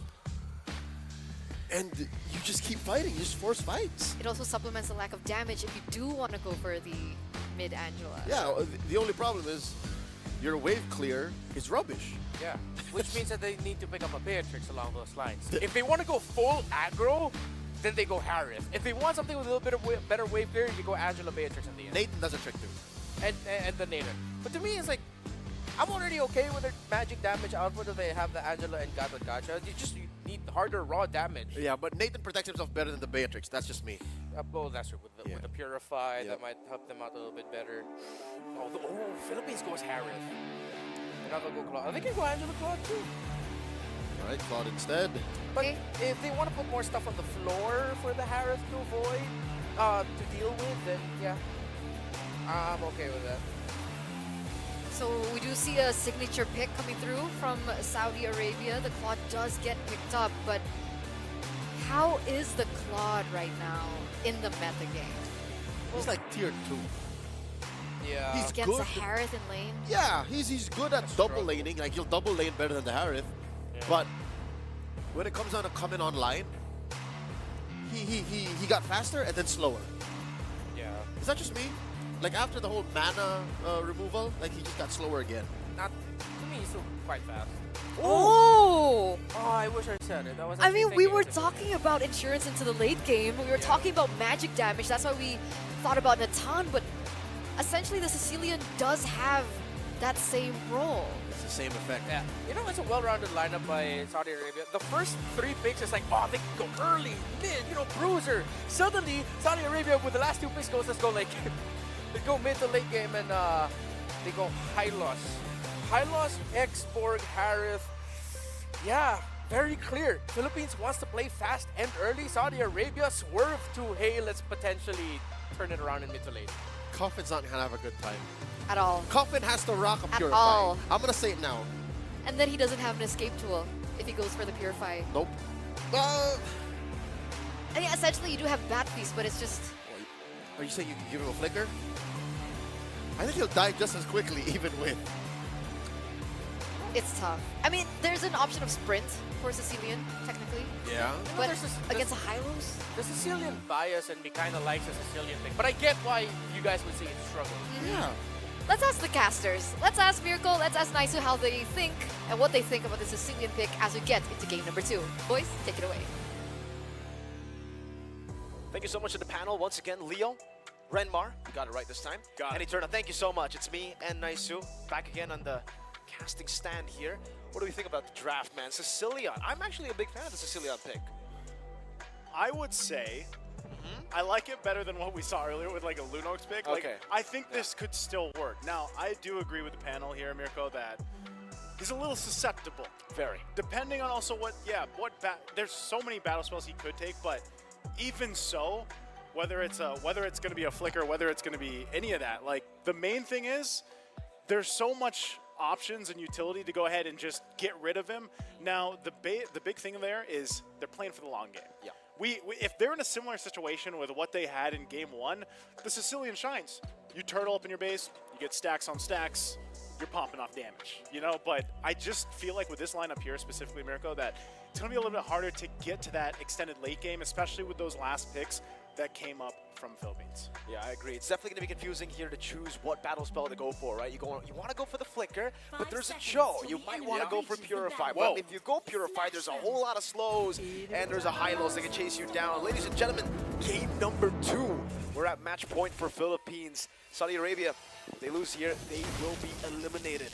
The host country out of IESF 2024 MLBB. Here in the game, Saison, They'll be going on the Pure H, same normal export pick. Just a little correction there. They will be going to fight. Third right? place. To third place. Third yeah. place. So they'll still have a chance. But obviously the team that does go forward here will go to that grand finals, lock in that first spot. But yeah, nonetheless, the pressure is up.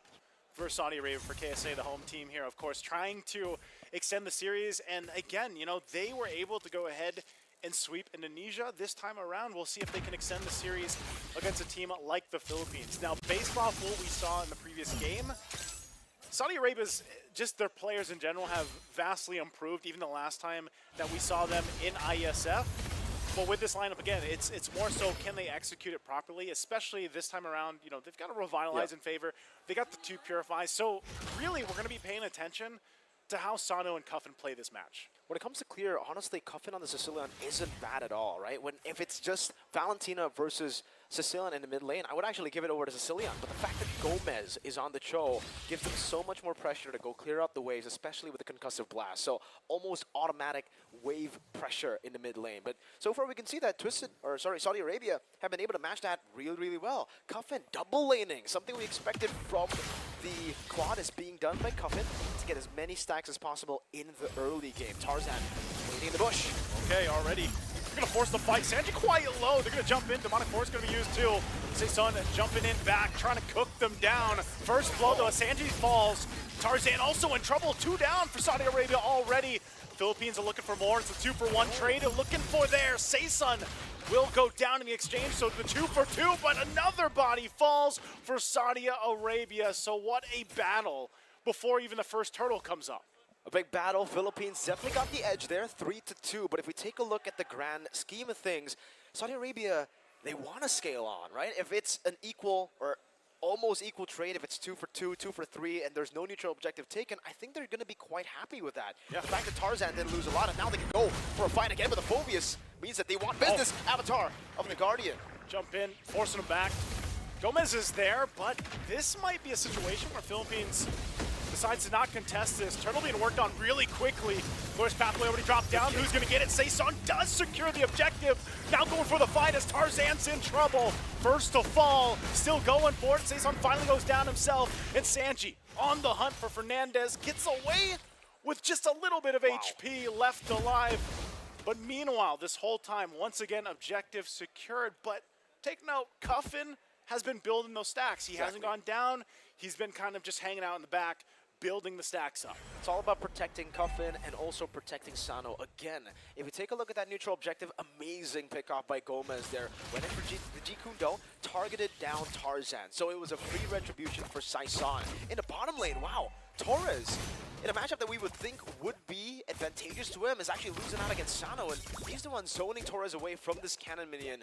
Does seem like they're all going to be rotating to maybe pick Torres off. AOG. AOG gonna jump in, popping that Purify too. Salmon Force comes down under the turret, gonna be fine, so they disengage. So that could have gone way worse for them, but again, an attempt from Saudi Arabia to get pick off a kill on Torres won't happen, but they at least get the Purify out. So they might be able to make another play later on before that comes up, but still, eyes set on these objectives.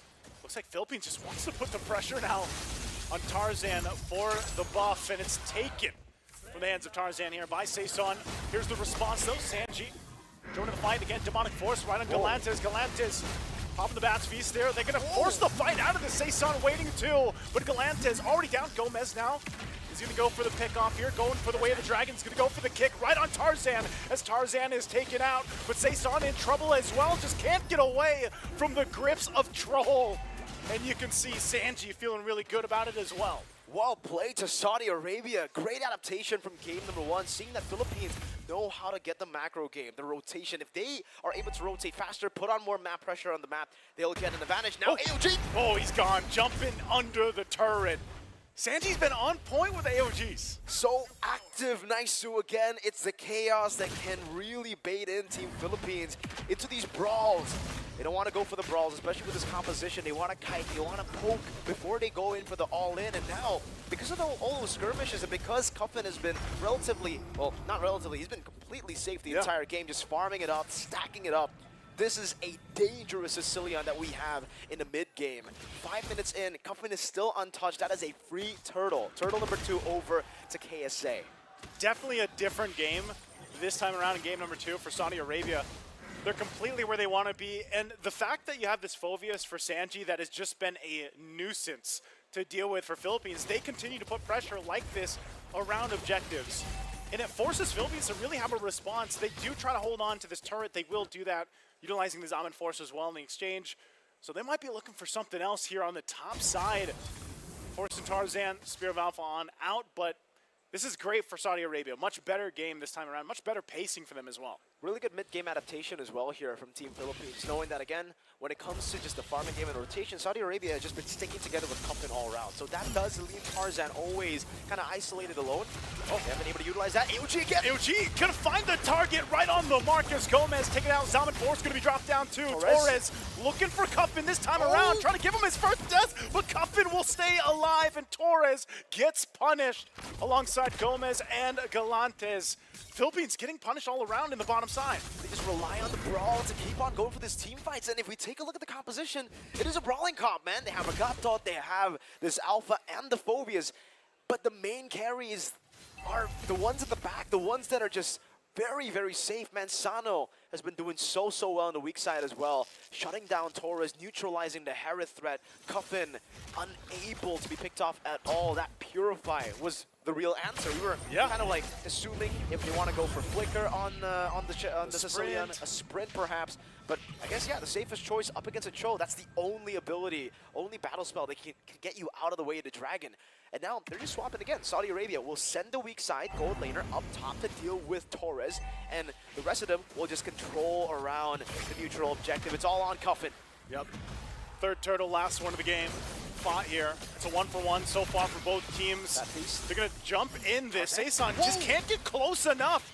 Troll and Sanji still going for it more, and Fernandez going to be the one to fall. Zaman Force dropped down too. They want to battle it out. Finally getting Cuffin out of the picture. They punish Troll as well. They get a third body in Sanji, and it's a triple for Torres. Plus the last turtle of the game will go in the hands of the Philippines. And they just switched the game around with that fight. It looked so good at the start for Saudi Arabia. They were able to get a massive initiation with Sanji getting 2 and then straight into the AOG, but they forgot the prime win condition for their team isn't to go in and initiate onto the backline of Philippines. No, it's to buy enough time or to distract with the chaos for Cuffin to free hit. He was targeted. Now Sano, BMI to the back.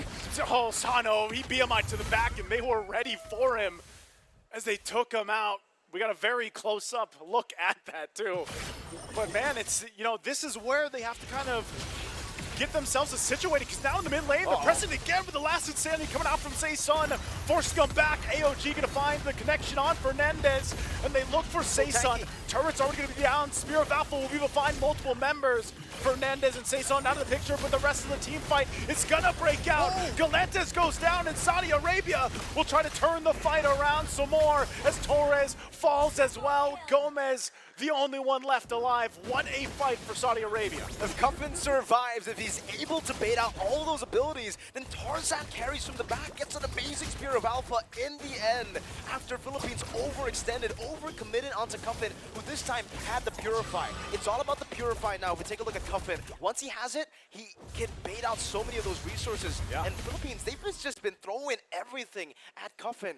Great recovery from Saudi Arabia. It looked like they've lost their lead already, but now we're back to just equal footing. 9 minutes in, 24 total kills. And Cuffin, he's still on the way. He's still scaling. He died once. That's an okay setback. It's not that horrible for him. The fact that he has the Lightning Truncheon now, and Sanji has gotten the Roam Boots. He'll get more gold with assists coming in. Let's take a look at the items here. Glowing Wand as well, already with the Elegant Gem to get him a bit more sustained when it comes to the mana for regen. And also, Golden Staff on the way. Sano's about to hit it very soon. It's kind of scary that Sanji's that tanky too with just a Radiant armor. Like he is, and that's why Phobius is such a he's such a chonky hero to deal with. And they're gonna have to deal with it again with this Lord take. It started up by the Philippines. You can see Sino rotating for the fight as well. Fernandez trying to provide some of the information, and Galantes holding on. Torres? To Cuffin. So Cuffin already going to pop it. They ignore the Lord. They're going to just break out in the fight in the mid lane. Asano's taken out of the picture already. Torres goes down as well. Fernandez to follow. They're trying to fire back. Galantes going to be looking for Cuffin as Gomez is chased down. Run down, but he gets Galantes before he falls. 3 for 3 so far in the mid lane. Still has action as Sanji flickers out on the defensive as Gomez and Saison are left to fight.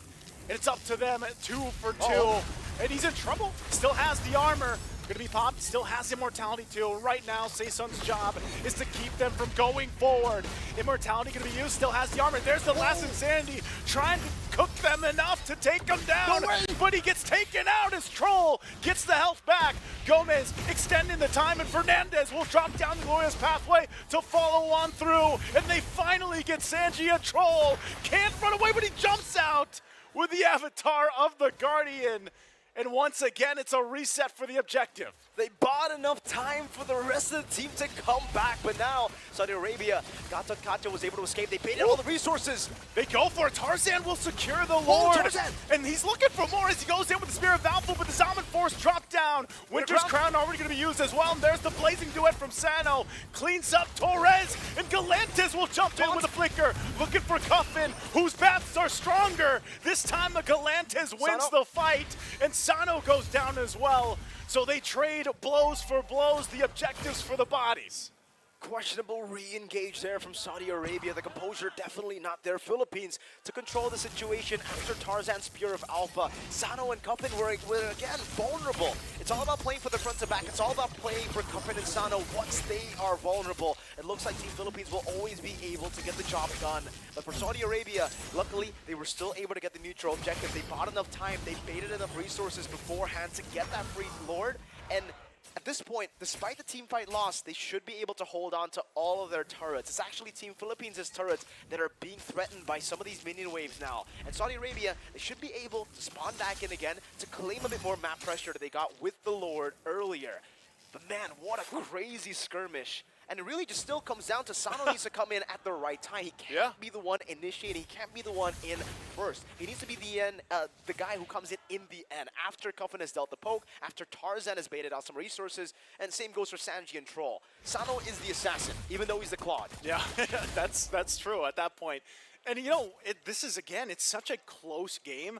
All these team fights that we've seen, even around the Lord, or if not, it's almost a 50-50. It really depends on the execution factor that you're talking about, especially, you know, that we see Galantis, for example, a lot of times taking Cuffin's ult and just going, you know, toe for toe with him, doing that Bats Feast and everything else.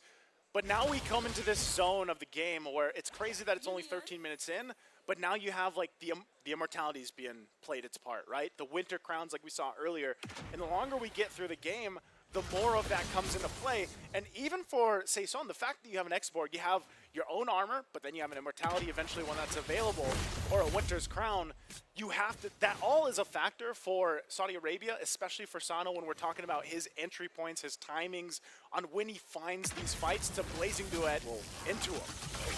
Look at the Faraga armor. Melted down, Rose Gold Dog, and the Wishing Lantern also for Cuffin. They'll definitely help him out. Faraga armor for Saeson.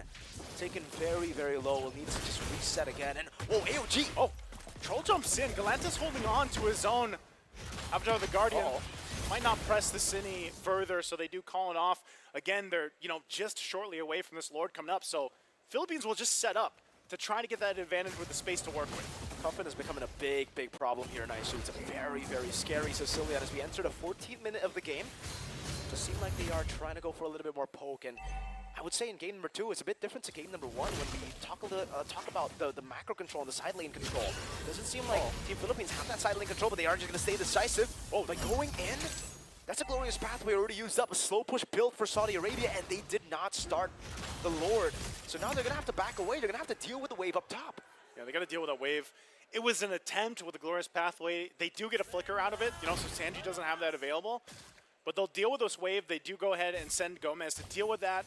They still try to get in position for this Lord, and knowing all this, Saudi Arabia is going to go ahead and probably try to start this one up. Let's see. They have the slow push. It is still going to be slow pushing, so they are in no rush. They cannot let Team Philippines hold onto it, though. There you go. The reset happens for the Enhanced Lord in the 15th minute of the game. You can see that they're going to constantly have to send Gomez up top. That's the only one they can afford to send up top because he is the only one who has the mobility to go back and forth. Not the Harith, not the X-Borg, unlike game 1 where they had the Haya. And now it's all about Saudi Arabia's control over the Lord and control over the wave. Still taking their time. They might be doing it. Oh, they're going to go for it. Glorious Pathway drop down 2. Gomez going to the backside.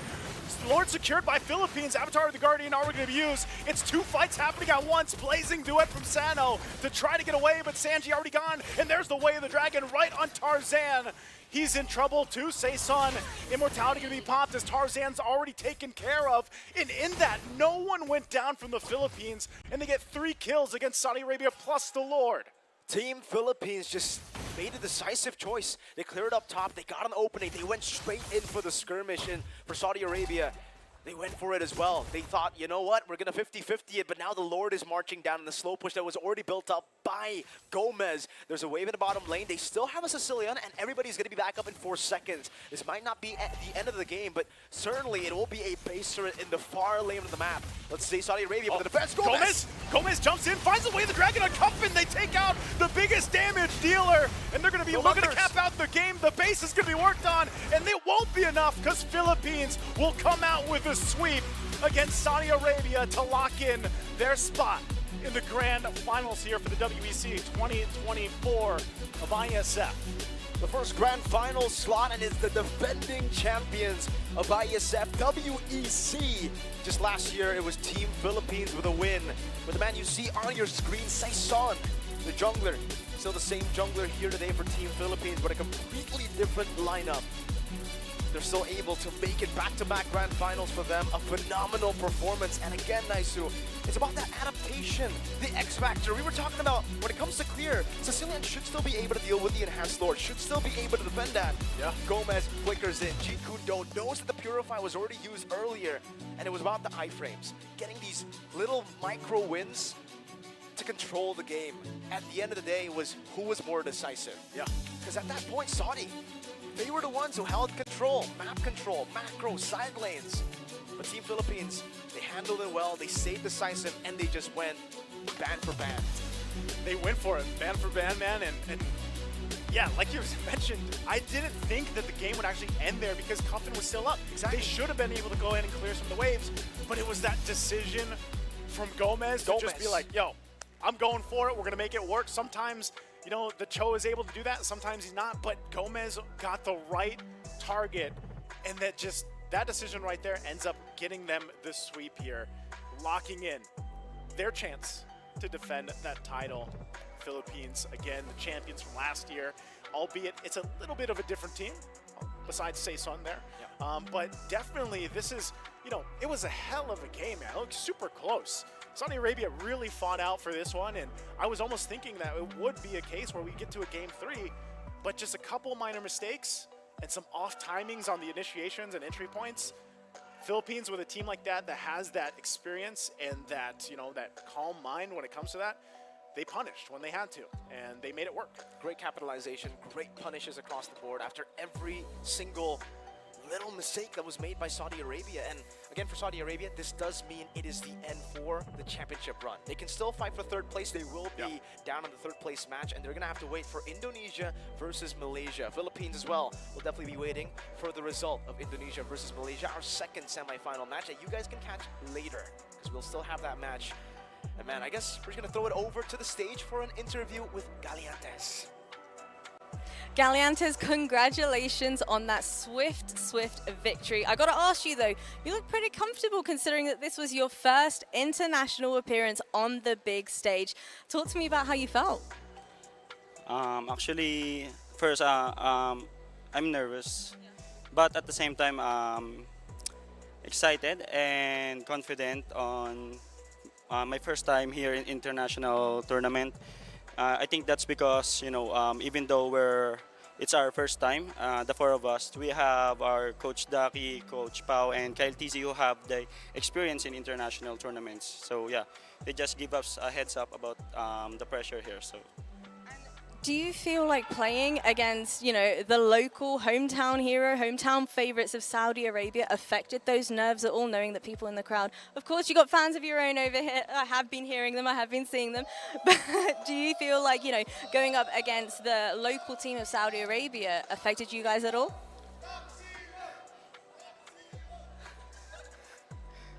Actually, I didn't feel any pressure at all. Not because we know that, you know, that not because we underestimate the Saudi, but because we're just so confident about our gameplay and we just trust each other.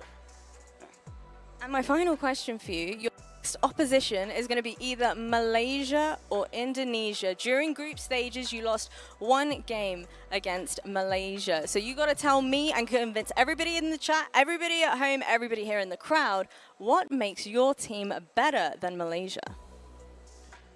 I think what makes it better than Malaysia is that, you know, we're much eager to win, and since this is our first time, and I think it's just the same. We know what to do. I think as long as you know what to do, you don't feel any pressure at all, and yes, it's because of the guidance of the those coaches and Kyle TZ, who has the experience in international. So yeah, I think that's what makes us much better than Malaysia. I'm going to give you the opportunity to say your thanks to everybody that's been cheering you on here in the crowd and also in the chat as well. So is there anything you want to say to everybody? So thank you to all fans in the Philippines, here to all our bosses, and also to our families who is watching and keep supporting us here. And yeah, I think that's all. Amazing. Best of luck moving forward in the rest of the tournament. And it is back over to our lovely analysts. Guys, places, please. Yes. Okay. We're here. I thought you wouldn't get it back in time. They were calm. They were very excited with that win. So that does mean that the Philippines have secured the first ticket to the grand finals, and the question is, who will be accompanying them? Will it be Indonesia or will it be Malaysia? And I'm kind of I was caught off guard with the questioning earlier on by Jasmine. She went for the throat. Assuming that it was going to be Malaysia to move forward. I heard that. I don't think she was assuming it would be Malaysia moving forward. I mean, she did contextualize it with the fact that Malaysia took a point away from the Philippines in the group stage. Okay, fine. So there's a little bit more in that idea, yeah. Okay, fine. I think she meant that. I think she meant that? We're going to have some words backstage then. Jasmine. But yes, an amazing performance by Philippines, taking this a 2-0 clean sweep in this best of 3 against Saudi Arabia. So this does mean that Saudi Arabia will be able to participate once again tomorrow for the bronze match. But when it comes down to the grand finals, it looks like the Philippines have a chance to defend their crown. Yeah. I hate to say it, but history repeats itself. And what does that mean? If we follow that path, that means the previous champion's gonna become this. Wait, what are we referring to? Everything. Everything? If we're talking everything, then that means what you're watching now could be. Are you talking about MSC? No, the last WEC. The last WEC. Oh, the last WEC. No, because I thought that if Malaysia moves forward and then they meet the Philippines.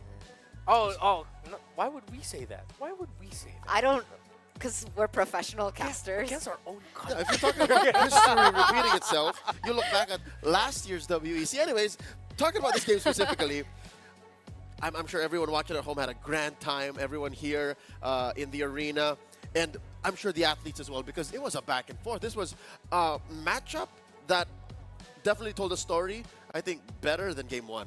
Yeah, and I will tell you guys, I'm going to say this now. That's why I like the Sicilian pick. It was Cuffin 5-4 and 10 there in the end that made the Philippine squad struggle. They needed to be able to find that Sicilian. And again, this is one of the difficult things about the Cho Rome, although, dang, Gomez made it, I wouldn't say easy, but he made the most out of it with only 1 death, 4 kills, 13 assists. That the main targets you want to kick both have Purify. Yet you would either force it out at the right time or you would just really wait, buy your time, trigger a Purify with your Jeet Kune Do, wait a little bit longer, then kick them. It was such a difficult job here for this Cho to make it work against that Claude, against that Sicilian. But that's why the Philippines and Saudi Arabia would extend fights for so long. They needed to, because they couldn't just let it be a losing trade. They needed to equally trade every engagement so that no one's base would get pushed easily. At least twice it happened wherein members would die, some would respawn, and then re-engage and join the fight. Yeah. And that's what made this, 16 and 30, 16 and a half minute game all the more entertaining because, all right, let me put this out there. If you like it, you can take it. If not, you can send it right back. I think Gomez is the MVP. I feel for that too. Yeah. The Yeah, fact I that gotta this agree. hero here can trigger Purify procs and be four deaths. Four kills, right? 4 kills. At least 2 of those were trade ups. Yeah. That's why. If this wasn't a Cho, if they didn't prioritize the Cho that early, first pick red side. Yeah. If they didn't prioritize the Cho that early, would have been a different story. It's the same situation as Game 1's de facto MVP in Gallantes. Like, Gomez here. Yeah, again, it's such a difficult and tough task for a Cho here that we've seen this in different leagues, in our own league back in the Philippines, that if you look at that and how Saudi Arabia was performing, you could have sworn that at one point Gomez would start racking up the deaths on his side. That one would easily quickly become 2, 3, 4, 5, but again, he just found the timing so perfectly, and that for the Saudi Arabian squad, again, so much effort and so much thought went into the draft, and it was a really great one at that. It's just that the most dire and most important moments, they were just outclassed. If not always by the entire team, but one player in a sequence would step up. Most of that time, it was Gomez on that show. Yeah, the draft that Team Philippines got in the end distributed the pressure and the responsibilities of damage and CC so well compared to Team Saudi Arabia, who literally just need to get Sano and Coffin on. Yeah. If either of them use their Purifies both and miss their damage windows, which is literally Bat's Feast and Blazing Duet, if those are already checked off and Purifies already checked off, Philippines can re-engage. Yeah. So I have a feeling that even if this did go to the late game, like later game rather, 21, 22, I think some way, somehow, Philippines would have found a way to regain control. Yeah, there were definitely loopholes to that draft that we saw earlier from Saudi Arabia, but there were glimpses of brilliance in it. And, you know, other than the fact that we addressed that there was an outclass in terms of, like, play style and the way that they rotated from the Philippines, I did see some few mistakes coming in from Saudi Arabia. I think there was discipline issues sometimes. Like, I remember the Lord take, they were able to get the Lord, but yet they still went in for a re-engage onto the Philippines that eventually led them to lose that team fight and lose the Lord advantage. Like, they weren't able to utilize it to its utmost potential, and that eventually also helped the Philippines get to where they were. I think the dub for the Philippines did come as free as we would like to think, or the way it sounds like for us, because there were some moments backstage where we were watching and there would be way too many trades happening for Philippines. Like, does it feel like our boys are getting impatient? And it might look like they were, but I think that was just conditioning. That was just them figuring out how to get away with the Jeet Kune Do Purify kick. Yeah. Because you don't get that for free. Like, with the current brawly state of the meta that we have, like, I don't Like have a that, problem with that. because- Brawly. Yeah, brawly, the brawly meta. Like, it's warranted against both of these two lineups. Because again, so many times in the past, we've seen a team lose one fight so hard at a certain point, suddenly it's over, push with the minion waves, that's it. Teams across the world have improved with managing the minion waves, have improved with the right timings, and understand the power of forcing your opponents to fight you because you're so confident that you know that you can make the most out of an error that they have on your opponent's side, that you can build an advantage from there. That's why it's a brawly meta now. People just won't settle for, hey, we got the Lord, we're out. We're out. Nah, you can still continue to fight. So I feel like it's just a little bit more tweaking now in terms of like importance, what you think of when you could actually go for it. So I'm looking forward to seeing how Malaysia and Indonesia now are going to play this, because this game number 2 between Saudi Arabia and the Philippines was exciting. And now you feel how we felt for this series. Why the long face? Why? It's going to be a good match. Yeah, it's going to be fun. This is Indonesia, who has been tearing it up after the playoffs, right? And Malaysia, who, as Jasmine said, scored 1 against the Philippines. You know, we'll answer that and talk about it more after the break. Why don't we? Why don't we give Eterna some time to become professional again? Okay? So we're going to take to the break, ladies and gentlemen. We'll see you after. Yeah. Guys, I'm stressed.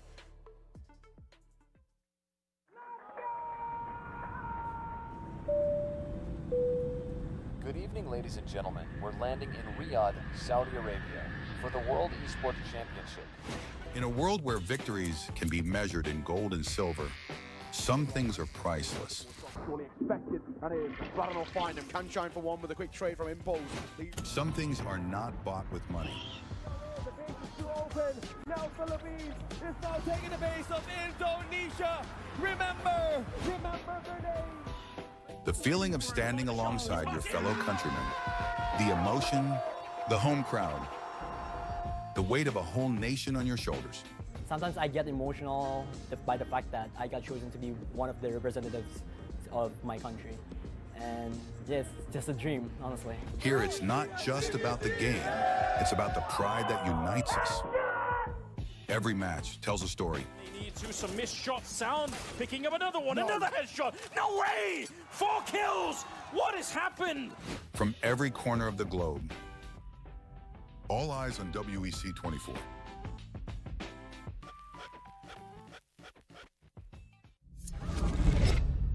Early 1970s.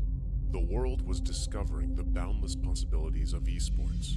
While esports offered endless enjoyment and addictive allure, it lacked a certain depth and a sense of purpose.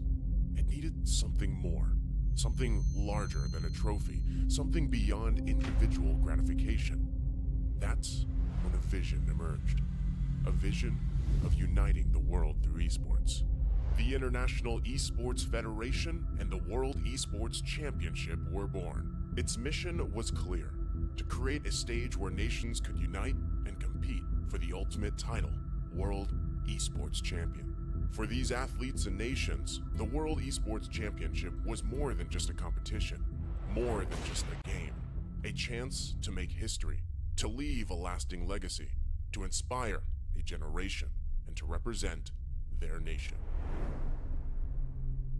Over the years, IESF started achieving greatness, year by year. Korea, Indonesia, Israel, Romania, worldwide. The World Esports capital changed, each year expanding significantly, getting bigger and bigger. Fast forward 15 years, IESF was determined to show the world the most valuable World Esports Championship. 140 nations gathered in Riyadh, Saudi Arabia. The WEC 24 story. 2024. Saudi Arabia prepares to host the 16th World Esports Championship after a spectacle made in Iași, Romania by IESF for WEC 23. New president, new challenges, and quite a bumpy road ahead. As the calendar turned to January, the national qualifiers took place, breaking dozens of records. In a wingspan of 3 months in every nation across the globe, athletes competed to get one step closer to the World Esports Championship and represent their nation on the global stage. However, as fate would have it, the road to WEC 24 was far from smooth. Things went south. 2 out of 3 offline regional qualifiers were forced to go online. Even though that barrier occurred, the online regional qualifiers shattered previous viewership records. The hype for WEC 24 was real. Meanwhile, Africa. IESF showed just how much potential is hidden in Africa. Over 180 athletes, 17 nations, and thousands of fans. All in one place for one specific reason: esports. The bumpy road came to an end. The slots for WEC 24 were secured and everyone was ready. The much anticipated 16th World Esports Championship set sails. WEC 24 Day 1.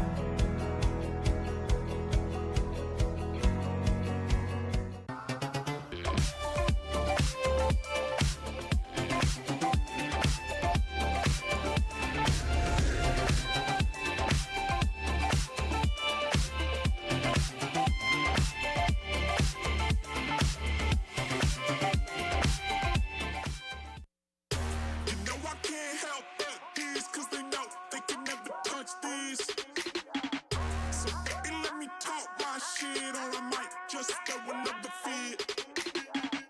You know I can't help but these, cause they know they can never touch this. So baby, let me talk my shit, or I might just throw another fit.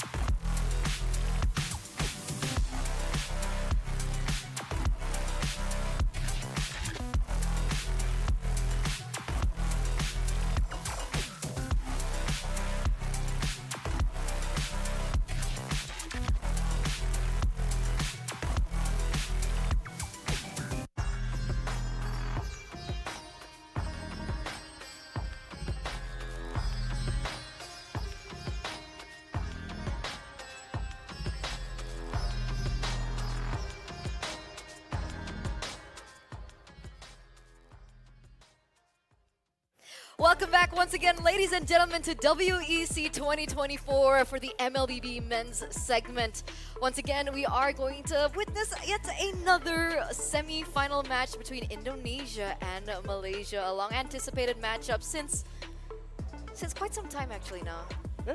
It's been quite some time. You guys are now back watching the English broadcast with me, Turna, as the desk host, and of course, I'm not here alone. I am with what did you ask me to call him? Rep Mike. You want me to quickly change that I Rep am not Mike. alone statement to I am now alone? Let's get out of here.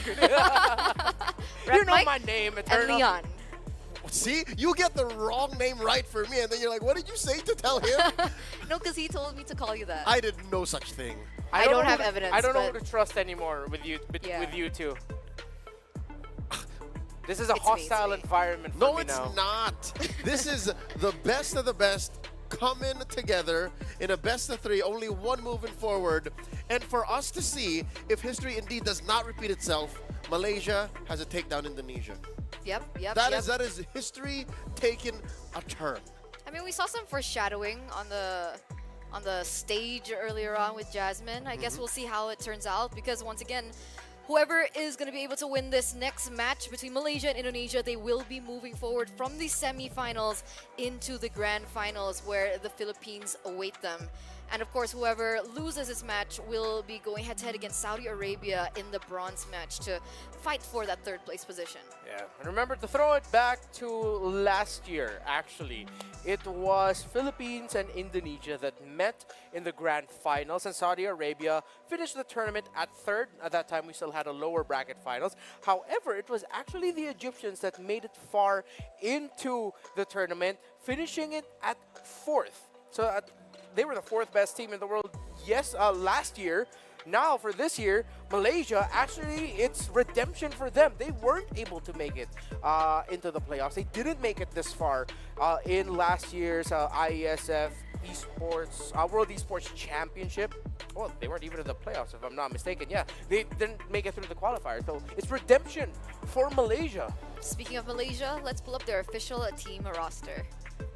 And here it is for the Malaysian team. These are names that we're not unfamiliar with at this point. Loliel, Yums, Stormy, Sakai's, as well as Gojes. It's 4-1. This is the trademarks SRG. Although you are used to that XP laner being Kram, he is Filipino. So instead we have here Gojes, who's been there since the very beginning. Yeah. All right, and then you have Loliel, a loan from JP Niners, who is fighting for country this time. Also in the bench is Zach Cutie, but Stormy's here, so let's pick Stormy. Stormy is one of the best mid laners in the world right now.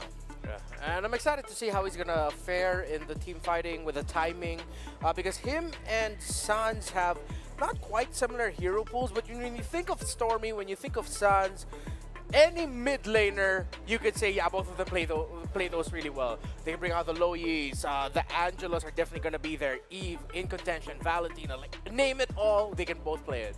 I like that you mentioned Sans, because now we're going to welcome the official team lineup for Indonesia. And from Indo, nothing has changed either. We have Luke, Albert, Sans, Keyboy, and CW. It's the same situation. It's a 4-1. 4 from Fnatic Onyx. That's true. Indo, and one from Bigatron. BTR's favorite, that's Luke. All right, my favorite. Miracle's personally. favorite too. Anybody from BTR from Miracle. But interesting how about a month ago, under an interview with the press, Go just said, I think, based on performance, Indonesia is the best team in the world right now. Now he has to face off against them in a best of 3 single eliminations. Yeah, He got what he asked for. I'm glad that it goes back to Gojes with his statement, because now he's going to be going up against Luke. We've seen way more of Luke than we have of Gojes in year 2024. However, I must say, it feels as if it looks like Gojes has been playing for majority of the year. He's been dependable in the EXP lane for Malaysia, and that's difficult to say as for someone who barely saw pro scene play. He was behind the scenes for most of the time, but it looks like he really prepared his butt off to be ready for WEC, and he's been doing really good. All right, let me just preface this. The draft is almost upon us. There's some setup, but if you guys have been watching the previous days of Competition Heal, you know that Gojes, man of the hour now, has been playing a lot of Hilda. Just an infinite amount of Hilda, right? Earlier today, we saw Luke and the rest of Team Indonesia figure out the solution Yeah. to the Hilda. You think Team Malaysia is gonna ban out the Uranus so that they could still play with the Hilda Gambit? Or, I mean, with Arcadia in the mix, what if they one-up it? Oh. What if they outplay the Uranus? Don't, What if they bait the Uranus? No, don't tell me we just end up going back to Esme Uranus again. I'm not Okay. ready for that. Yeah, I wasn't ready for that kind of answer. Yeah. I was looking for an answer, but I Hey. wasn't ready for what if they answer the Uranus. Hey, I mean, we're talking about the #1 region that everyone is looking at right now, especially after what we saw at MSC. Yeah. Yeah. A lot of eyes in Malaysia. And you can also tell that they know that one of their strengths is creativity. Similar to your champions in MPL Indonesia, Team Liquid ID. SRG aren't afraid to get creative. It's not just the Hilda. It's not the most creative because it's literally there. It's one of the picks of the meta. Goja still can play the high loss and with the revitalize and all that. But I want to take it away from SRG or Team Malaysia now to surprise us and just go, hey, here's one of the unique picks we prepare out in the gold lane. Here's something in the mid lane for Stormy that you're used to him playing mages. What if they're one of the teams that end up playing something along the lines of, and we see other regions sort of preface it in tournaments leading up to WEC with fighters, maybe even assassins in the mid lane. Like, I want to take it away from SRG to even like consider, or Team Malaysia to consider that. Did you say assassins in the mid lane? Okay, that might be a little bit too crazy. Maybe I have been ending up with some sabers in my games in mid lane, and they've weirdly enough worked. And Not even Rome? Not even, no. You want to know a funny thing? I played with a couple of Suyo roams leading up to WEC. Suyo roam? And somehow they made it work. Suyo mid was a thing. Yeah. Wait, what? Yeah, Suyo Where? mid was a thing. When? Hoon was doing it. Oh. When he was very new, when Suyo wasn't even allowed in professional play. Yeah. So I think now is the best time for these two teams to really flex like what they got in terms of creativity. This Malaysian squad has shown that they can play Chang'e in the gold lane and make it work with a different player. Yes, but this is Lolia. Like, yeah, it's Lolia. Who's like, come on. Maybe he can bring on the pocket picks here. Yeah. I don't know why. Something about this matchup is making me look for pocket picks. I understand. I understand the sentiment. When it comes down to creativity, I think SRG has an edge. But if we're talking about hero pool, I do believe that, well, Indonesia has it. Fnatic Onyx, right? Yeah. Plus Luke. She's confident now. No, I'm not. You're getting more. You're getting a little bit more confident. I'm just trying to keep things professional. Okay. Even though that if Indo lose this, they're gonna have to settle for either 3rd or 4th place.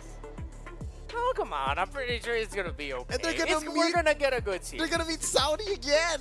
Yeah. Saudi swept them in groups. Oh, you're Oh right. You're right. It's okay. Eterna, it's okay. No, all right. If this is of any consolation, all right, I mean this in the most professional way. Okay. I think Luke is going to win XP.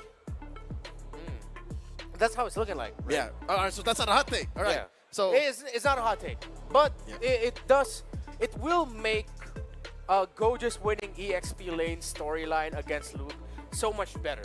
Again, it's a disparity of we've seen way more Luke than we have Gojas.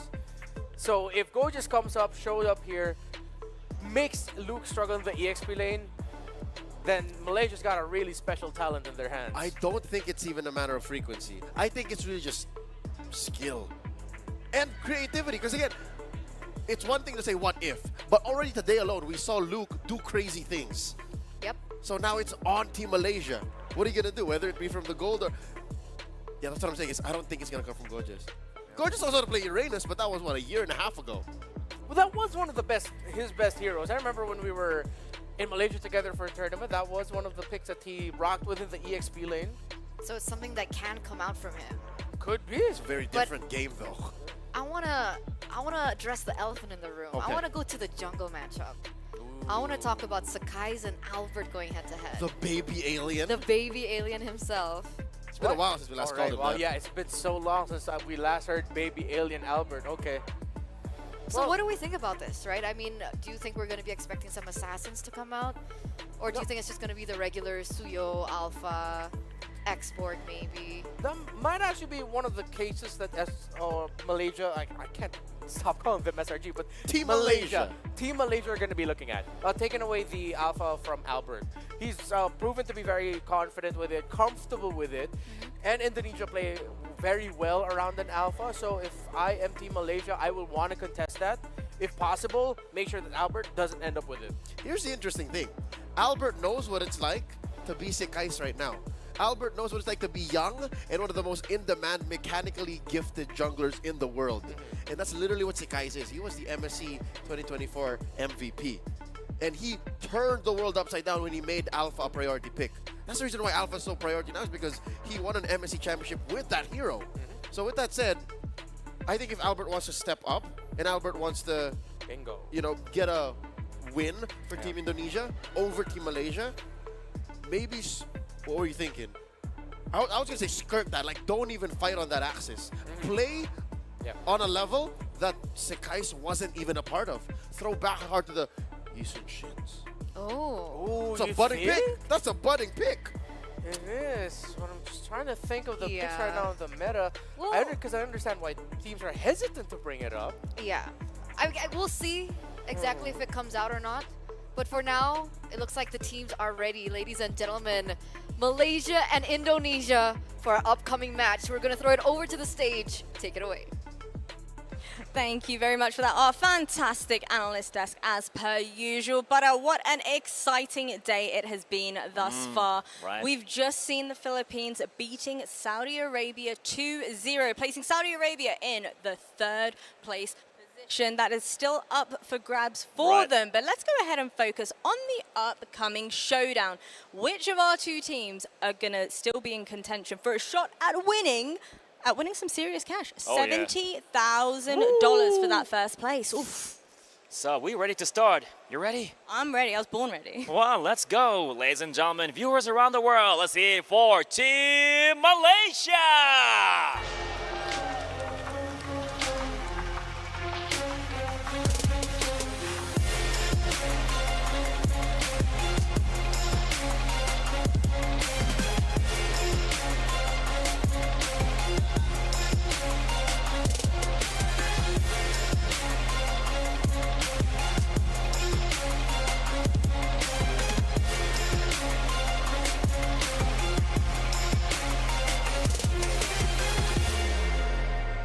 And their opposition coming hot off the presses, already having won in a 2-0 fashion today against Mongolia.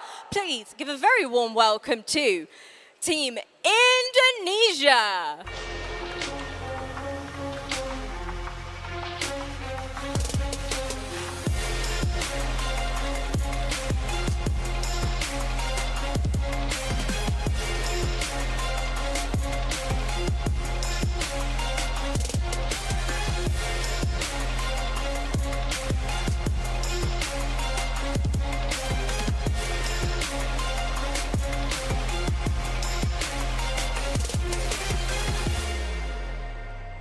Well, here you have it. We gotta have Malaysia going against Indonesia. Who's gonna make it happen? What kind of hype we're expecting? Well, a lot is pretty much gonna take place in this match. One thing is for certain, confidence is in abundance up here on this stage, but I want to find out what our fantastic talents have to say about this showdown. And we're back onto the panel, ladies and gentlemen. Thank you so much, Bara. Thank you so much as well, Jasmine. And of course, good luck, boys. Good luck, Team Malaysia. Good luck, Indonesia as well. You can see them trading, what is this called? Fist bumps. Fist bumps. That's what they call it. I don't think they're trading fist bumps, but they're trading fist bumps. In the spirit of sportsmanship, they are fist bumping one another. There you go. I finally got something right. I'll trade you a fist bump. I'll give you one. You give me one. There you go. Yeah. Trading of fist bumps. There, follow that. That's a new trend set by Turner now. I like that. Trading fist bumps. Hey, hey, don't sell yourself short. You've gotten a lot of things right. Something about this matchup is really perplexing you. Yeah. I'm fine. Are you sure? Yeah. Not just nerves, is it? I'm fine. I'm fine. All right, just to carry on from the discussion we had prior to the player walkouts. Yes, let's do that. Albert, right now, I think there's a lot on his shoulders. Because I think he's in the Goja situation, you know what I mean? Yeah. Like, we haven't really seen much of him for a while. That's true. And then now, since he's the only jungler in Team Indonesia, he has to step up. And step up he has. Like this is Albert unleashed. Yeah, if I'm not mistaken though, I think we have seen a little bit of coverage or teasers from the... Of course, we know that the Indonesian squad is made up mainly of Fnatic Onyx members, plus Luke. I don't know since when, but it feels like Albert has been preparing for this for a very long time. He knows what it takes. Yeah, he knows what it takes, again. And leading up to this, we've been seeing or hearing a lot of things in the behind the scenes that Albert really has been preparing like crazy for EWC. So, or WEC rather. So now that would make this matchup between him and Sekai like even more interesting. Because like, what if the alpha gets taken away? What if you are put into the hands of like very high mechanic, aggressive assassins that we know Sekai is so good at playing in right now in this current meta? But remember, the Suyos are still on the table too. We saw Albert perform in the Suyo earlier on, the way that he was able to rotate, dominate. So, you know, if we lived in a world where everything went right, I would love to see an assassin showdown between Sekai's and Albert. That's something that we have not been gifted to see just yet. So coming into the drafts, ladies and gentlemen, Malaysia first pick, Indonesia with a second pick. It looks like the bans are coming through quite slowly, but do you think we're going to be expecting something similar to what we saw earlier on the day? In terms of the priorities, I think Malaysia is looking into respecting the Eve. You can't give that anymore to Sans. So that still leaves the Lo Yi and the Angela open up for him. The two other heroes that he's shown so far. And with the playstyle of these two teams, for sure, any of those two mage pickups for Sans might give difficulty or end up becoming a blessing for Malaysia because they're ready to deal with it. Look at the quick pace of these bans coming up. Like not even 10 seconds past the timer starting and they're already taking out picks. The chip still up, by the way. Is it going to be a blue 3 ban here for Team Malaysia? Because if not, does Indonesia... Oh. Okay. Malaysia's saying, no, you do it. You ban it. Yeah. And look at them respecting Luke, taking out the Phobius and the Hilda right away with the most high impact. Because if you're Indonesia, you're not going to be rushing a high loss pickup. So at the end of the day, you get one of the best EXP laners in your hands, whether it's going to be the Gatot or the high loss in the hands of Gojas. It's a comfort.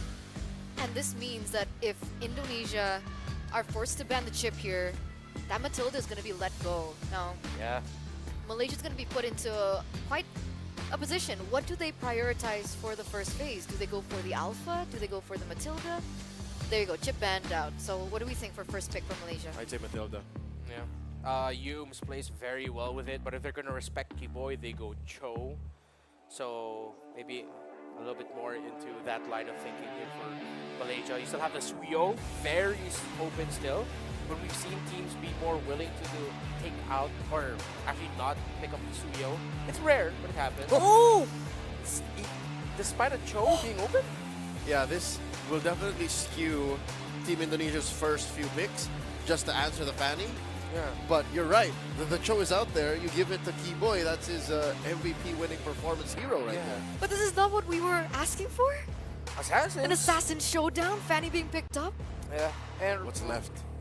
We're not going to go Suyo here. Suyo, Nolan, Alpha, Suyo and Assassin. Suyo's a fighter. Hayabusa, Ling. Suyo's a fighter. Yeah, I think Alpha or Nolan is more of the play. They go Gatot. They don't care. They go Alpha. Oh, man. You know, if Indonesia wants to pull a card from what we've seen from Cambodia and other tournaments, Myanmar from other tournaments and Philippines from other tournaments, I really want to see them heavily consider a Fredrin EXP lane.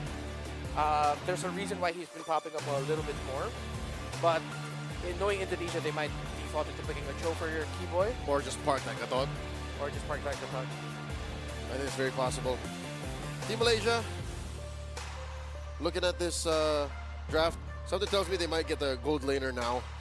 Gold laner plus maybe... Would they consider an Angela if Golden mid. Gold laner plus an Angela, because Angela or Cho as the third pick for Indonesia, they all seem really good. Oh, just the mid then. Lo Yi's open, so they pick that up, and there's actually a flex. Like, I can't say that for sure this is an XP laner. Yeah, that makes sense. Yeah. And they also took away a really huge hero for Sans. Coming into WC, he's been performing incredibly on the Louis. They take it away. And now last pick. Do they want lockdown for the Fanny? Do they want to pick up something like the Cho? Or do they want to go for something that accentuates their draft a little bit more, like maybe Matilda here? Still. That's up to their choice. But they go Brody instantly. Solid, soft counter to the Fanny. Like, she comes in at the wrong angle. He can catch him with the corrosive strike. And then get enough stacks to pop that ult before she can get away. Would we call it a counter? It's a soft. Or just a good lane against a roaming Fanny? It's a soft counter. Soft counter. Like, it can take care of itself. All right. Yeah, you get it done. It's like a 1-1 into a Yuzhong. Like, it's made to hunt you down, but you can deal with it. All right, so coming to the second phase now, we do see the Tigreal does get respected away. They are seeing that the Hylos is flex as well, right? And they're going to respect that possibility. For Malaysia, what would you eliminate here? Attack mid laners. Choke out Gilak Sans. Yeah. I mean, the last other option that we've seen Sans play so far is an Angela. Kufra. They're willing to ban a Kufra out. Dude, they're protecting Sekai's pick here. Yeah. It's got to be Cho next, right? Yeah. Because if the Kufra and the Cho are gone and you still pick up another heavy frontline presence alongside the Gatad Kacha and Alpha, then that might actually bode well for the Fanny. If the Fanny can actually get the farm up and not have that much of a problem getting the resources, because that leaves the back line of Indonesia a little bit more open, so it's a little bit more free for Sekais to go around, just swoop in. So what's it gonna be? Last ban for Malaysia. It's got to be the Cho or Like, something in mid. You can't prioritize Brody with something like a Kaja, right? Kaja, Franco. Would that be a good mix? I'd feel bad for the Kaja or the Franco up against the Loyi and the Hylos. All right. You can answer with mid though. You can answer with like Aurora. Yeah. So I'm guessing you ban the Cho or the Aurora. I'm still thinking there's still maybe still room for an Angelo, but no, they go Cho. Yeah, they respected Keyboy's picks. Wow. They're shutting him down. They want to protect Sekai's here. So they go for the Vexana pick for Indonesia. They're going to utilize that onto Sans. Okay, so far we don't have a pick for Luke yet. We don't know. We don't know if Keyboy's playing the Gatot or... I don't like Edith into Fanny. Or Edith into a Lu Yi. Like, those are two bad ways to go. Agree. Another frontliner from Malaysia will be really good. I think this is already a go just EXP lane high loss. They could potentially pick up another roamer that could pack Revitalize, although the main options for that are already gone. So probably won't see that. It's weird, Do you want more lockdown? There you go, Edith. So they get the Edith, right? Yeah. It's better for them than it is for Team. That is a XP lane Masha. Yeah, that's an instant response to that. You're thinking about the 1-1, you're thinking about the first entry coming in from the Fanny that if you want to swoop in, it'll be the Masha bursting down that Fanny. Yeah. It's been a while since I've seen a Masha versus Hylos with a Revitalize most likely going up against each other. So I'm interested to see how that's going to fare in lane. It's a matchup we don't see. Yeah, because the Hylos doesn't need much. The Masha, on the other hand, scales. It's fine. It's fine. It's all good. We're going to throw it over to our casters, ladies and gentlemen, to bring you game number 1 in this match. Indonesia versus Malaysia. Boys, what do you guys think? Well, I'll tell you what we think here. Eterna and panelists Renmar and Leo, we can feel or see. I feel like we can visibly see how nervous Eterna is right now with this matchup. Again, it's a semifinal here. The winner of this will be heading on over to face off against the Philippines at the grand final. The loser of this will be going off to fight for the battle for 3rd or 4th place. This is all happening tomorrow. This is our last live stream match here. And again, I'm Naisu, joined here aside with Mirko to bring you the action to close out our day today for the MLBB Open WEC 2024 for IESF. How are we feeling about the draft, man? Honestly, I mean, looking at the draft, for me personally, I like Malaysia's draft, right? But those are some signature picks for Indonesia. That is Masha. That is Super Luke's Masha.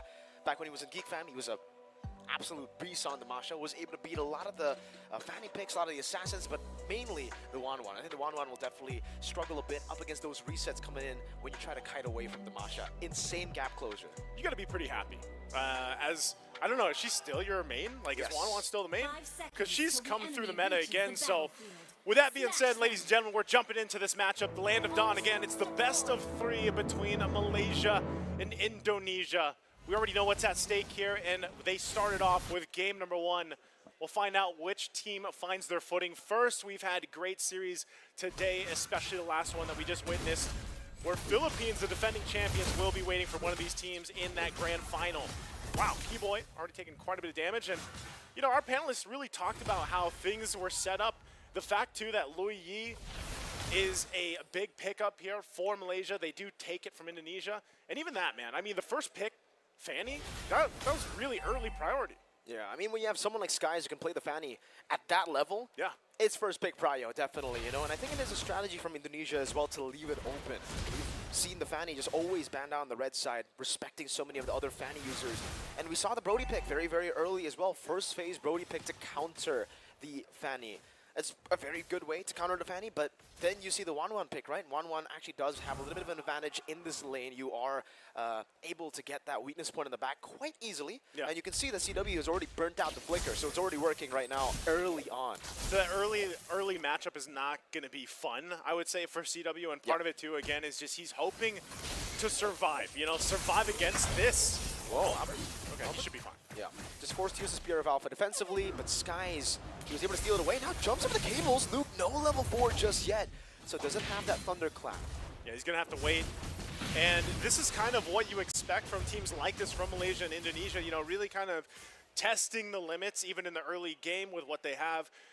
And a lot of this also comes down to just very comfort picks for key players here from both sides. And what it'll ultimately lead to is now that this turtle is up, those level 4s and what's available are going to play a big part of this. You know, again, Gojes has that Glorious Pathway plus the Revitalize. Keyboy's still waiting, though, right? He's only level 3, doesn't have the jump that Avatar of the Guardian, but they can still extend a fight simply by having a Revitalize themselves. Okay, come on, Eternal Guard locking him down right now, but look at Skies coming in with a Shatter Flicker from Yums. Good flicker out from Sans there, but it's going to be first blood over. Yums picking it up with that level 4. Skies going for the chase, but unable to get Sans down. It will just be a 1-for-0 trade right now. Right now, Luke, enough to just kind of keep them at a bay, really, from actually committing to the objective, because Sakai's also needs to go grab his buffs. But that is first blood, right? First blood in the hands of Malaysia. They're going to work on that. They did get Albert out of the exchange, and they'll go ahead and set things up. Once that buff is locked in, we'll probably see the rotation up here. And right now, Yum's going to keep Keyboy under control.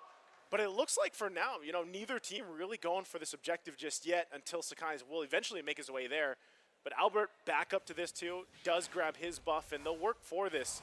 They might look for a pick off here, but ultimately, this is going to be the main focus if they actually go for this turtle or not. You see that Keyboy is already forced back. Might actually still walk up. Skies with the cables, looking for Sans right now, doesn't have the flicker. Throws out a terrifying Eternal Guard, will be able to connect out the Skies, but he just goes in with the cables again. One last shot is all he needs. Meanwhile, Keyboy with the EOG, connecting to 2, getting in the taunt down. Yo's very low, the Thunderclap over. Yo's still able to survive. Will Luke be able to do it? No, he gets bursted down. And Albert in trouble now. Sakai's looking to clean up the kill. Yo's jumps back in. It's a triple for Sakai's. Triple kill for Skies on a Fanny. It's not just a random triple for a random player. This is a signature pick for Skies. Oh, man.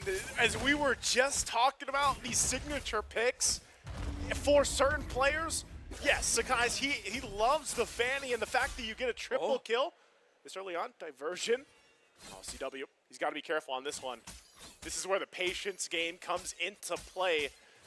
We'll see if he's actually able to, he gets some information. Good read. So he's going to be fine. He should be able to go install this out. And he's got backup from Keyboy here too. So I think that ultimately does keep that from happening.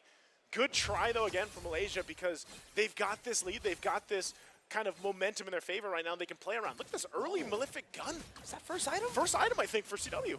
That is very, very interesting. Try to put in the poke, I believe here. Trying to outrange the Wanwan very early on. Good damage from the Curse Blast, but yeah, for Indonesia, the fact that usually it's already really scary to go 50-50. Yeah. Wait, hold up, Yums.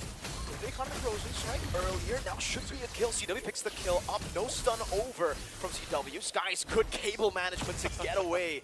The AOG from Keyboy just to get a bit of reinforcement in that bottom lane. Yeah, you know, seeing Humes go down there just reminded me of the last team fight we saw break out. The fact that he didn't go down and, you know, he's able to even jump back into the fight and get a kill. And this is one of the things about Edith or Cryo under the turret. Luke, now with a thunderclap, just a few more cables. Good read by Skies. Reading the flicker from Luke, getting the kill up top, and that's another. Make it 4 for Skies. All right, anytime this happens, Mirka, we know when a Fanny gets this kind of scaling, it's really difficult to deal with, especially in a player that specializes in this hero. You can see what's happening here, even topside. Again, Sans good terrified down, but there's going to be another cable. Eternal Guard, Skies so clean, surgical on the Fanny. Man, how do you stop this? You know, how do you stop just Skies alone from snowballing further? He's already snowballed. He's already a snowball for the team themselves for Malaysia. So you've got to be able to respond to this for Indonesia, trying to, you know, find what they can across the map. Turtle's going to be up here. They might still go ahead and try to fight for it. Spirit of Alpha over to go just now with the thunderclap as well. Good glorious pathway, Keyboard amidst it all. Now the cables coming through. Albert will be targeted down. The AOG doesn't connect onto anyone, forcing out the Revitalize. Meanwhile, Skies again getting an off angle. Thunderclap over from Luke. Now stun onto Gorgeous, a Terrify as well. CW putting the stacks down right now. Does he get a tournament? Never really does. One last shot, Gorgeous burning down, but still able to survive. Skies looking for the cutthroat, gets stunned up, and now a few basic attacks. Yumes! He goes in. Yumes wasn't able to clean up the kill either. CW, but there goes Stormy. Stormy will clean up CW. And Stormy now trying to run away. Sans with a flicker forward, doesn't find the curse. The Eternal Guard! Stormy getting away, throwing back a few shots at Sans. Zoning him away. He will be taken down, but it's an execute. Well played. I am so surprised with everybody around Stormy, the fact that he gets executed after all of that. But going back to now, the fight for the purple buff, it is going to be taken. Albert doesn't grab it. The turtle's still up, mind you, against all of this. So what a play. I mean, very down to the macro decisions from Malaysia to play around Indonesia like that. We'll see how they adjust. Albert this time is going to go ahead and start up the turtle. And Humes and Gojes looking to go for the sandwich again. Defensive Spirit of Alpha already. Keyboy in the midst of it all. Caught again. AOG defensively. Luke taken down to his 1 HP bar. Those are all the HP bars taken out already, forcing out the flicker. Meanwhile, Gojes in the back again. Keyboy able to find a taunt right now. Sans goes in, but no. This guy's continuously dealing out damage. Finding another Alpha with the Spirit of Alpha, locking Skies down still. Getting out with the cables. Luke didn't come in time to get the thunderclap, to get the assassination. Didn't come in time. And look at what's happening here. Malaysia, full force forward. They got the objective. They're possibly going to get some more, at least a lot of damage here on the tier 2 turret already at this portion of the game. It's getting really difficult for Indonesia to go ahead and find the space to move around the map with the way things are going. And every single time they approach some of these choke points around the jungle, it's that utilization of having a Hylos, plus the fact that even noobs can jump in, and not to mention, you still haven't solved this snowball effect coming out from Skies on this Fanny. They might try to make a play here, though. Keyboy charging on up. Getting the taunt down onto Young. They will throw out all the abilities down. Keyboy, AOG defensively, good timing. Gorgeous will go for the chase right now. Slowly will be caught, but Spirit of Alpha. Last shot, Luke finds it. Cables from Skies. Albert still able to get the angle to escape, but the lethal ignition just ticks down on him. Again, they're trying to find these moments where they can win these team fights, but every single time Malaysia's able to find another way into the fight, to find another way to get it out and disengage. And again, a buff diversion here. Diversion up top. Luke could be in trouble. They're going to go for him. Luke will be caught. Thunderclap coming. Oh no! Not enough damage. Skies just bursts him down. 100-0. 8-0-4 right now for Skies. Look at the damage. This is what I like to call big damn. And right now, it's all Sakai's here on this Fanny. Just 46,000. And that's why I'm saying it's going to be great when Indonesia finally shuts him down. Because look at the amount of shut them down. Yeah, that's the big question. That's a big question mark right now for Indonesia. How do you catch him? How do you even stop just a Fanny in general in the tracks? You know, and that's what they've been struggling with at this point in the game. Almost 10 minutes in, Lord is up, and Indonesia wants to go fight for this. Lolio does pick up his own Malefic gun this time around. Skies will go ahead and start this Lord up, and it looks like Indonesia wants to get in the zone to contest this, but is that the right decision? Eternal Guard Well, they can't look for an angle at all. Indonesia will just have to concede the first Lord of the game. And Malaysia takes it no biggie. Good zoning, good control.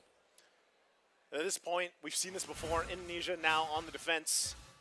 And you have to kind of break down and look at the lineup that they brought to this fight. We haven't seen just yet, albeit maybe one moment when CW was able to get some marks off, but he couldn't clean up the kill with a torn apart memory. Maybe if they can buy some more time, he's going to have enough itemization to actually clean up those kills, but he's got to survive too. Someone's got to protect him. Here comes Skies again. Was going to try to go for the purple buff. Doesn't get it this time. At least Albert secures it, but they've all got to be ready for this push from the Lord. Mid lane. They might just get the shields down to the base turrets if Malaysia does do that, because right now Indonesia should be able to clear things up. Luke! Bottom lane, thunderclap, one last shot, the crossbow, tang in time, Loliel cracks open the weakness points. Now in the mid lane with the glorious pathway slowing them down. Skies is looking for an angle of attack again. He needs to be very careful about CW and the stun. Keyboy trying to catch him mid-air.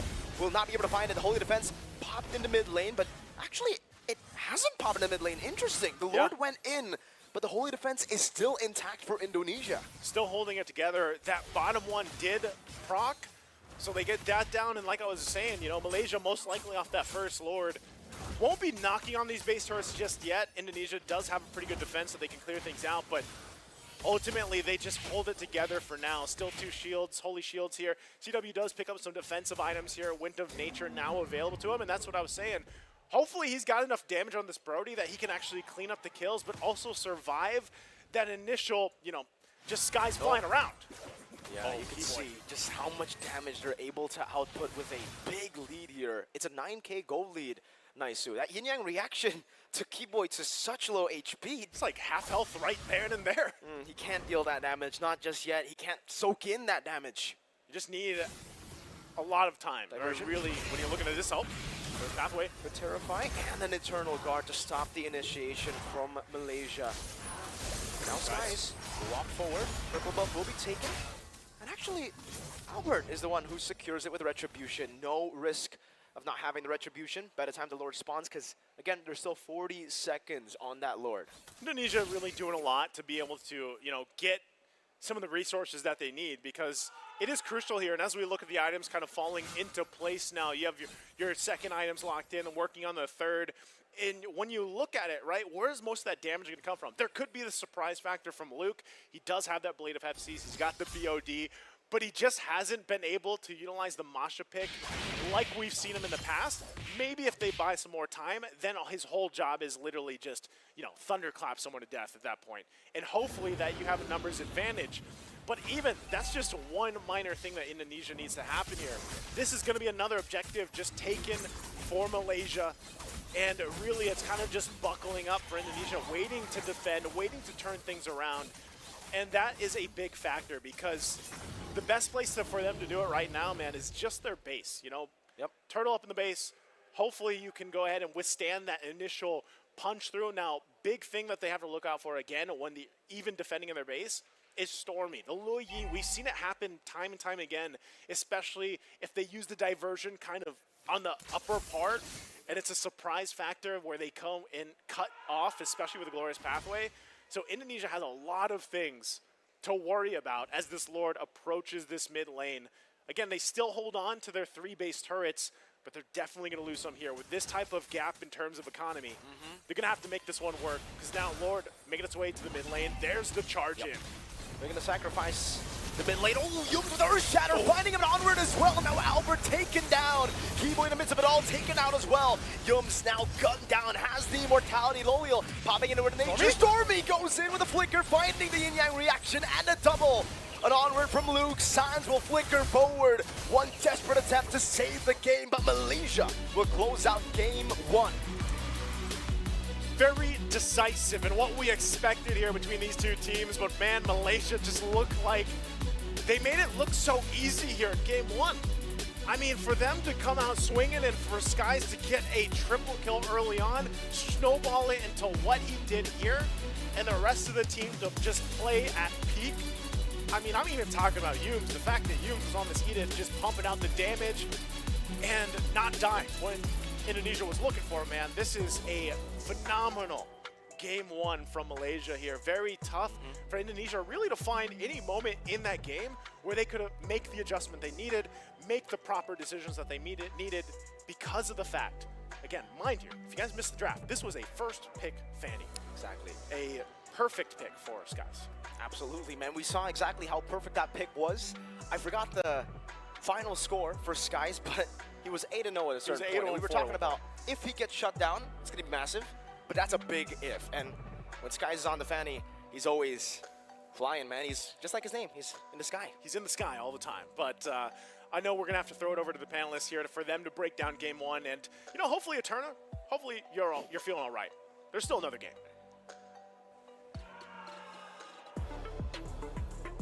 Eterna, you okay there? You good? This is where you talk. You all right? Guys, Fanny. Guys. Joe. Guys.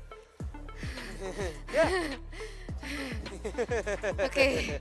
This is where you guys fill in. All right, you want to say it? Yeah. All right. On three. 1, 2, 3. Draft. Yeah. Yeah. That was a very dominant victory from Malaysia, ladies and gentlemen. Thank you so much, casters. Thank you so much, Mirko. Thank you so much, Naisu, as we're going to break it down for you. Yeah. You know, one of the big questions we had going into that one was high loss and the last pick Masha. Because in my head, even though that's a matchup I don't see a lot, I was thinking, wait, can't high loss literally just be like, I'm right here, you're getting hit, before level 3, there's not much you can do to me, I have revitalized, I'm okay. And I thought maybe they picked the matchup because they know something we don't about the matchup. But no, Luke was frozen in lane up against that half-man, half-horse high loss. It's not even before level 4 you can't do anything to me. For a good 10 minutes, there's nothing that the Masha can do to the high loss. So that alone undoes the whole discussion of how we think Super Luke with the Masha is going to dominate Gojes in the XP lane. Not to mention how in the first phase alone, it seemed like Team Indonesia was so confident that with the Gatot, Alpha, and Brody, they can stop Sekai's Fanny. But there you see how the Cho was open. Yep. Like that was such a telltale sign that maybe Indonesia were thinking, yeah, we got this. Yeah, and usually when you open up and give a Fanny and a Cho is open, you take that Cho.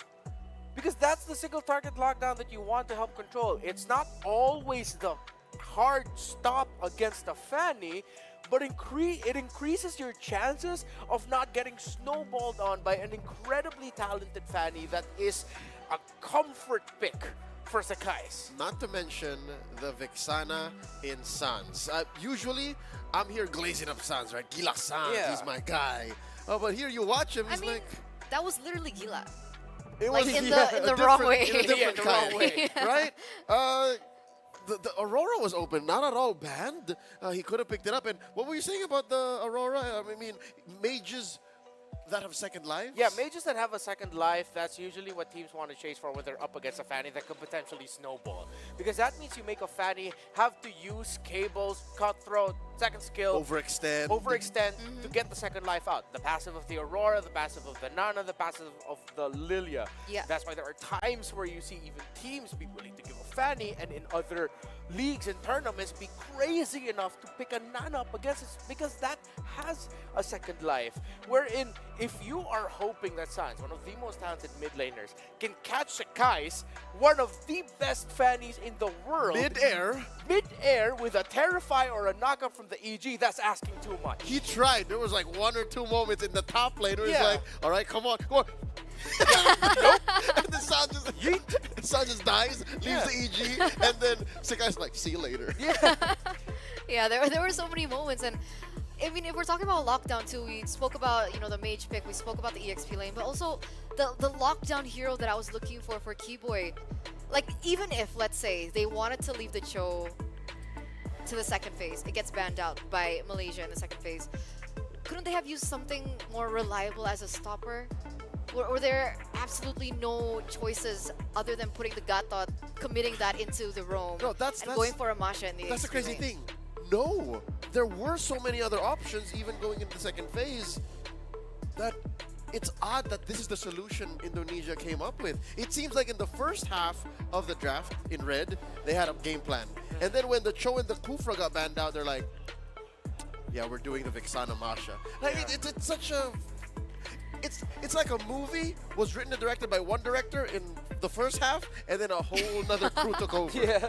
Like, that's what this feels like. Yeah, okay. So from the side of Malaysia, they first picked Fan, right? First two picks on the side of Indonesia was the Alpha Gatot Kaca. Yeah.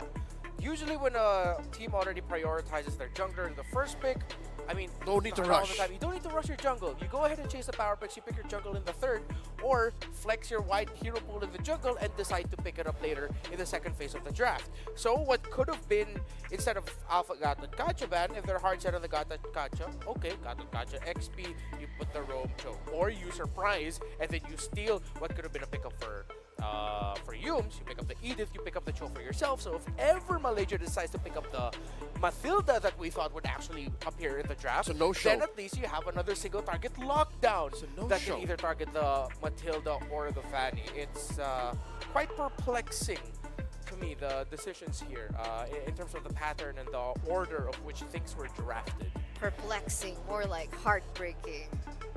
Sorry. Am I right? No. Yeah, I'll give that. I'll give that to you. I'll give that to you. I'll give that to you. It's okay, guys. It's a best of 3. I mean, after having watched Indonesia in action earlier today against Team Mongolia, they were honed in and they were so focused. Yeah, they were locked in. And they were punishing the even creative drafts that Mongolia brought out. It's odd that now against Malaysia, they seem to be more adventurous in the bad way. Yeah. They're more like, all right, maybe this will work. This is Malaysia we're talking about. Okay, so coming into the second game, would you think that this would warrant a Fanny ban? And if it did, and if it should have been banned, wouldn't you say that Malaysia kind of dug this hole for Indonesia in the first phase of the bans? I think already it's very telling that in this game, Indonesia did not ban Fanny. For a majority of their run here in WEC, they've been banning Fanny. Like a random last ban slot always randomly goes to a Fanny for Indonesia. Why now suddenly changed? Exactly, that's a question. So I'd say, yeah, just number one, ban it out, have less problems. Because what they did was Jushin, Harith, and Chip ban. Because Malaysia did a Hilda ban in the final third pick of the banning phase. So do you not feel like that was forced? What do you think about this Harith ban? Yeah, do you like the ban? Do you want to leave the Harith open instead and replace that with a Fanny? I'd reckon it's the Harith ban that broke the camel's back. Yeah, just added into it that now I think you also have to appreciate what Malaysia ended up doing in the draft here. The low E and the high loss coming. The high loss was expected. I mean, we already did say after the first phase banning that high loss 2-3 for Malaysia looked good on the blue side, but then suddenly bang, low E. You already take away. You've taken away 2 heroes that Sans has shined with in WEC so far. That's why we were thinking maybe the Angela's going to be coming in if they're going to be a little bit more offensive-minded.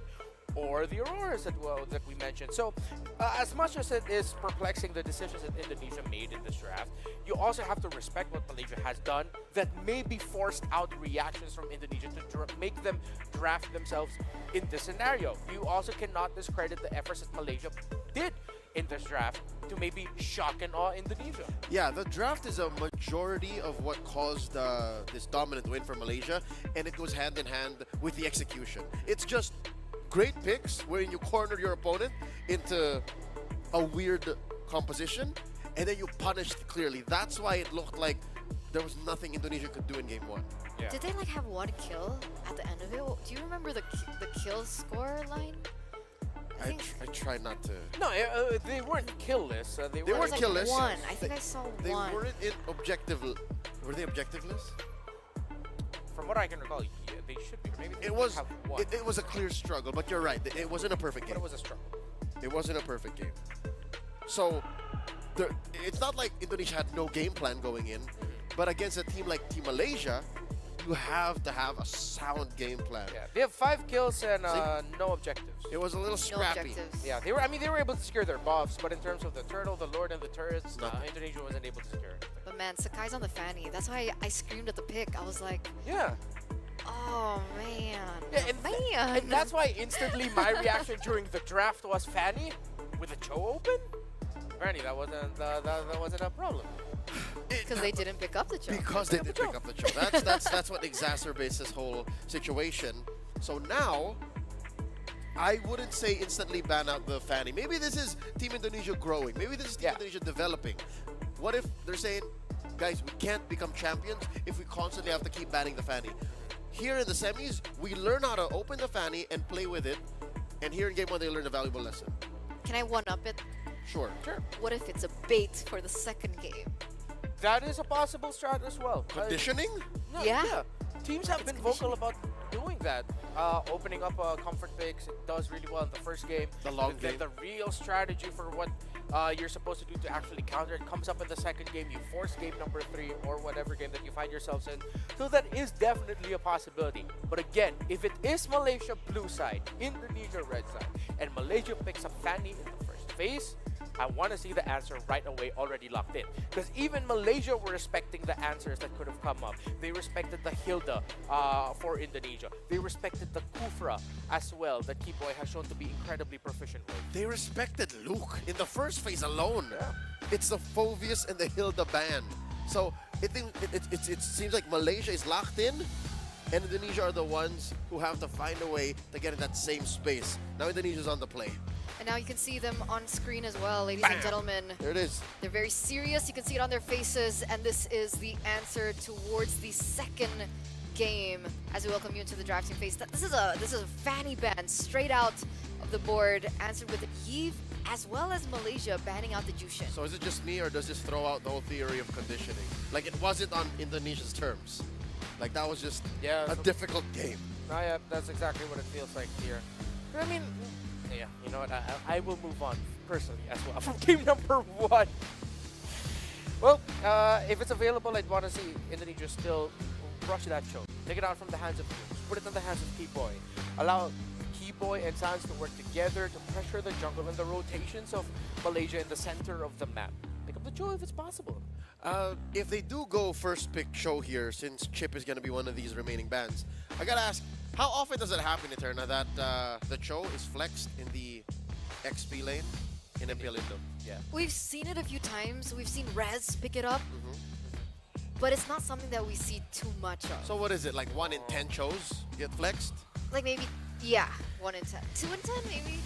Or 1 in 5? Yeah. Fractions. That's how math works, guys. Interesting.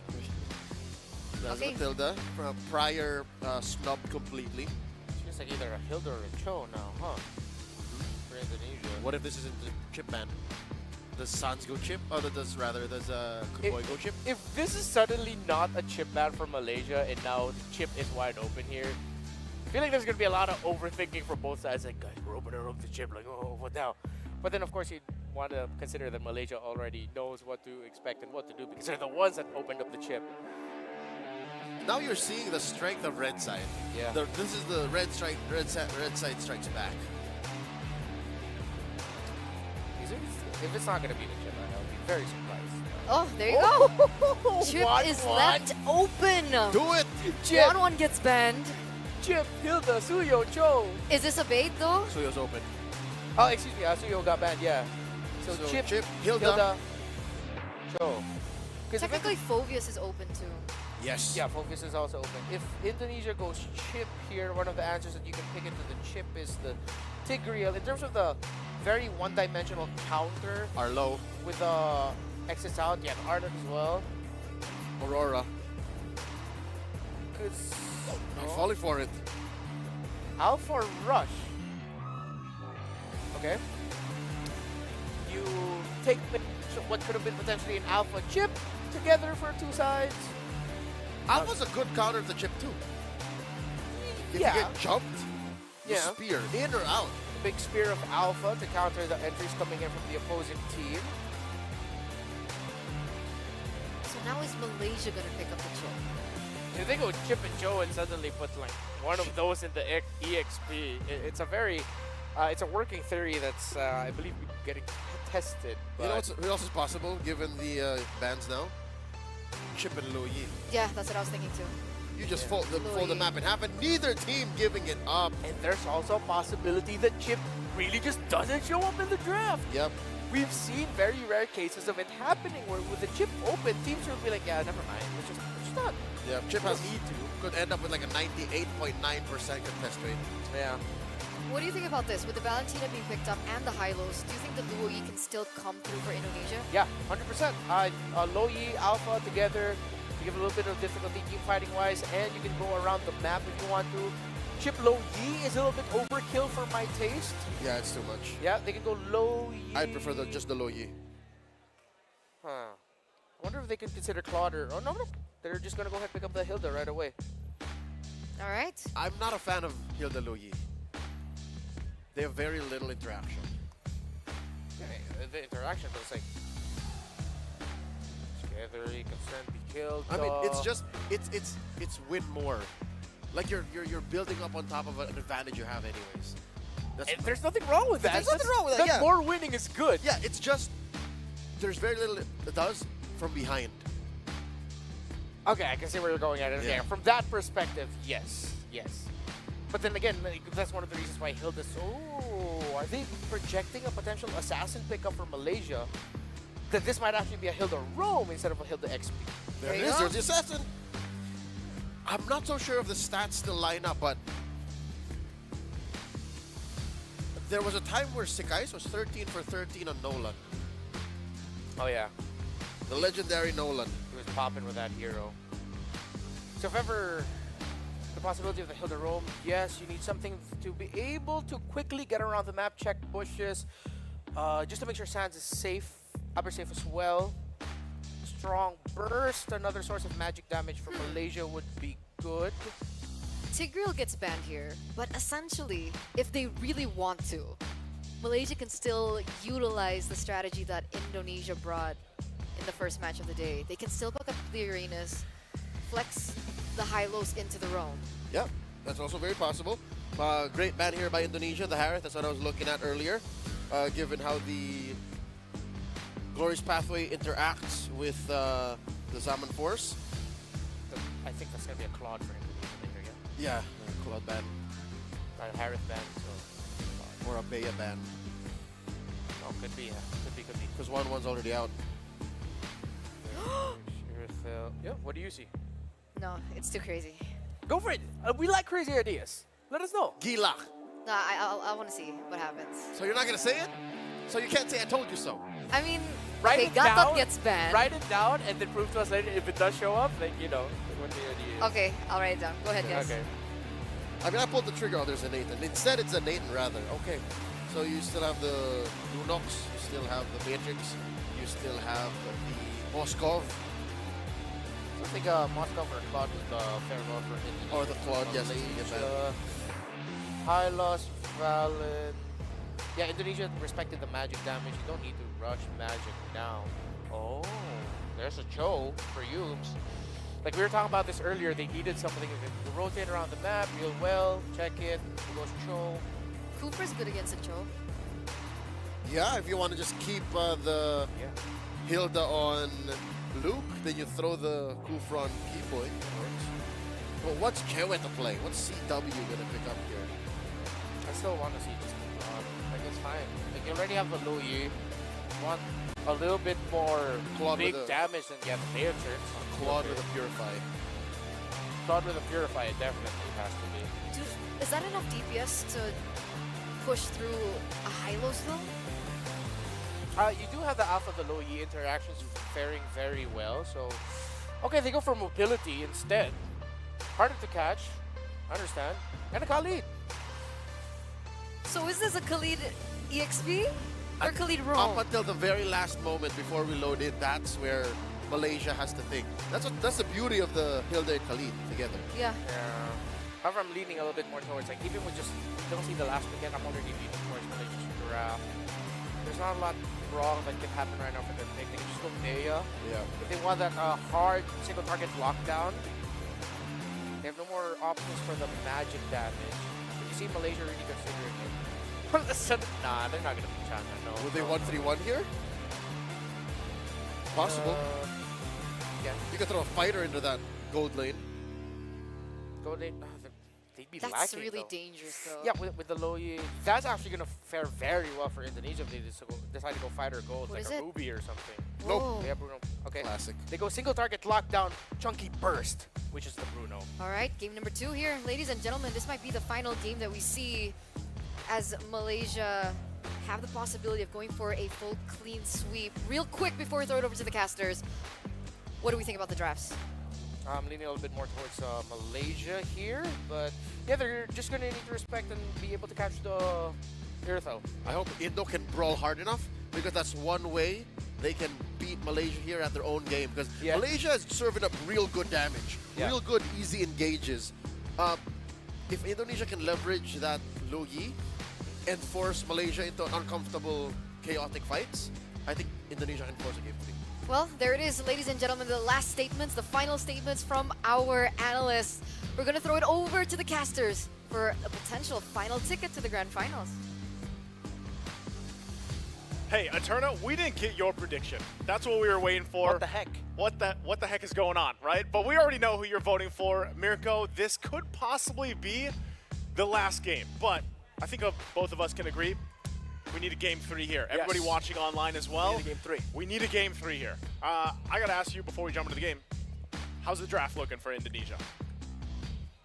First 3 picks, Indo, for me. Yeah. But then the last 2, that's where it gets a bit scary, right? You see the Irithel, but then you see the Bruno come in for Loliel as well. I've seen him do amazing things under Bruno in MPL Malaysia, so I guess we'll just have to see here, right? It's just so good for both the compositions, but honestly, it's all on Luke, on the Hilda. Is he able to put in the pressure onto Skies? Because if he's able to shut Skies down, I think they should be able to get that early game death ball going, as Indonesia likes to get going in the early game. I think Leo hit it on the head there, the fact that you got to be able to utilize, you have the Louis Yi this time, Indonesia. You got to be able to play, keep Malaysia second guessing, because that first game, Malaysia was controlling the game from start to finish. And a big part of that was the fact that, again, Skies he unleashed the Fanny. This time around, we saw it banned out. So they're setting themselves up to have a better early game, I would say, for Indonesia, especially the fact that they have some key pickups here. And, as our panelists mentioned, part of this could just be the fact where you want to go for that brawl style, you want to brawl it out, you want to get that early game going, you want to be able to get the momentum you're looking for that Indonesia is known for. But so is Malaysia. Let's be honest. They've done this many times. They've won, of course, their own international tournaments throughout this past year and everything else, and everybody's very familiar with these players from Malaysia, just like they are from Indonesia. And I would have to say, at least looking at the draft and everything else, I'm going to side a little bit with Malaysia here too. I think they did really lock things in with those last couple pickups. And if they're able to just go ahead and secure themselves the space that they need, the time to farm up they need, hey, Bruno is a monster later on. So with all that being said, ladies and gentlemen, we're jumping into Land of Dawn once again. What could possibly be our last game in this best of 3 semifinals.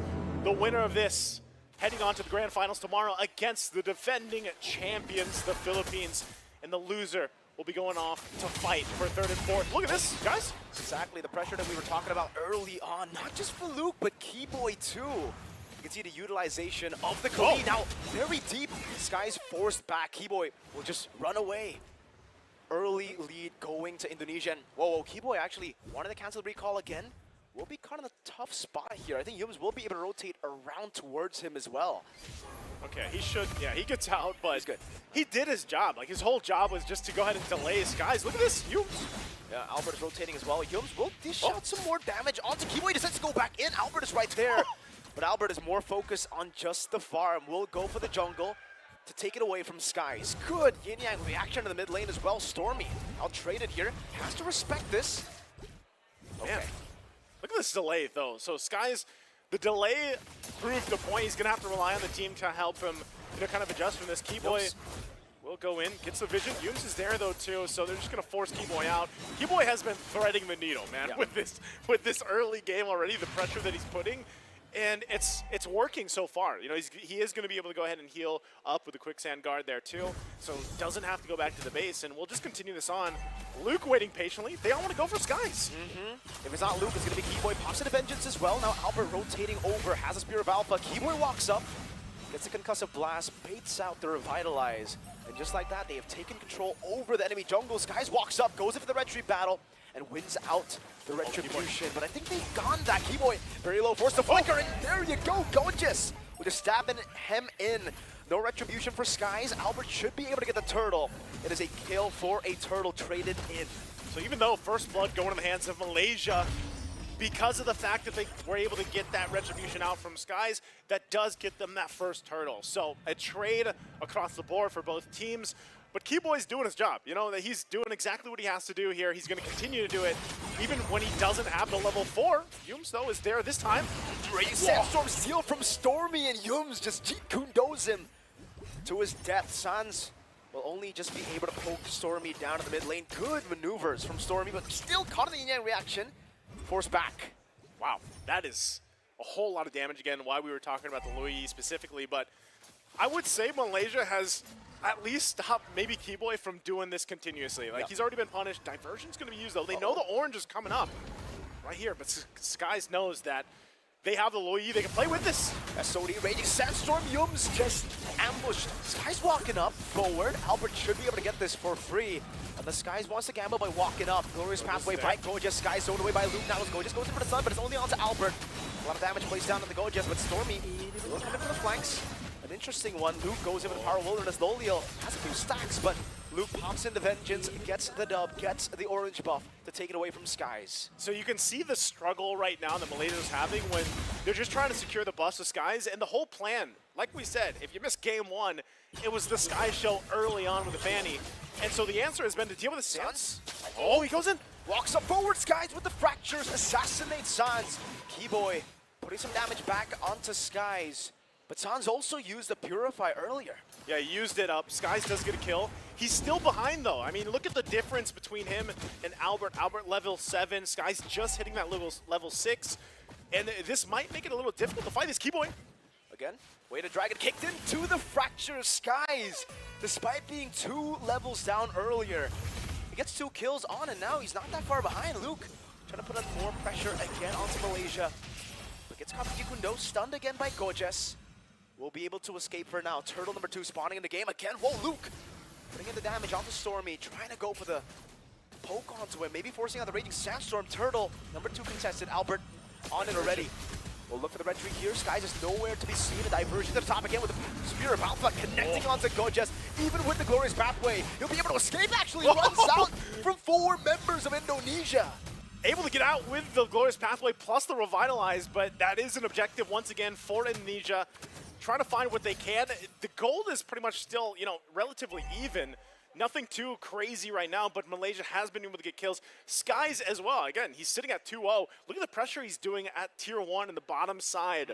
So even though there was so much focus on dealing with him, Skies is still finding these wins across the map, trying to go ahead and even things out, because even when you look at the gold, top side. Doing really good. Raging Sandstorm, good win right over CW, but he's still able to kite away. Loliel just taken down. Diversion play to the back. Where is he going to go? Straight into it outside of the map. They find it now, but they're all going to be caught in the midst of this turret. It'll be Stormy with some damage. Purify on with the Raging Sandstorm. Sans will fall, but Albert claims a double. CW in the bush, looking for the crossbow. Yums will be able to shun Pooh out of there. Meanwhile, Albert pops in with the Spear of Alpha. Stormy, no chunk. We'll be able to get the Terrified down. That's some healing from Keyboy. Skies walks in again. Still Albert dishing out enough damage. Just standing over Albert. Still able to survive for a bit. Gets assassinated. It's a killing spree for Skies, but CW shuts him down. What a brutal fight in exchange for nearly a minute there between the two teams. And really, when you look at it and how it breaks down, the gold goes in favor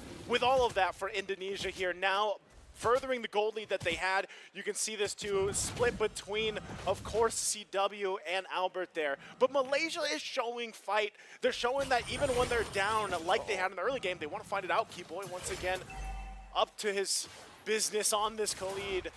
Given the information they can. The fight for the purple buff, though, for Luke, does get that retribution out for Sky. So now Orange, he's got to secure that as well, relying on the team for every buff that he can get at this point.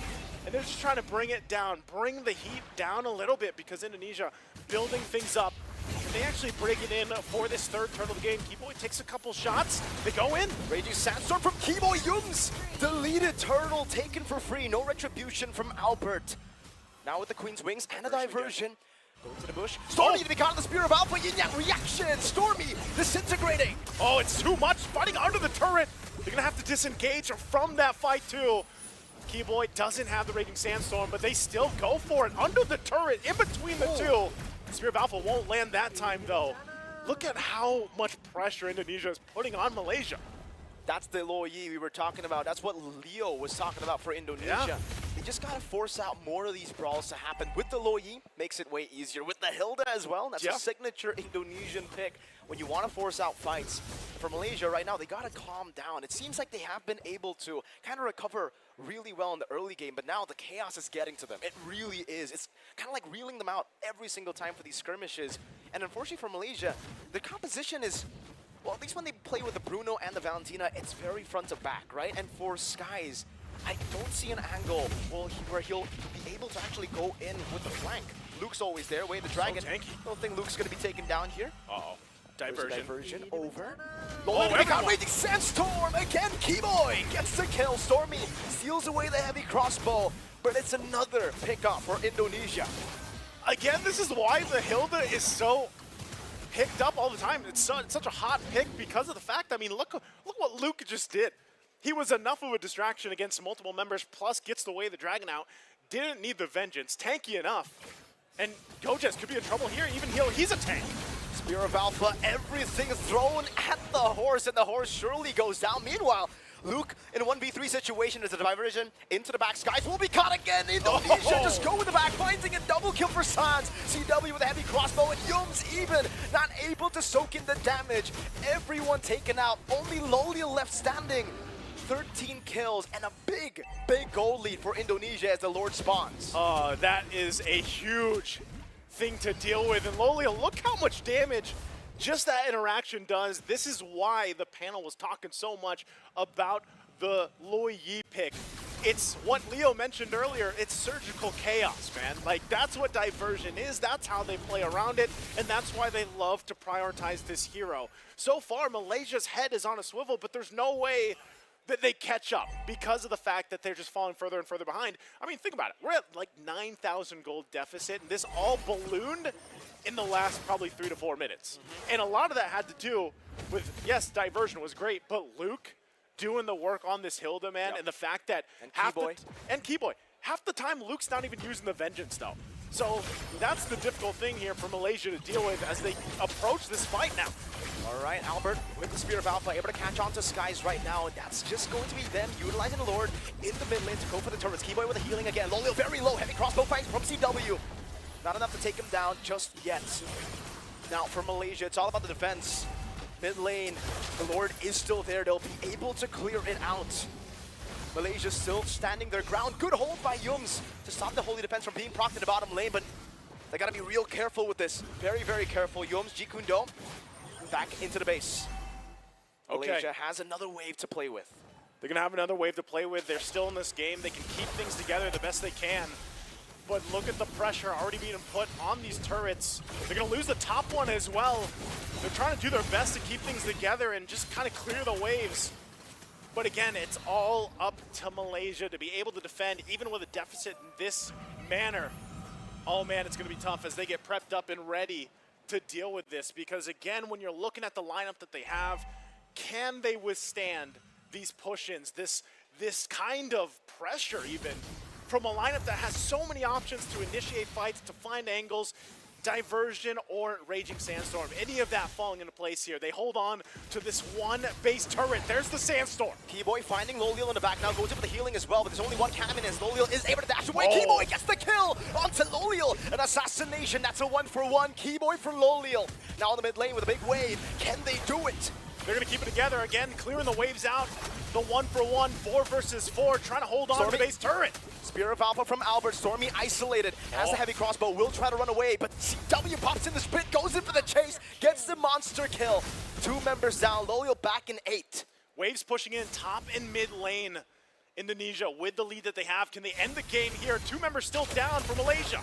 Loliel spawning back in. Luke comes in with a vengeance all the way to the back line. Diving onto Loliel, might be able to get the kill right here, but Sans gets Gojes. Luke able to escape. Yums very low. Albert on the base. Some of the minions crashing down already. Malaysia holding on. Luke still able to survive. Bottom lane base turret taken down as well. 17 seconds for the Lord to spawn.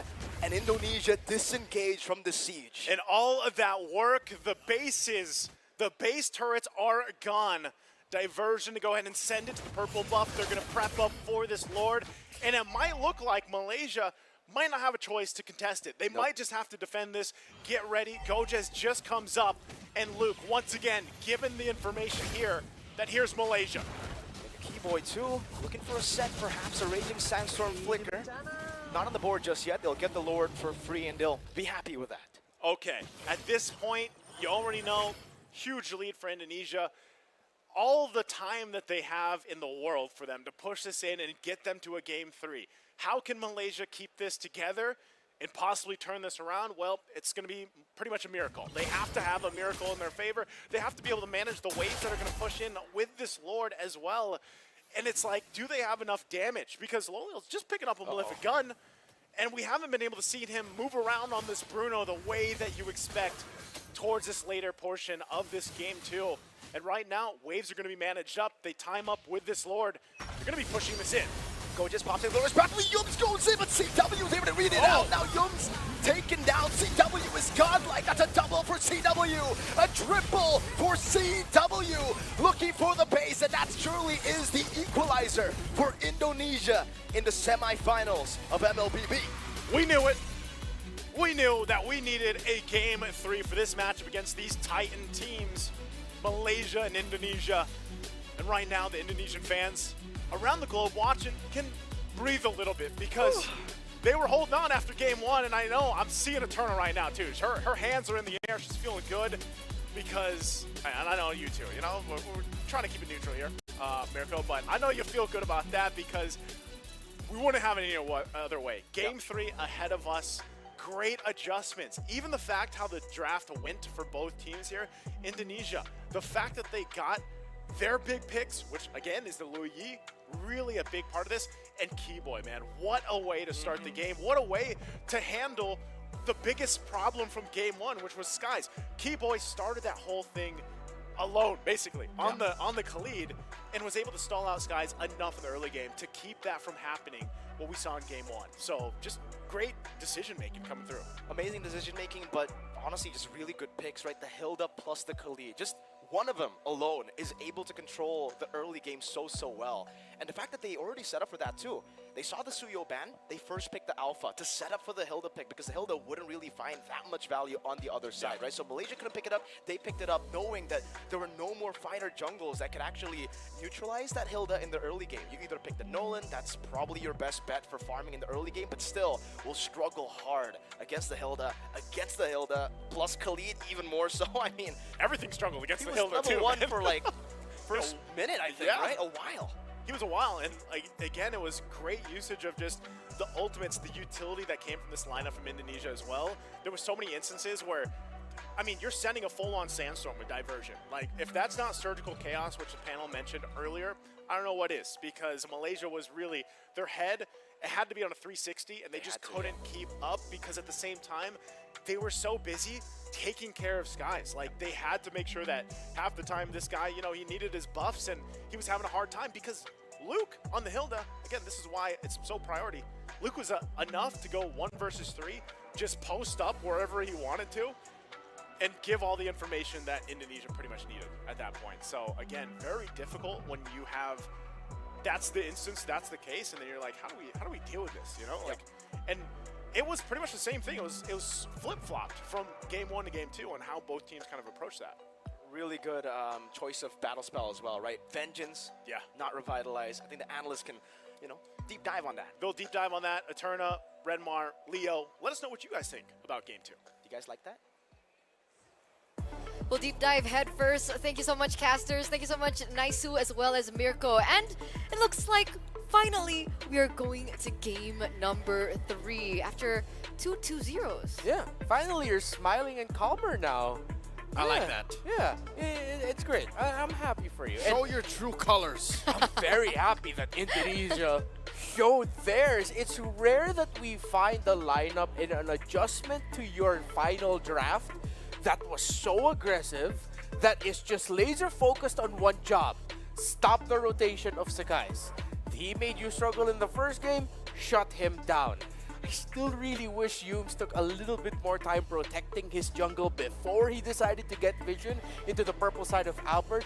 Maybe that could have changed things. But one of my sneaking suspicions that I had heading into this game was that it might be tough for Cho and Valentina to outpoke and out-aggression the Khalid. rotations of a Khalid and a Low Yi, and that was 100% confirmed. Fantastic adjustment with Indonesia that it completely flew over my head, that they could just do this from the very beginning. Just be aggressive. Just constantly throw bodies into the jungle to the point where it shuts down the presence of Yums and of Stormy. Yeah, you'll see here moments wherein Yums was overloaded. I think it's the same situation as we saw earlier, where I think that was Saudi Arabia versus the Philippines, where Troll, the Matilda, was given way too much to do. Here, it's very clear that in such a short amount of time, you already pointed out, Yum should have helped Sekais. Yeah. Sekais was under so much pressure. Maybe putting an extra body there, like a Cho, to guard those buffs, those even small camps, to make sure that your jungler secures it, would have gone a long way. But Indonesia was going way too fast. And one of the things I mentioned about the draft wherein, yeah, that Hilda and that Low, yeah, very little interaction. When you're behind, didn't even matter because they were never behind. Yeah. Even when it seemed like Malaysia had 1,000 up or 2,000 up, which they did here in this game. Like, they were trading back and forth maybe the first 5 minutes when they would kill Keyboy often. It didn't even matter by the end of it because they were really just sending dudes down towards Malaysia's base. Like, that diversion was always on the offense. So it was a lot easier for Indonesia to kind of control the tempo, right? They had the speed in both the Khalid and as well as the Hilda. They also had the Iritel, and they also had the Luo Yi to kind of bring all these members around whenever they please. And so the tempo was set from the early portion of the game. And the one thing that I really wanted to point out was, despite Indonesia going against Yums' Cho, by the way, CW on the Iritel didn't go for Purify. Yeah. He went sprint. Straight It's up sprint. how you deal maximum damage with a crossbow. 904. Yep. Not taken down once. That's impressive stuff from CW. Yeah, and that's like big faith that Indonesia will get the game that they'd want. Because if it was somehow flipped around, it was Malaysia going into the 8th to 10th minute with a 3 to 4K gold lead, yeah, you'd be scared for that Irithel. But even there in the end, CW projected Yums' entry, and he just used the heavy crossbow jump of Leo, the tiger of... It's Irithel's of crossbow. Irithel, not you, yeah. So Leo's jump, so that you could just use that to dodge the entry of Yums. He used Flicker, Jeet Kune Do, and my goodness, that was a fast hands reaction by CW. It's like Indonesia went into this game knowing that, guys, we won the draft, we got it. Put a vengeance on that Hilda, that even though the Hilda, like, you'd want that healing, nah, we'd want that little bits of reflect and the damage reduction so that the burst and the pokes that they have in the little bursts and pokes that they have in the early will be nothing to that Hilda. Yeah, no, even before the game started, they understood that Luke is going to live this close to Malaysia. Like, he was just going to get in there. It's like, all right, punch me, hit me, right? So, what has Luke put on Hilda so far? Sprint, Revitalize, Vengeance. That's 3.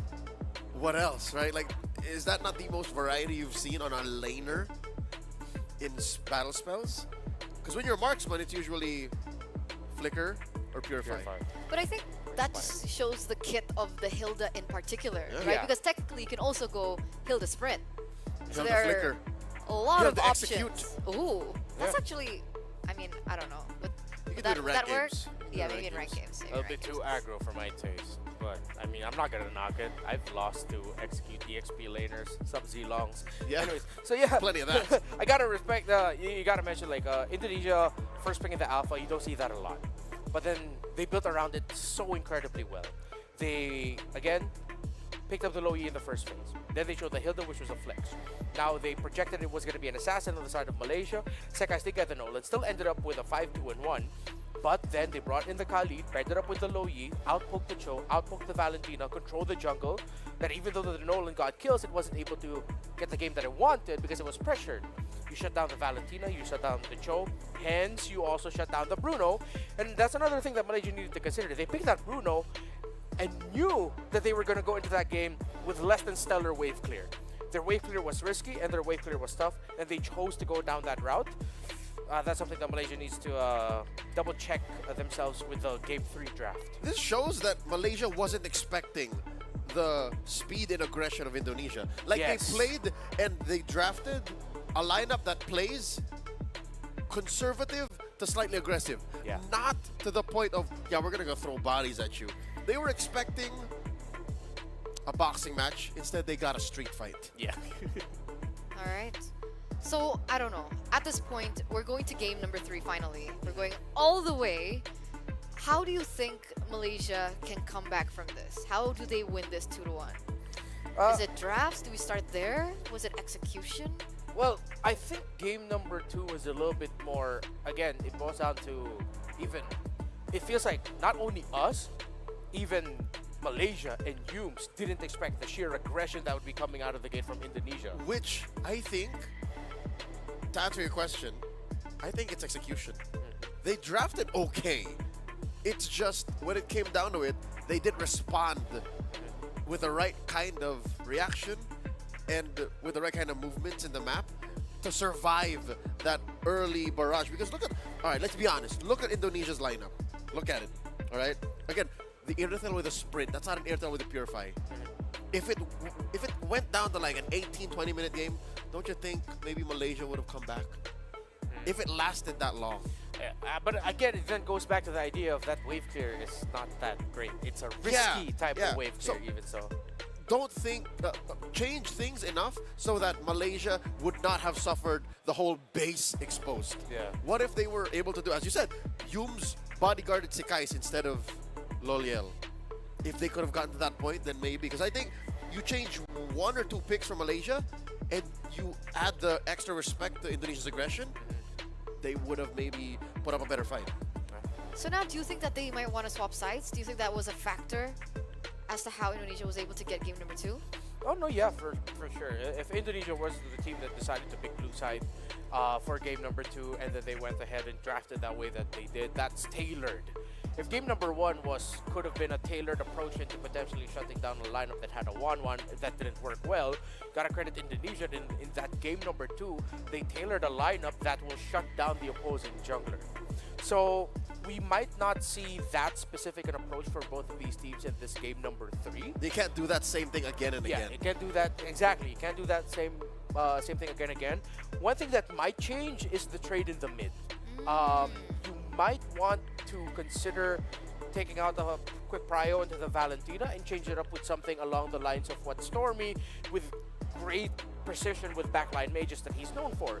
Pick up something like the Aurora or the Vixana, something that can wave clear from behind a little bit safer, something that can stop aggressive plays because of that early crowd control that you get to punish. That might be something Malaysia would want to consider. Now in hindsight, I'm talking about that one pick you switch up. If that Valentina was an Aurora, maybe that would have been enough to like just put up a barrier between Malaysia and Indonesia's aggression. Maybe that's what it is. So I'm going to double down on that. Put an Aurora, less of Vixana, more of an Aurora, onto Stormy, and then add a little extra respect, whether it be your picks in the draft or through your gameplay. Where's Matilda here? Oh yeah, Matilda got banned out. Yeah. And then maybe this could be more to Malaysia's tempo, because I'll be honest with you, both these teams now in this best of 3, they're feast or famine. Like they're either in control completely or they're doing nothing and struggling. That's the story of game 1 and 2. And I'll also add one more thing that I know you would really like. CW's been monstrous this WEC. He has been just stellar for Indonesia. That I think that's another thing that Malaysia has to consider. What is CW going to end up with? And do you have an answer for it? Are you pressuring it enough? If not directly, are you pressuring the rotations of Indonesia enough? The CW is having a little bit of a hard time sustaining lane because there's pressure coming in from the side of Malaysia. As much as we're looking at the center of the map, you also have to look at the gold lane. Okay. And forget about Gojes and Luke. Like that's I'd hate to say it. I used to think Luke would have won that lane 100%, but no, Gojes is so reliable. Dude is money. He is money right now for Malaysia. Okay. We'll see what happens, ladies and gentlemen, as we get into the drafting phase for game number 3, our final game in this series, our final game of the day as well. Malaysia back on first pick. Indonesia was second. Eve Luo Yi banned out by Malaysia. We also do see a Fanny and a Jushin. What about the Hilda? Do we just completely let that go? The 1-1 gets banned out, and this should be a chip, unless they let it go again? It just might. We saw it in the last one. It wasn't a factor. Really, like, both teams didn't care that much about the chip presence. Also, there's Phoveus open. There is also Hilda open. Suyo. Alpha. You ban out even Lo Yi, it's a little bit better for the Phoveus or the Hilda. But then again, if Malaysia would rush to Suyo for Sakai, it's like I wouldn't knock them for that. Albert's shown that to be one of his comforts right now in this tournament. I mean, Indonesia, they're taking their time here. Oh, there you go. That's it. That's the Harith ban coming through from Indonesia. This means that Matilda's open. This means that Suyo is open. Alpha is open. Chip is open. Phoveus. Ooh, they go Alpha. Now you're going to have to consider Indonesia. You're thinking in the back of your head, is Malaysia now going to play like what we did in the last one? Not exactly the same draft, but are they going to go aggressive this time around? Just live in your jungle, keep attacking, choking out Albert. Yeah, and that turns off a Phoveus pick for Indonesia as well, now that you see the Alpha. And what about the Hilda? Hilda, that will get locked in, as it did. And they go for the Suyo. Sick trade, pick up the Aurora here if you're Malaysia. Aurora. Yeah. You need a stopper. Yeah. If you know you can't be as aggressive as Indonesia, respect that fact and draft into it. Yeah. Could be Aurora high loss, or maybe they want to pick up something a little bit more proactive in the EXP lane. The Hilda's just having a run of a mill of a great time. So if it's not high loss Aurora, it might be a switch up in the EXP lane. But then there is a chance that Malaysia will just forgo the Aurora pickup and decide to pick their gold laner now. What about Matilda Phoveus? Ooh. Matilda, Phoveus. So the Matilda can synergize with the Phoveus and the Alpha. Might not be a good time for the Phoveus in lane. But they go Matilda, you call them Matilda, but they decide to back it up with a high loss instead. So it's a Matilda for Humes. I wouldn't be surprised if Indonesia go ahead and lock in the throne here again. Or they could even surprise and just pick Tigreal. Interesting how Malaysia seems to be answering the Hilda in a different way. Like, they're not trying to cheese it out. They're not trying to even acknowledge what happened in game 2.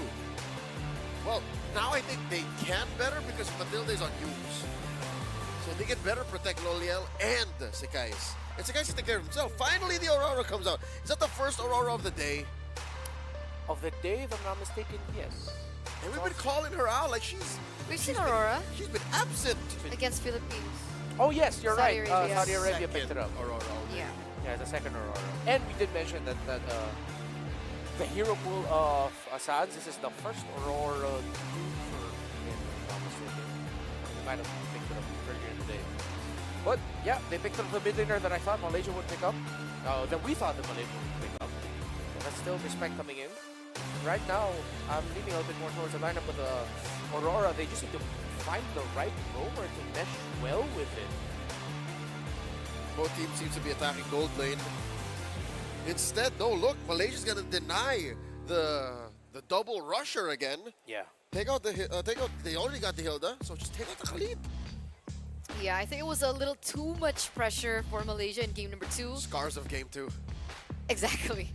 And again, Indonesia, they're showing a lot of highlight emphasis into the gold lane, right? We have the Harith ban, we also have the Natan ban. Are they looking to secure a good lane for CW once again? On Red 4? Probably. Yeah. That's what it usually means when you attack gold this hard. They go Nathan Harith, then you're out of the magic option, you're out of the true damage option, so you're going to be a heavy physical lineup that mainly relies on the Aurora for magic damage, which might mean that Indonesia, they take out the Moskov as well. Why Moskov? Moskov, they already banned the Nathan. Because Moskov is what Malaysia wants. Look at this lineup, right? Look at that chunky front line and that extra assist from the Matilda. That's going to be heaven for the Moskov. There's going to be a tricks, or maybe just default back into the Irithel for Indonesia. If you're looking at the damage output, might be tough to get through that high loss in the alpha. Does Lolial want to pick up a Lunox? Might be a bit too risky. Oh! I was considering this, that I thought, okay, there is a Beatrix. Indonesia might actually want to consider a Jawhead, just to match the Jawhead Matilda matchup, but they decide to ban it out. Indonesia might just end up with something along the lines of Cho, so you're going to be seeing two heroes here that might be packing Purify or have a second life. Last couple here for Malaysia. The gold laner, the mid laner missing. Oh, Vex here? I don't like the look of a Valentina anymore. I guess if you want something a little bit more versatile, pick up something like the Lilia if you want to win Prio. Mid lane, you clear quickly with the addition of the Matilda. You should be able to roam around into the side lanes in case they lose this matchup in the side lane. Yeah, I'd like that too. I'm a little bit more iffy now on the Vexana as well. Faramis Matilda, disgusting!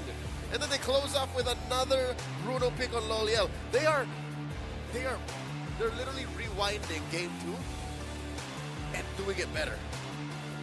I think it's a good deny, honestly, this Faramis. Because with the Beatrix here, you would think of something like maybe the Franco or the Kaja. But with the Faramis in the mix now, do they really want to put all their eggs in one basket and go for a pick-off kind of composition? Yeah, it's going to be tough. It might be a tough call for that. Even Cho might be tough to pull off here because that hill is going to experience a lot of pressure fronting. You need a stronger front if they go for the God of Kacha instead. They get the magic damage, a little bit more of it coming in, and that makes Stormy's timings with the Netherrealm all the more important. Because if Stormy isn't careful, it's going to get taken away real quick. But just the same, he has a huge margin of error. There's a Matilda. Yeah. That's extra layers of approach that they were not afforded in Game 2. And this is a similar approach to Game 2, but all the more now, it's a clear 4-in-1.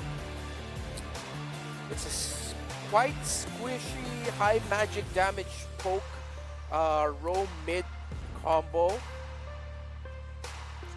Huh, interesting. This could either go very right or very wrong. I feel like it's one of those battle of extremes right now. I've never seen a Matilda Faramis go wrong. It's been a combo. It's so good. You rarely get away with that. Historical combo. Yeah, but then when you're up against, historical combo. If you're up against a Beatrix, Gatot, Aurora, I don't know. I'm worried for Stormy, man. I think it all boils down to execution here, and what better way to close things out in this epic match, best of 3.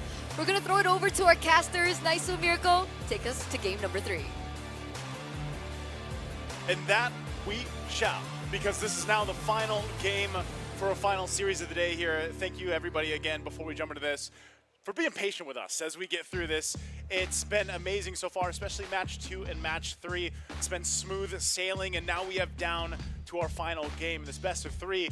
If you're just joining us, there's one game to decide who's going to the grand finals tomorrow to face off against the defending champions, the Philippines, and then the loser of this match will go to fight off the place for 3rd or 4th to face off against there. So this is what it's down to, right? Again, I'm sure, some people in the comment section online especially are like, Malaysia's got this, Indonesia's got this. Mirko, unbiased, what are you thinking about the draft? Matilda Faramis, like they said, plus the Alpha is a crazy combination, but I think they have enough AoE to deal with it.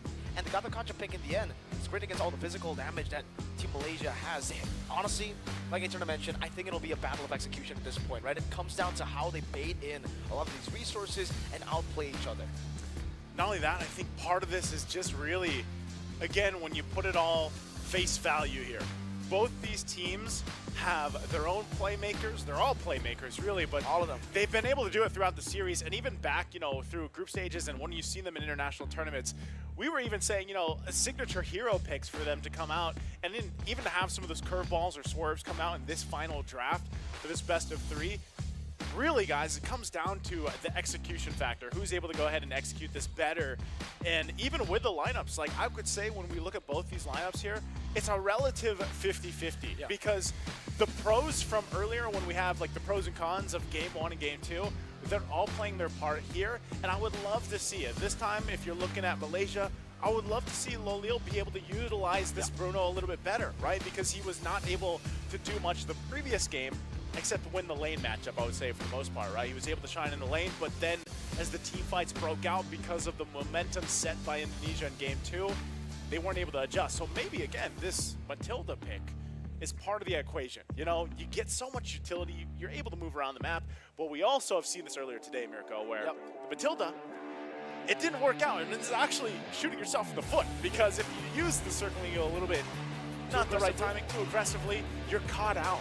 You know, and I think that's also why that Ganacontra was also clutch, because whether there's an engage or disengage, the Indonesia could just go ahead and jump on in. So there's a lot that could fall into place here. You were talking, obviously, you know, we were also just trying to predict the drafts here behind the scenes. They have their own panel here at the stand. We're just talking about it. And man, wouldn't it have been great if we saw the Tiger come out, right? Yeah, we're hoping for it. It's a certified key boy moment, right? I mean, we want those moments to happen, but hey, we went for the Ganacontra. I think it's obviously the safer. You can still do it. Yeah, we could. AOG isn't as big of a crazy game changer, but if he gets into 5, if it's comboed together with everybody clumping up, there is a chance that the key boy comes out. I'm wondering, like, you know, maybe the chat can tell us too. Isn't it still heroic? It's still a pretty heroic moment. Either the Tigreal 4-5-man implosion or a 4-5-man Avatar of the Guardian. Like, what's cooler?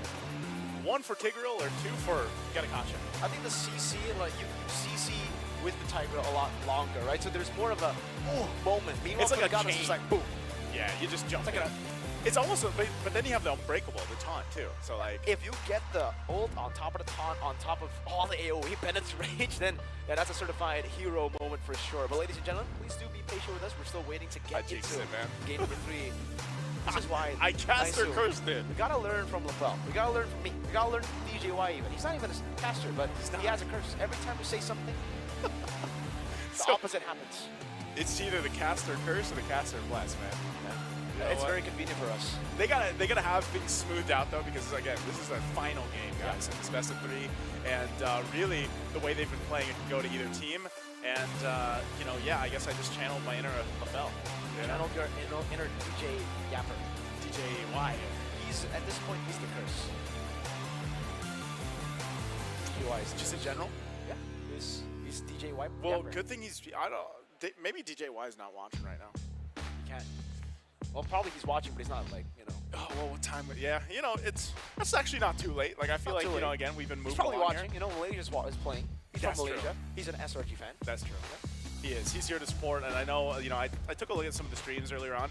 By the way, there's multiple streams going on for this one, and there's a lot of support for both teams. I don't know if there's one that's like, you know, more than the other, but I will say that I think both fan bases are just ready to see who's going to face off against the Philippines, because again, we know that the Philippines are defending champions and everything else, but again, this is a different iteration of the Philippines besides Kyle Teasy or Saison, right? So there's a lot of I guess hopeful people, especially with what Malaysia has accomplished this year alone in this area, by the way, not this specific arena, but what they did earlier this year, how they were able to go ahead and win one of their international major tournaments and surprise a lot of people who were the lineup from last year's WEC. I mean, think about what they've accomplished. I know, you know, there's a little bit of changes here with the lineups here for Malaysia as well, but still, ultimately, it's that experience that they're bringing now. And I feel like when you look at Malaysia in general, they've always been, we've heard this from our fellow Malaysian caster friends. Yeah. Like, Malaysia has always been that region, that team that do relatively well. Like, you know, top 3, top 4, I think they would say. But now that they've been getting their position up there where, you know, they are number 1 in the most recent international tournament aside from this, if they end up winning this, if they end up winning against Indonesia right now, going off to the Philippines, and let's say they win that, I would say, man, it's a big shift that's happening here for the Malaysian teams and fans. They're already on the rise right now, and it'll definitely just show how good they are, on top of the fact that they're playing with different lineups, like you mentioned, right? The fact that they have already won one international tournament with a completely different lineup with imports. Now with a full Malaysian lineup, this is proving grounds for them, right? Because a lot of the doubters, a lot of the haters who are watching, they're saying, yeah, Malaysia, you do well, but you need your imports. What if you don't have your import? So far, they're doing quite well. They're doing very well at IESF here. So again, it's proving grounds. It's time as well for Malaysia to try to show the world that they don't need no imports. Well, you know, we just got the word, guys. We cast a Kirsten. We are going to have to take a break here before we jump into game 3. I'm sorry, man. You know what? Say it to them. Guys, I'm looking right at you. We'll be back after this.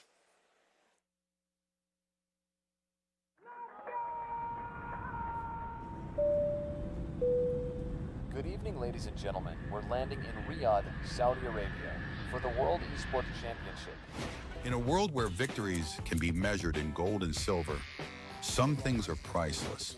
Surely expected, and it's Radon find him. Can shine for one with a quick trade from Impulse. Some things are not bought with money. The base is too open. Now Philippines is now taking the base of Indonesia. Remember their name. The feeling of standing alongside your fellow countrymen, the emotion, the home crowd, the weight of a whole nation on your shoulders. Sometimes I get emotional by the fact that I got chosen to be one of the representatives of my country. And yeah, it's just a dream, honestly. Here, it's not just about the game. It's about the pride that unites us.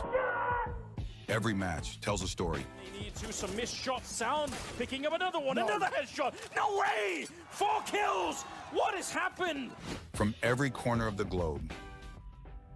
All eyes on WEC 24.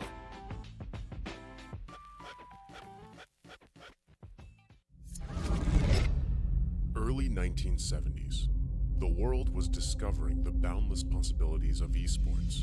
While esports offered endless enjoyment and addictive allure, it lacked a certain depth and a sense of purpose. It needed something more, something larger than a trophy, something beyond individual gratification. That's when a vision emerged. A vision of uniting the world through esports. The International Esports Federation and the World Esports Championship were born. Its mission was clear: to create a stage where nations could unite and compete for the ultimate title, World Esports Champion. For these athletes and nations, the World Esports Championship was more than just a competition, more than just a game. A chance to make history, to leave a lasting legacy, to inspire a generation, and to represent their nation. Over the years, IESF started achieving greatness, year by year. Korea, Indonesia, Israel, Romania, worldwide. The World Esports capital changed, each year expanding significantly, getting bigger and bigger. Fast forward 15 years, IESF was determined to show the world the most valuable World Esports Championship. 140 nations gathered in Riyadh, Saudi Arabia. The WEC 24 story. 2024. Saudi Arabia prepares to host the 16th World Esports Championship after a spectacle made in Iași, Romania by IESF for WEC 23. New president, new challenges, and quite a bumpy road ahead. As the calendar turned to January, the national qualifiers took place, breaking dozens of records. In a wingspan of 3 months in every nation across the globe, athletes competed to get one step closer to the World Esports Championship and represent their nation on the global stage. However, as fate would have it, the road to WEC 24 was far from smooth. Things went south. 2 out of 3 offline regional qualifiers were forced to go online. Even though that barrier occurred, the online regional qualifiers shattered previous viewership records. The hype for WEC 24 was real. Meanwhile, Africa. IESF showed just how much potential is hidden in Africa. Over 180 athletes, 17 nations, and thousands of fans. All in one place for one specific reason: esports. The bumpy road came to an end. The slots for WEC 24 were secured and everyone was ready. The much anticipated 16th World Esports Championship set sails. WEC 24 Day 1.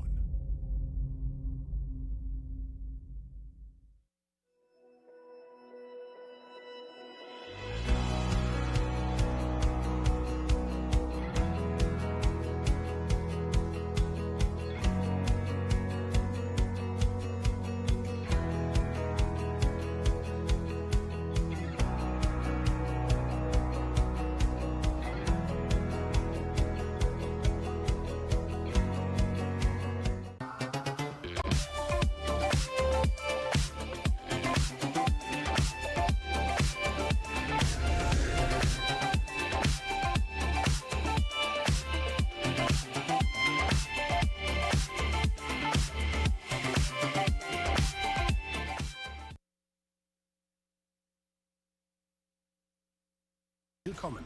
Benvenuti. Добро пожаловать. Välkommen. Welkom. Bem-vindos. 환영. 요koso. 환영합니다. Hoş geldiniz. Καλώς ήρθατε. Swagat hai. Witajcie. Yindit nab. SEF Arena.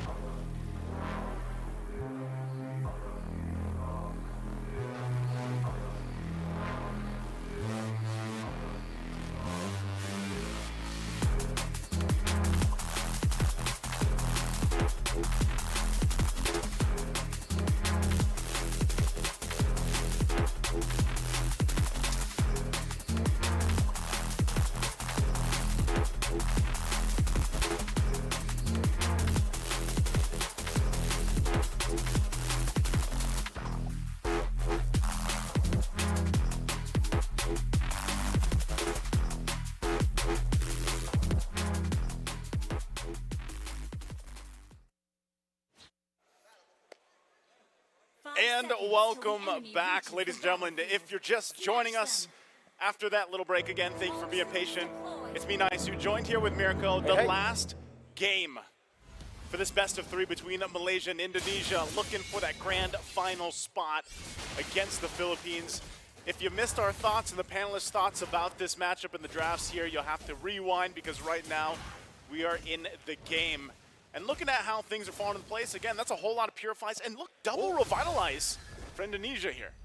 Double revitalize, trying to out-sustain Malaysia in a lot of the skirmishes. Again, Untitled Chapter plus the hill, though. We've already spoken about this, right? You have so much pressure around the map, especially for the first neutral objective. So definitely want to try to utilize that. The sustain that brings them a lot of the pressure, actually, too, just with the passive alone, right? On top of that, revitalize, definitely playing towards their strengths here, Indonesia, that brawly style. Yeah, going for the brawl between the two teams, looking to get the momentum going early on. And even with that being said, you know, you're playing against, purifies, but utility from Malaysia because of the fact that, you know, we have a Faramis plus a Matilda.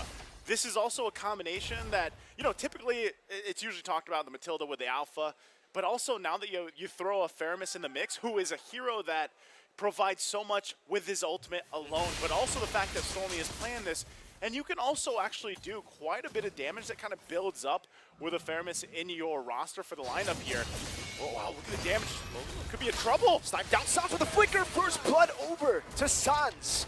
That was so well layered. That was so well timed already early on from Indonesia, playing into the fact that they can play at range, good rotation down. And that first blood going to the hands of Sans here on this Aurora pick is really going to help early damage profile for the Aurora. So Turtle comes up, Keyboy on this top side, wants to go ahead and get a little bit of that extra XP here in the hands of Luke as they go ahead and get ready to fight for the objective. Yums still doesn't have the ultimate available to him. Stormy does, so we'll see if they actually go ahead and commit to this. They're going to take their time, get the buffs they need. And Indonesia, they're going to send up that frontline Keyboy on the Skanakacha. Again, 2 revitalizes still available even for this fight.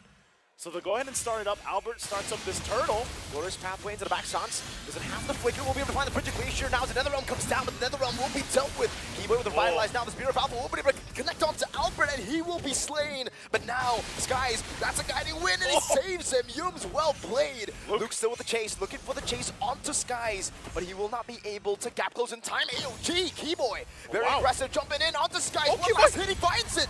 Skies traded for Keyboy. Aggressive, and also a 1 versus 1 kill down on the bottom side. CW gets the kill against Lolil, so we're back at it. Turtle for the taking here. Both teams getting some kills, but now who's going to be able to grab the objective? Luke's in trouble. No revitalize, knocked up at the circling Eagle. Gorgeous taking a kill back. Control over the neutral objective back in Malaysia's hands. That's a whole lot, man. It's a whole lot. For all this first Turtle that doesn't get taken yet, either side. But I guess this is also just kind of painting that picture for us as we get through this game number 3.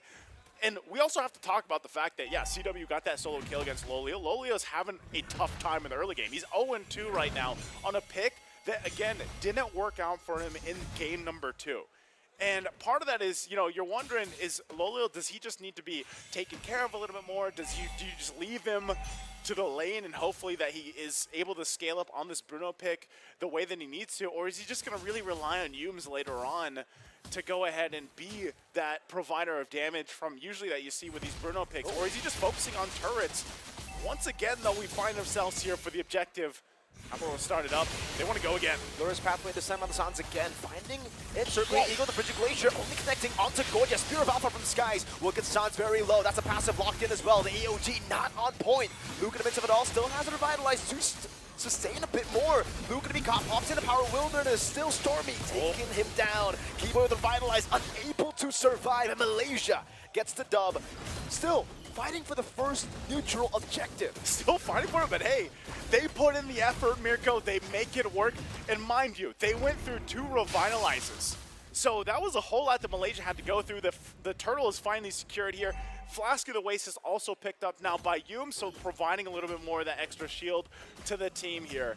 And again, this is, you're playing against, if you look at it value-wise, the fact that you have a Netherrealm, it almost kind of comes toe-to-toe in terms of balance against two Revitalizers. You can extend the fights already for Malaysia just with that. Keyboy gonna jump in with Unbreakable. 2 taunts over, Lolio dishing out damage, forcing the Circling Eagle, but that's about it for the skirmish. And yeah, man, a lot of these skirmishes, it's just been the Netherrealm plus the Guiding Wind, giving them so much more sustain. And again, the Alpha. Yeah. We have to talk about the Alpha, because we were talking about this too during the draft. Picking a Hilda against the Alpha, you can be shredded down by the Alpha. Can be shredded down, and it makes me wonder too, again, like you have Revitalize, and when it's not available, Luke isn't going to be as effective as he was in the previous game when we were seeing him, you know, go 1 versus 3 so easily. Because even then, like, when you have this Hilda and you're not able to just go ahead and sprint out, for example, like we see such variation when it comes to battle spells for Hilda, but you can easily get dragged in. There's a Spear of the Alpha going to be used. Taunted up as well. There's a Guiding Wind. Keyboy should still be safe, but he's going to be shredded down. Jumps back in. AOG. Oh, that could have been bad. Circling Eagle onto CW, but it doesn't seem like Skies was on the same page. Decides to go to the other side, and now both teams just playing for the bottom lane. Yeah, it looks like the focus is going to be here. Malaysia wants to put the pressure on this tier 1. They know they have this Rigid Glacier going to be used too. They're trying to hold down the best they can. Spear of Alpha coming down as well. Sounds of the Flicker. Now Netherrealm gives them enough sustain to go for the dive. Albert's still able to escape right now as Luke goes into the back line. Loliel, can he survive? Luke's still pushing out the damage. Revitalize is still there for Luke. Stormy very low, able to escape. That's a double for Skies. They've again out-sustained Indonesia. Again, it's like, this is the Hilda we were talking about and why it struggles against the Alpha specifically.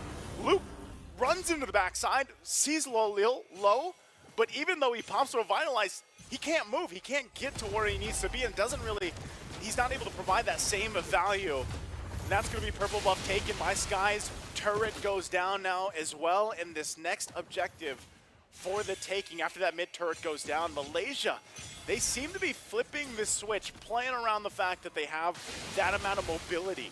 With this Matilda, they can play around. Oh, no, Netherrealm Stormy taken out. Overextending. There was no flicker there to be used by Stormy, but he has the passive, so he'll be back up instantly, saving him a little bit here. As Malaysia will start off the turtle. Keyboy putting some damage down again. All right, he's still waiting for that Netherrealm. He's got it now. They might break out the fight. AOG into the back, not finding anyone, but the Circling Eagle will connect out to CW, forced to flicker out the Spear of Alpha, catching him. CW, no more flinker. He'll be taken down with the slashes of the Alpha. Luke in the midst of it all. Keyboy versus 2, and Loliel gets him down. 3-4-0 for Malaysia. Malaysia is getting everything right now, and they just go ahead. They ignore the turtle. They just want to go for these turrets, get some damage down on the tier 2. And this is where I was wondering, when does Loliel come online? When does he start to shine? He's like, you know what? He called that help earlier on to go get that tier 1 at the bottom, and now he's just able to go along with the team. And all this translates to a better position for Malaysia to grab this Lord. Oh yeah, Indonesia's not going to make it in time. They're still trying to get in there, Luke. Moving forward, that's a glorious pathway to slow Keyboy down. Luke will be caught by the Circling Eagle, and Skies again just melts through that HP bar of Luke. You called it, Mirko. You said this in the draft when the panel was going through it. You know, you pick up the Hilda, but you already saw the Alpha early on in the draft, and you still pick it up. And it's such a difficult time when you're talking about hero versus hero, the Alpha with the Hilda. You're already seeing that struggle from Luke. Revitalize or not, a lot of times he's just caught and can't in. Here, top. CW's gonna be taken down. No response from Indonesia. Keyboy goes for the AOG, but it doesn't land. CW is down. That is their main source of damage when it comes to defending the siege. Still gonna be gone for another 14 seconds. They're gonna have to deal with this Lord push in. How are they gonna deal with it? Sans will try his best to poke it out. There's another mini wave to help Indonesia to try to go for the defense. Only Lord 1, but it's looking grim for Indonesia. CW will be back up again. It will not be the end, but still, first Lord, 1 base turret. It's not the end for Indonesia just yet. They're gonna lose a couple more turrets. The tier 2 is gonna be worked on top and bottom side, pushing from those minions. And you're wondering, where is this time when Indonesia can turn this around? How can they actually keep this together? It's not a crazy deficit we're talking about in terms of the economy. They need more time to build up, but not only that, but really, how can Luke turn this around himself? Just because, again, he hasn't been able to find that backline he's looking for. He's only got a Thunderbelt, man. Like, he's not much. Like, you can't really do much on this Hilda. So it's almost got to flip towards Keyboy. Can he actually get that setup they're looking for with the Avatar of the Guardian? Oh, hold on, Glorious Pathway again. Great one. Now Sans covers Spear of Alpha. Passive already propped. Flickering out now with the Frigid Glacier. A desperate one at that. The Netherrealm saves them all. CW's Loliel gets the kill onto Lu. Keyboy versus 4, trying to save Indonesia. But what can he do on the Gatot Kacha? Not a damage dealer. Just one minion. One cannon in the mid lane, cleared out by the Bennett. Malaysia look towards the bottom lane. The Holy Defense still intact. Indonesia, it's Albert and CW. It's a stun from Albert. Now look at the waves. Albert will be slain still. The base is wide open. Malaysia will go for it. And Indonesia, for the first time in 3 years, will not make it to the grand finals of IESF. Malaysia have etched their names in the history books, going to the grand finals to face off against the defending champions. Oh man, I know people are excited about that grand final match. We're gonna see that again. Philippines versus Malaysia. And it's tough to see, of course, here. Indonesia, fist bumps around. Sportsmanship very important here, but man, tough for Indonesia not to get to that spot that they've had so many times years past. But this is what we were talking about. You know, Mirko, the improvement, the rise of just this country as a whole, Malaysia as a whole, their players, the organizations that they have, the coaching staff that's there behind them, and even the fans that have been rooting for them all year long. They're getting one step closer to getting another title under their belt, to accomplishing another big achievement for them, for the country here. And I mean, that game 3, man, they made it look relatively easy, you know, to a point where, you know, they might have struggled a little bit in the early game, but then they just flipped the switch. And they're able to find all these windows of opportunity when it comes to the teams that they play against. And this is what has made these players shine so much. And if you've been tracking these players from Malaysia for so long, you've been following them, their stories are amazing. The way that they've managed to go ahead and just defy adversity in a lot of situations now leading here, they're going against the grand final. We'll see if they can do it again against a team that, yes, they are defending champions. But remember, this is a different team in Philippines. So it's going to be a great one, I think, for the grand final tomorrow. And of course, Indonesia still battling out to see if they get the 3rd or 4th place tomorrow as well. Against Saudi Arabia. So still a lot, of course, on the line. They could still be going for that bronze medal, that bronze match, Indonesia or Saudi Arabia.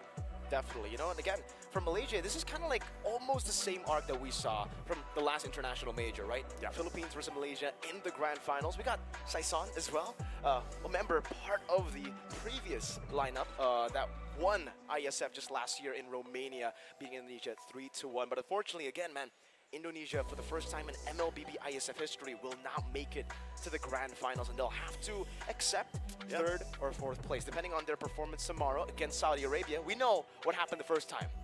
Yeah, we do. Back in the groups, right? And so I'm sure they have a point to prove themselves. But again, you know, for a lot of these players, a lot of these teams, we're going to see more of them before the year ends. You know, even after we round things up here for the WEC 2024 for ISF. But there's a lot of great things that are going to happen tomorrow. Of course, this was our last match for the live stream today. Again, I just want to say on behalf of all of us, thank you guys for being patient with us, because it's been, you know, it's been a journey, and we love to bring you guys these games on the live stream. So we'll see you guys tomorrow. We are going to be thrown over to the stage, though, to have an interview with Gojez. Let's go ahead and throw it over to the stage. Well, first of all, amazing job, guys, with the casting, beautifully, and you've been firing it up for the entire scene. And of course, I'm here with Gojez with a gorgeous win. So, how do you feel about that? I feel very happy because Indonesia is not a region that is, Indonesia is a region that is really strong. So we really feel proud to bring Malaysia to the grand final. All right, amazing stuff. So, speaking of the grand finals, facing the Philippines, how do you feel about that? Are you prepared? Are you ready? You and the team members. For the Philippines, of course, we want to get our revenge because we lost last time. So yeah, we are going to prepare and get ready for tomorrow. Oh, there's a vendetta going on over here, revenge. So you want to say to your fans and family and friends and everybody back in Malaysia, even in Malay? First of all, I want to thank my parents because they come a long way from Malaysia to Riyadh to just to support me. So I really love them and I'm really proud of them. And to Malaysia fans, keep supporting us because yeah, we're going to the grand final and maybe if it is our luck, we can win it. Well, let's see what's going to happen. Pretty much luck, hard work, and just consistency. It was pretty much an amazing ingredients all for that, reaching this far right here at the WEC 24 ISF. Well, it's back to you guys. Let's go.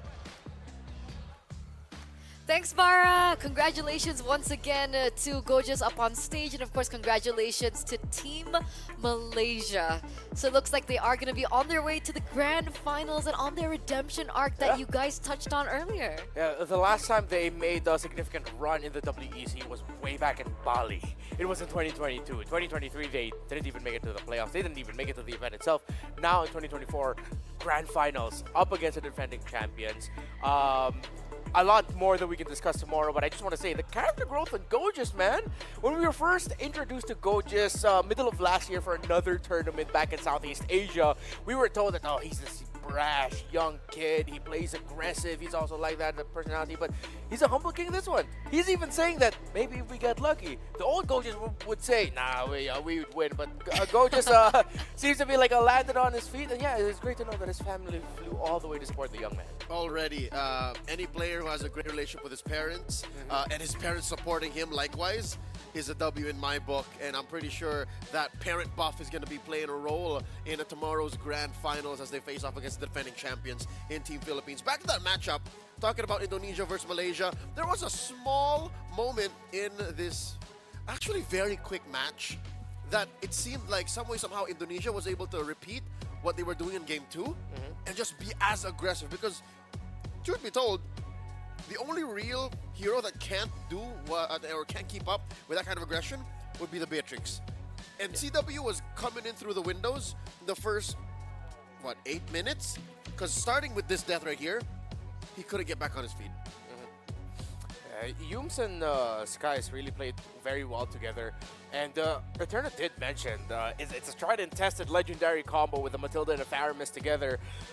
Play with that with a quote-unquote utility type that actually deals a lot of damage with that Alpha. It was Sakai's protected. He wasn't immortal, he wasn't deathless, but it is much easier this time around for an Alpha to do Alpha things if you have a lot of support around you. Loliel is probably also going like, oh, thanks guys, it was rough for me in lane. I'ma get it back with help you get turrets later on when I'm out of here. But then eventually Malaysia, around objective team fights, played better than Indonesia. Yeah, no, look, you watch the highlights, you'll see that Gorgeous was such a key role player in that campaign to regain the early game. They lost so hard in the early game because, again, Indonesia ended up with a lineup that's capable of throwing bodies and denying, who in this case was Loliel, a difficult early game. He was at, 0 and 2 very early. 0 and 2 at 4 minutes, 5 minutes. And then because of Gorgeous, because of Stormy and Yums, they were able to like, you know what? No, it's fine. Sekais, do your thing. You're reliable, true damage. They'll eventually ease off of Loliel soon enough. And it worked. It worked out perfectly with the timing. 10:44! Is this the fastest game today? 10:44? No, it's not. There's probably a faster game. I wasn't keeping track of like the time of it, but I think it's the fastest game today. It's not one of Yeah, the I think our fastest was 11:55 today. Prior to this? 10:44. See, look at the swing. Again, I credit this to the Alpha on Sekais, which is a thing of wonder, thing of beauty. That's a hero, and that's a combination that has won them another major tournament in this very ground. And then the Faramis Matilda, like you rarely should you get away with Faramis Matilda. Yeah. Faramis Matilda is like Angela Ling in the same pick swing. Yeah. And I was actually, again, worried that Stormy's timings here, no matter how well he would time things, would still struggle to keep a good hearty Netherrealm up when they got the Kacha, the Beatrix, and the Aurora, even the Suyo in those team fights. But all throughout, Stormy's timings were quite on point. Even the time where he was punished for overextending came at the right time. He had a lot of stacks of his passive that he was just back in 3 seconds. So it did work out for him in the end, right? Yeah. The only death that he got was that point. But like we mentioned, it all came back down to execution. And the fact was, Keyboy always utilized his ult on the Gatot before Stormy utilized it. Because I thought that maybe other way around, that could have been punished in a way because they're crowding together.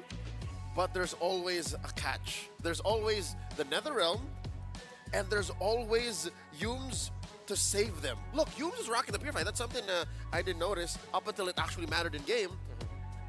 No matter what comes your way, CC-wise, from Team Indonesia, he can always pop the Purify, guiding winds, or circling Eagle if necessary, and save whoever needs saving. Loliel, maybe even Stormy at the time, Sekais. He saved Sekais a couple of times. That was pretty funny. The Indonesia squad felt one of the best trends that we saw from Malaysia in their series up against the Philippines earlier in the tournament, in the group stage, wherein those were high kill score games because Malaysia are relentless with fighting around the objectives. They understand why this brawly meta works so well. They've shown that even beforehand, that the brawl popped up. They're willing to trade, they're willing to be aggressive, and make sure that you do not get major wins around objective team fights. So that's one thing that now also the Philippines teams, even though they were able to defeat Malaysia earlier in the tournament, still have to respect against Malaysia tomorrow in the grand finals. Some unfinished business. Absolutely. And I think there's also a little bit of unfinished business as well in our bronze match tomorrow. So let's take a little bit of a recap of what happened today. Ladies and gentlemen, we had amazing matches. 4 matches in the quarterfinals, but at the end, it was only 4 teams that were able to move forward. Saudi Arabia, Philippines, Malaysia, and Indonesia. Earlier on, we saw in the semifinals, Philippines was able to take down Saudi Arabia 2-0. And so Saudi Arabia forcing to make their mark in the bronze match alongside with Indonesia. So from 16 to 8 to 4. To 4, and 2 of which can only truly become champion. Yep. Tomorrow, it all comes down. Tomorrow, we see if Indonesia gets revenge against Saudi. We see if the Philippines can defend their title despite playing with new players. Yep. And if it truly is the MY era. Yeah, it's going to be a spicy matchup. Again, a lot of history. If you weren't following the stories of these Malaysian competitors, the Filipino competitors, well, we are going to share with you all of that tomorrow because there's a lot of deep history between those two from just a few months ago, from right across where we are right now for the World Esports Championship. This is it, ladies and gentlemen. After months and months and months from all the regional qualifiers, we had AEC as well. We still have one more day left for the MLBB men's scene. So who will pick up the victory? Who will be able to be the new crowned ISF WEC champion? Will it be Malaysia walking away with that 70K, or will it be the Philippines? And what will happen to Indonesia and Saudi Arabia tomorrow? We're gonna answer that the next day. So it's been me, Eterna, as your desk host, alongside with our panelists. We have Leo as well as a Reptar Renmar. And we're going to be signing out for the day. Thank you so much. We'll see you tomorrow.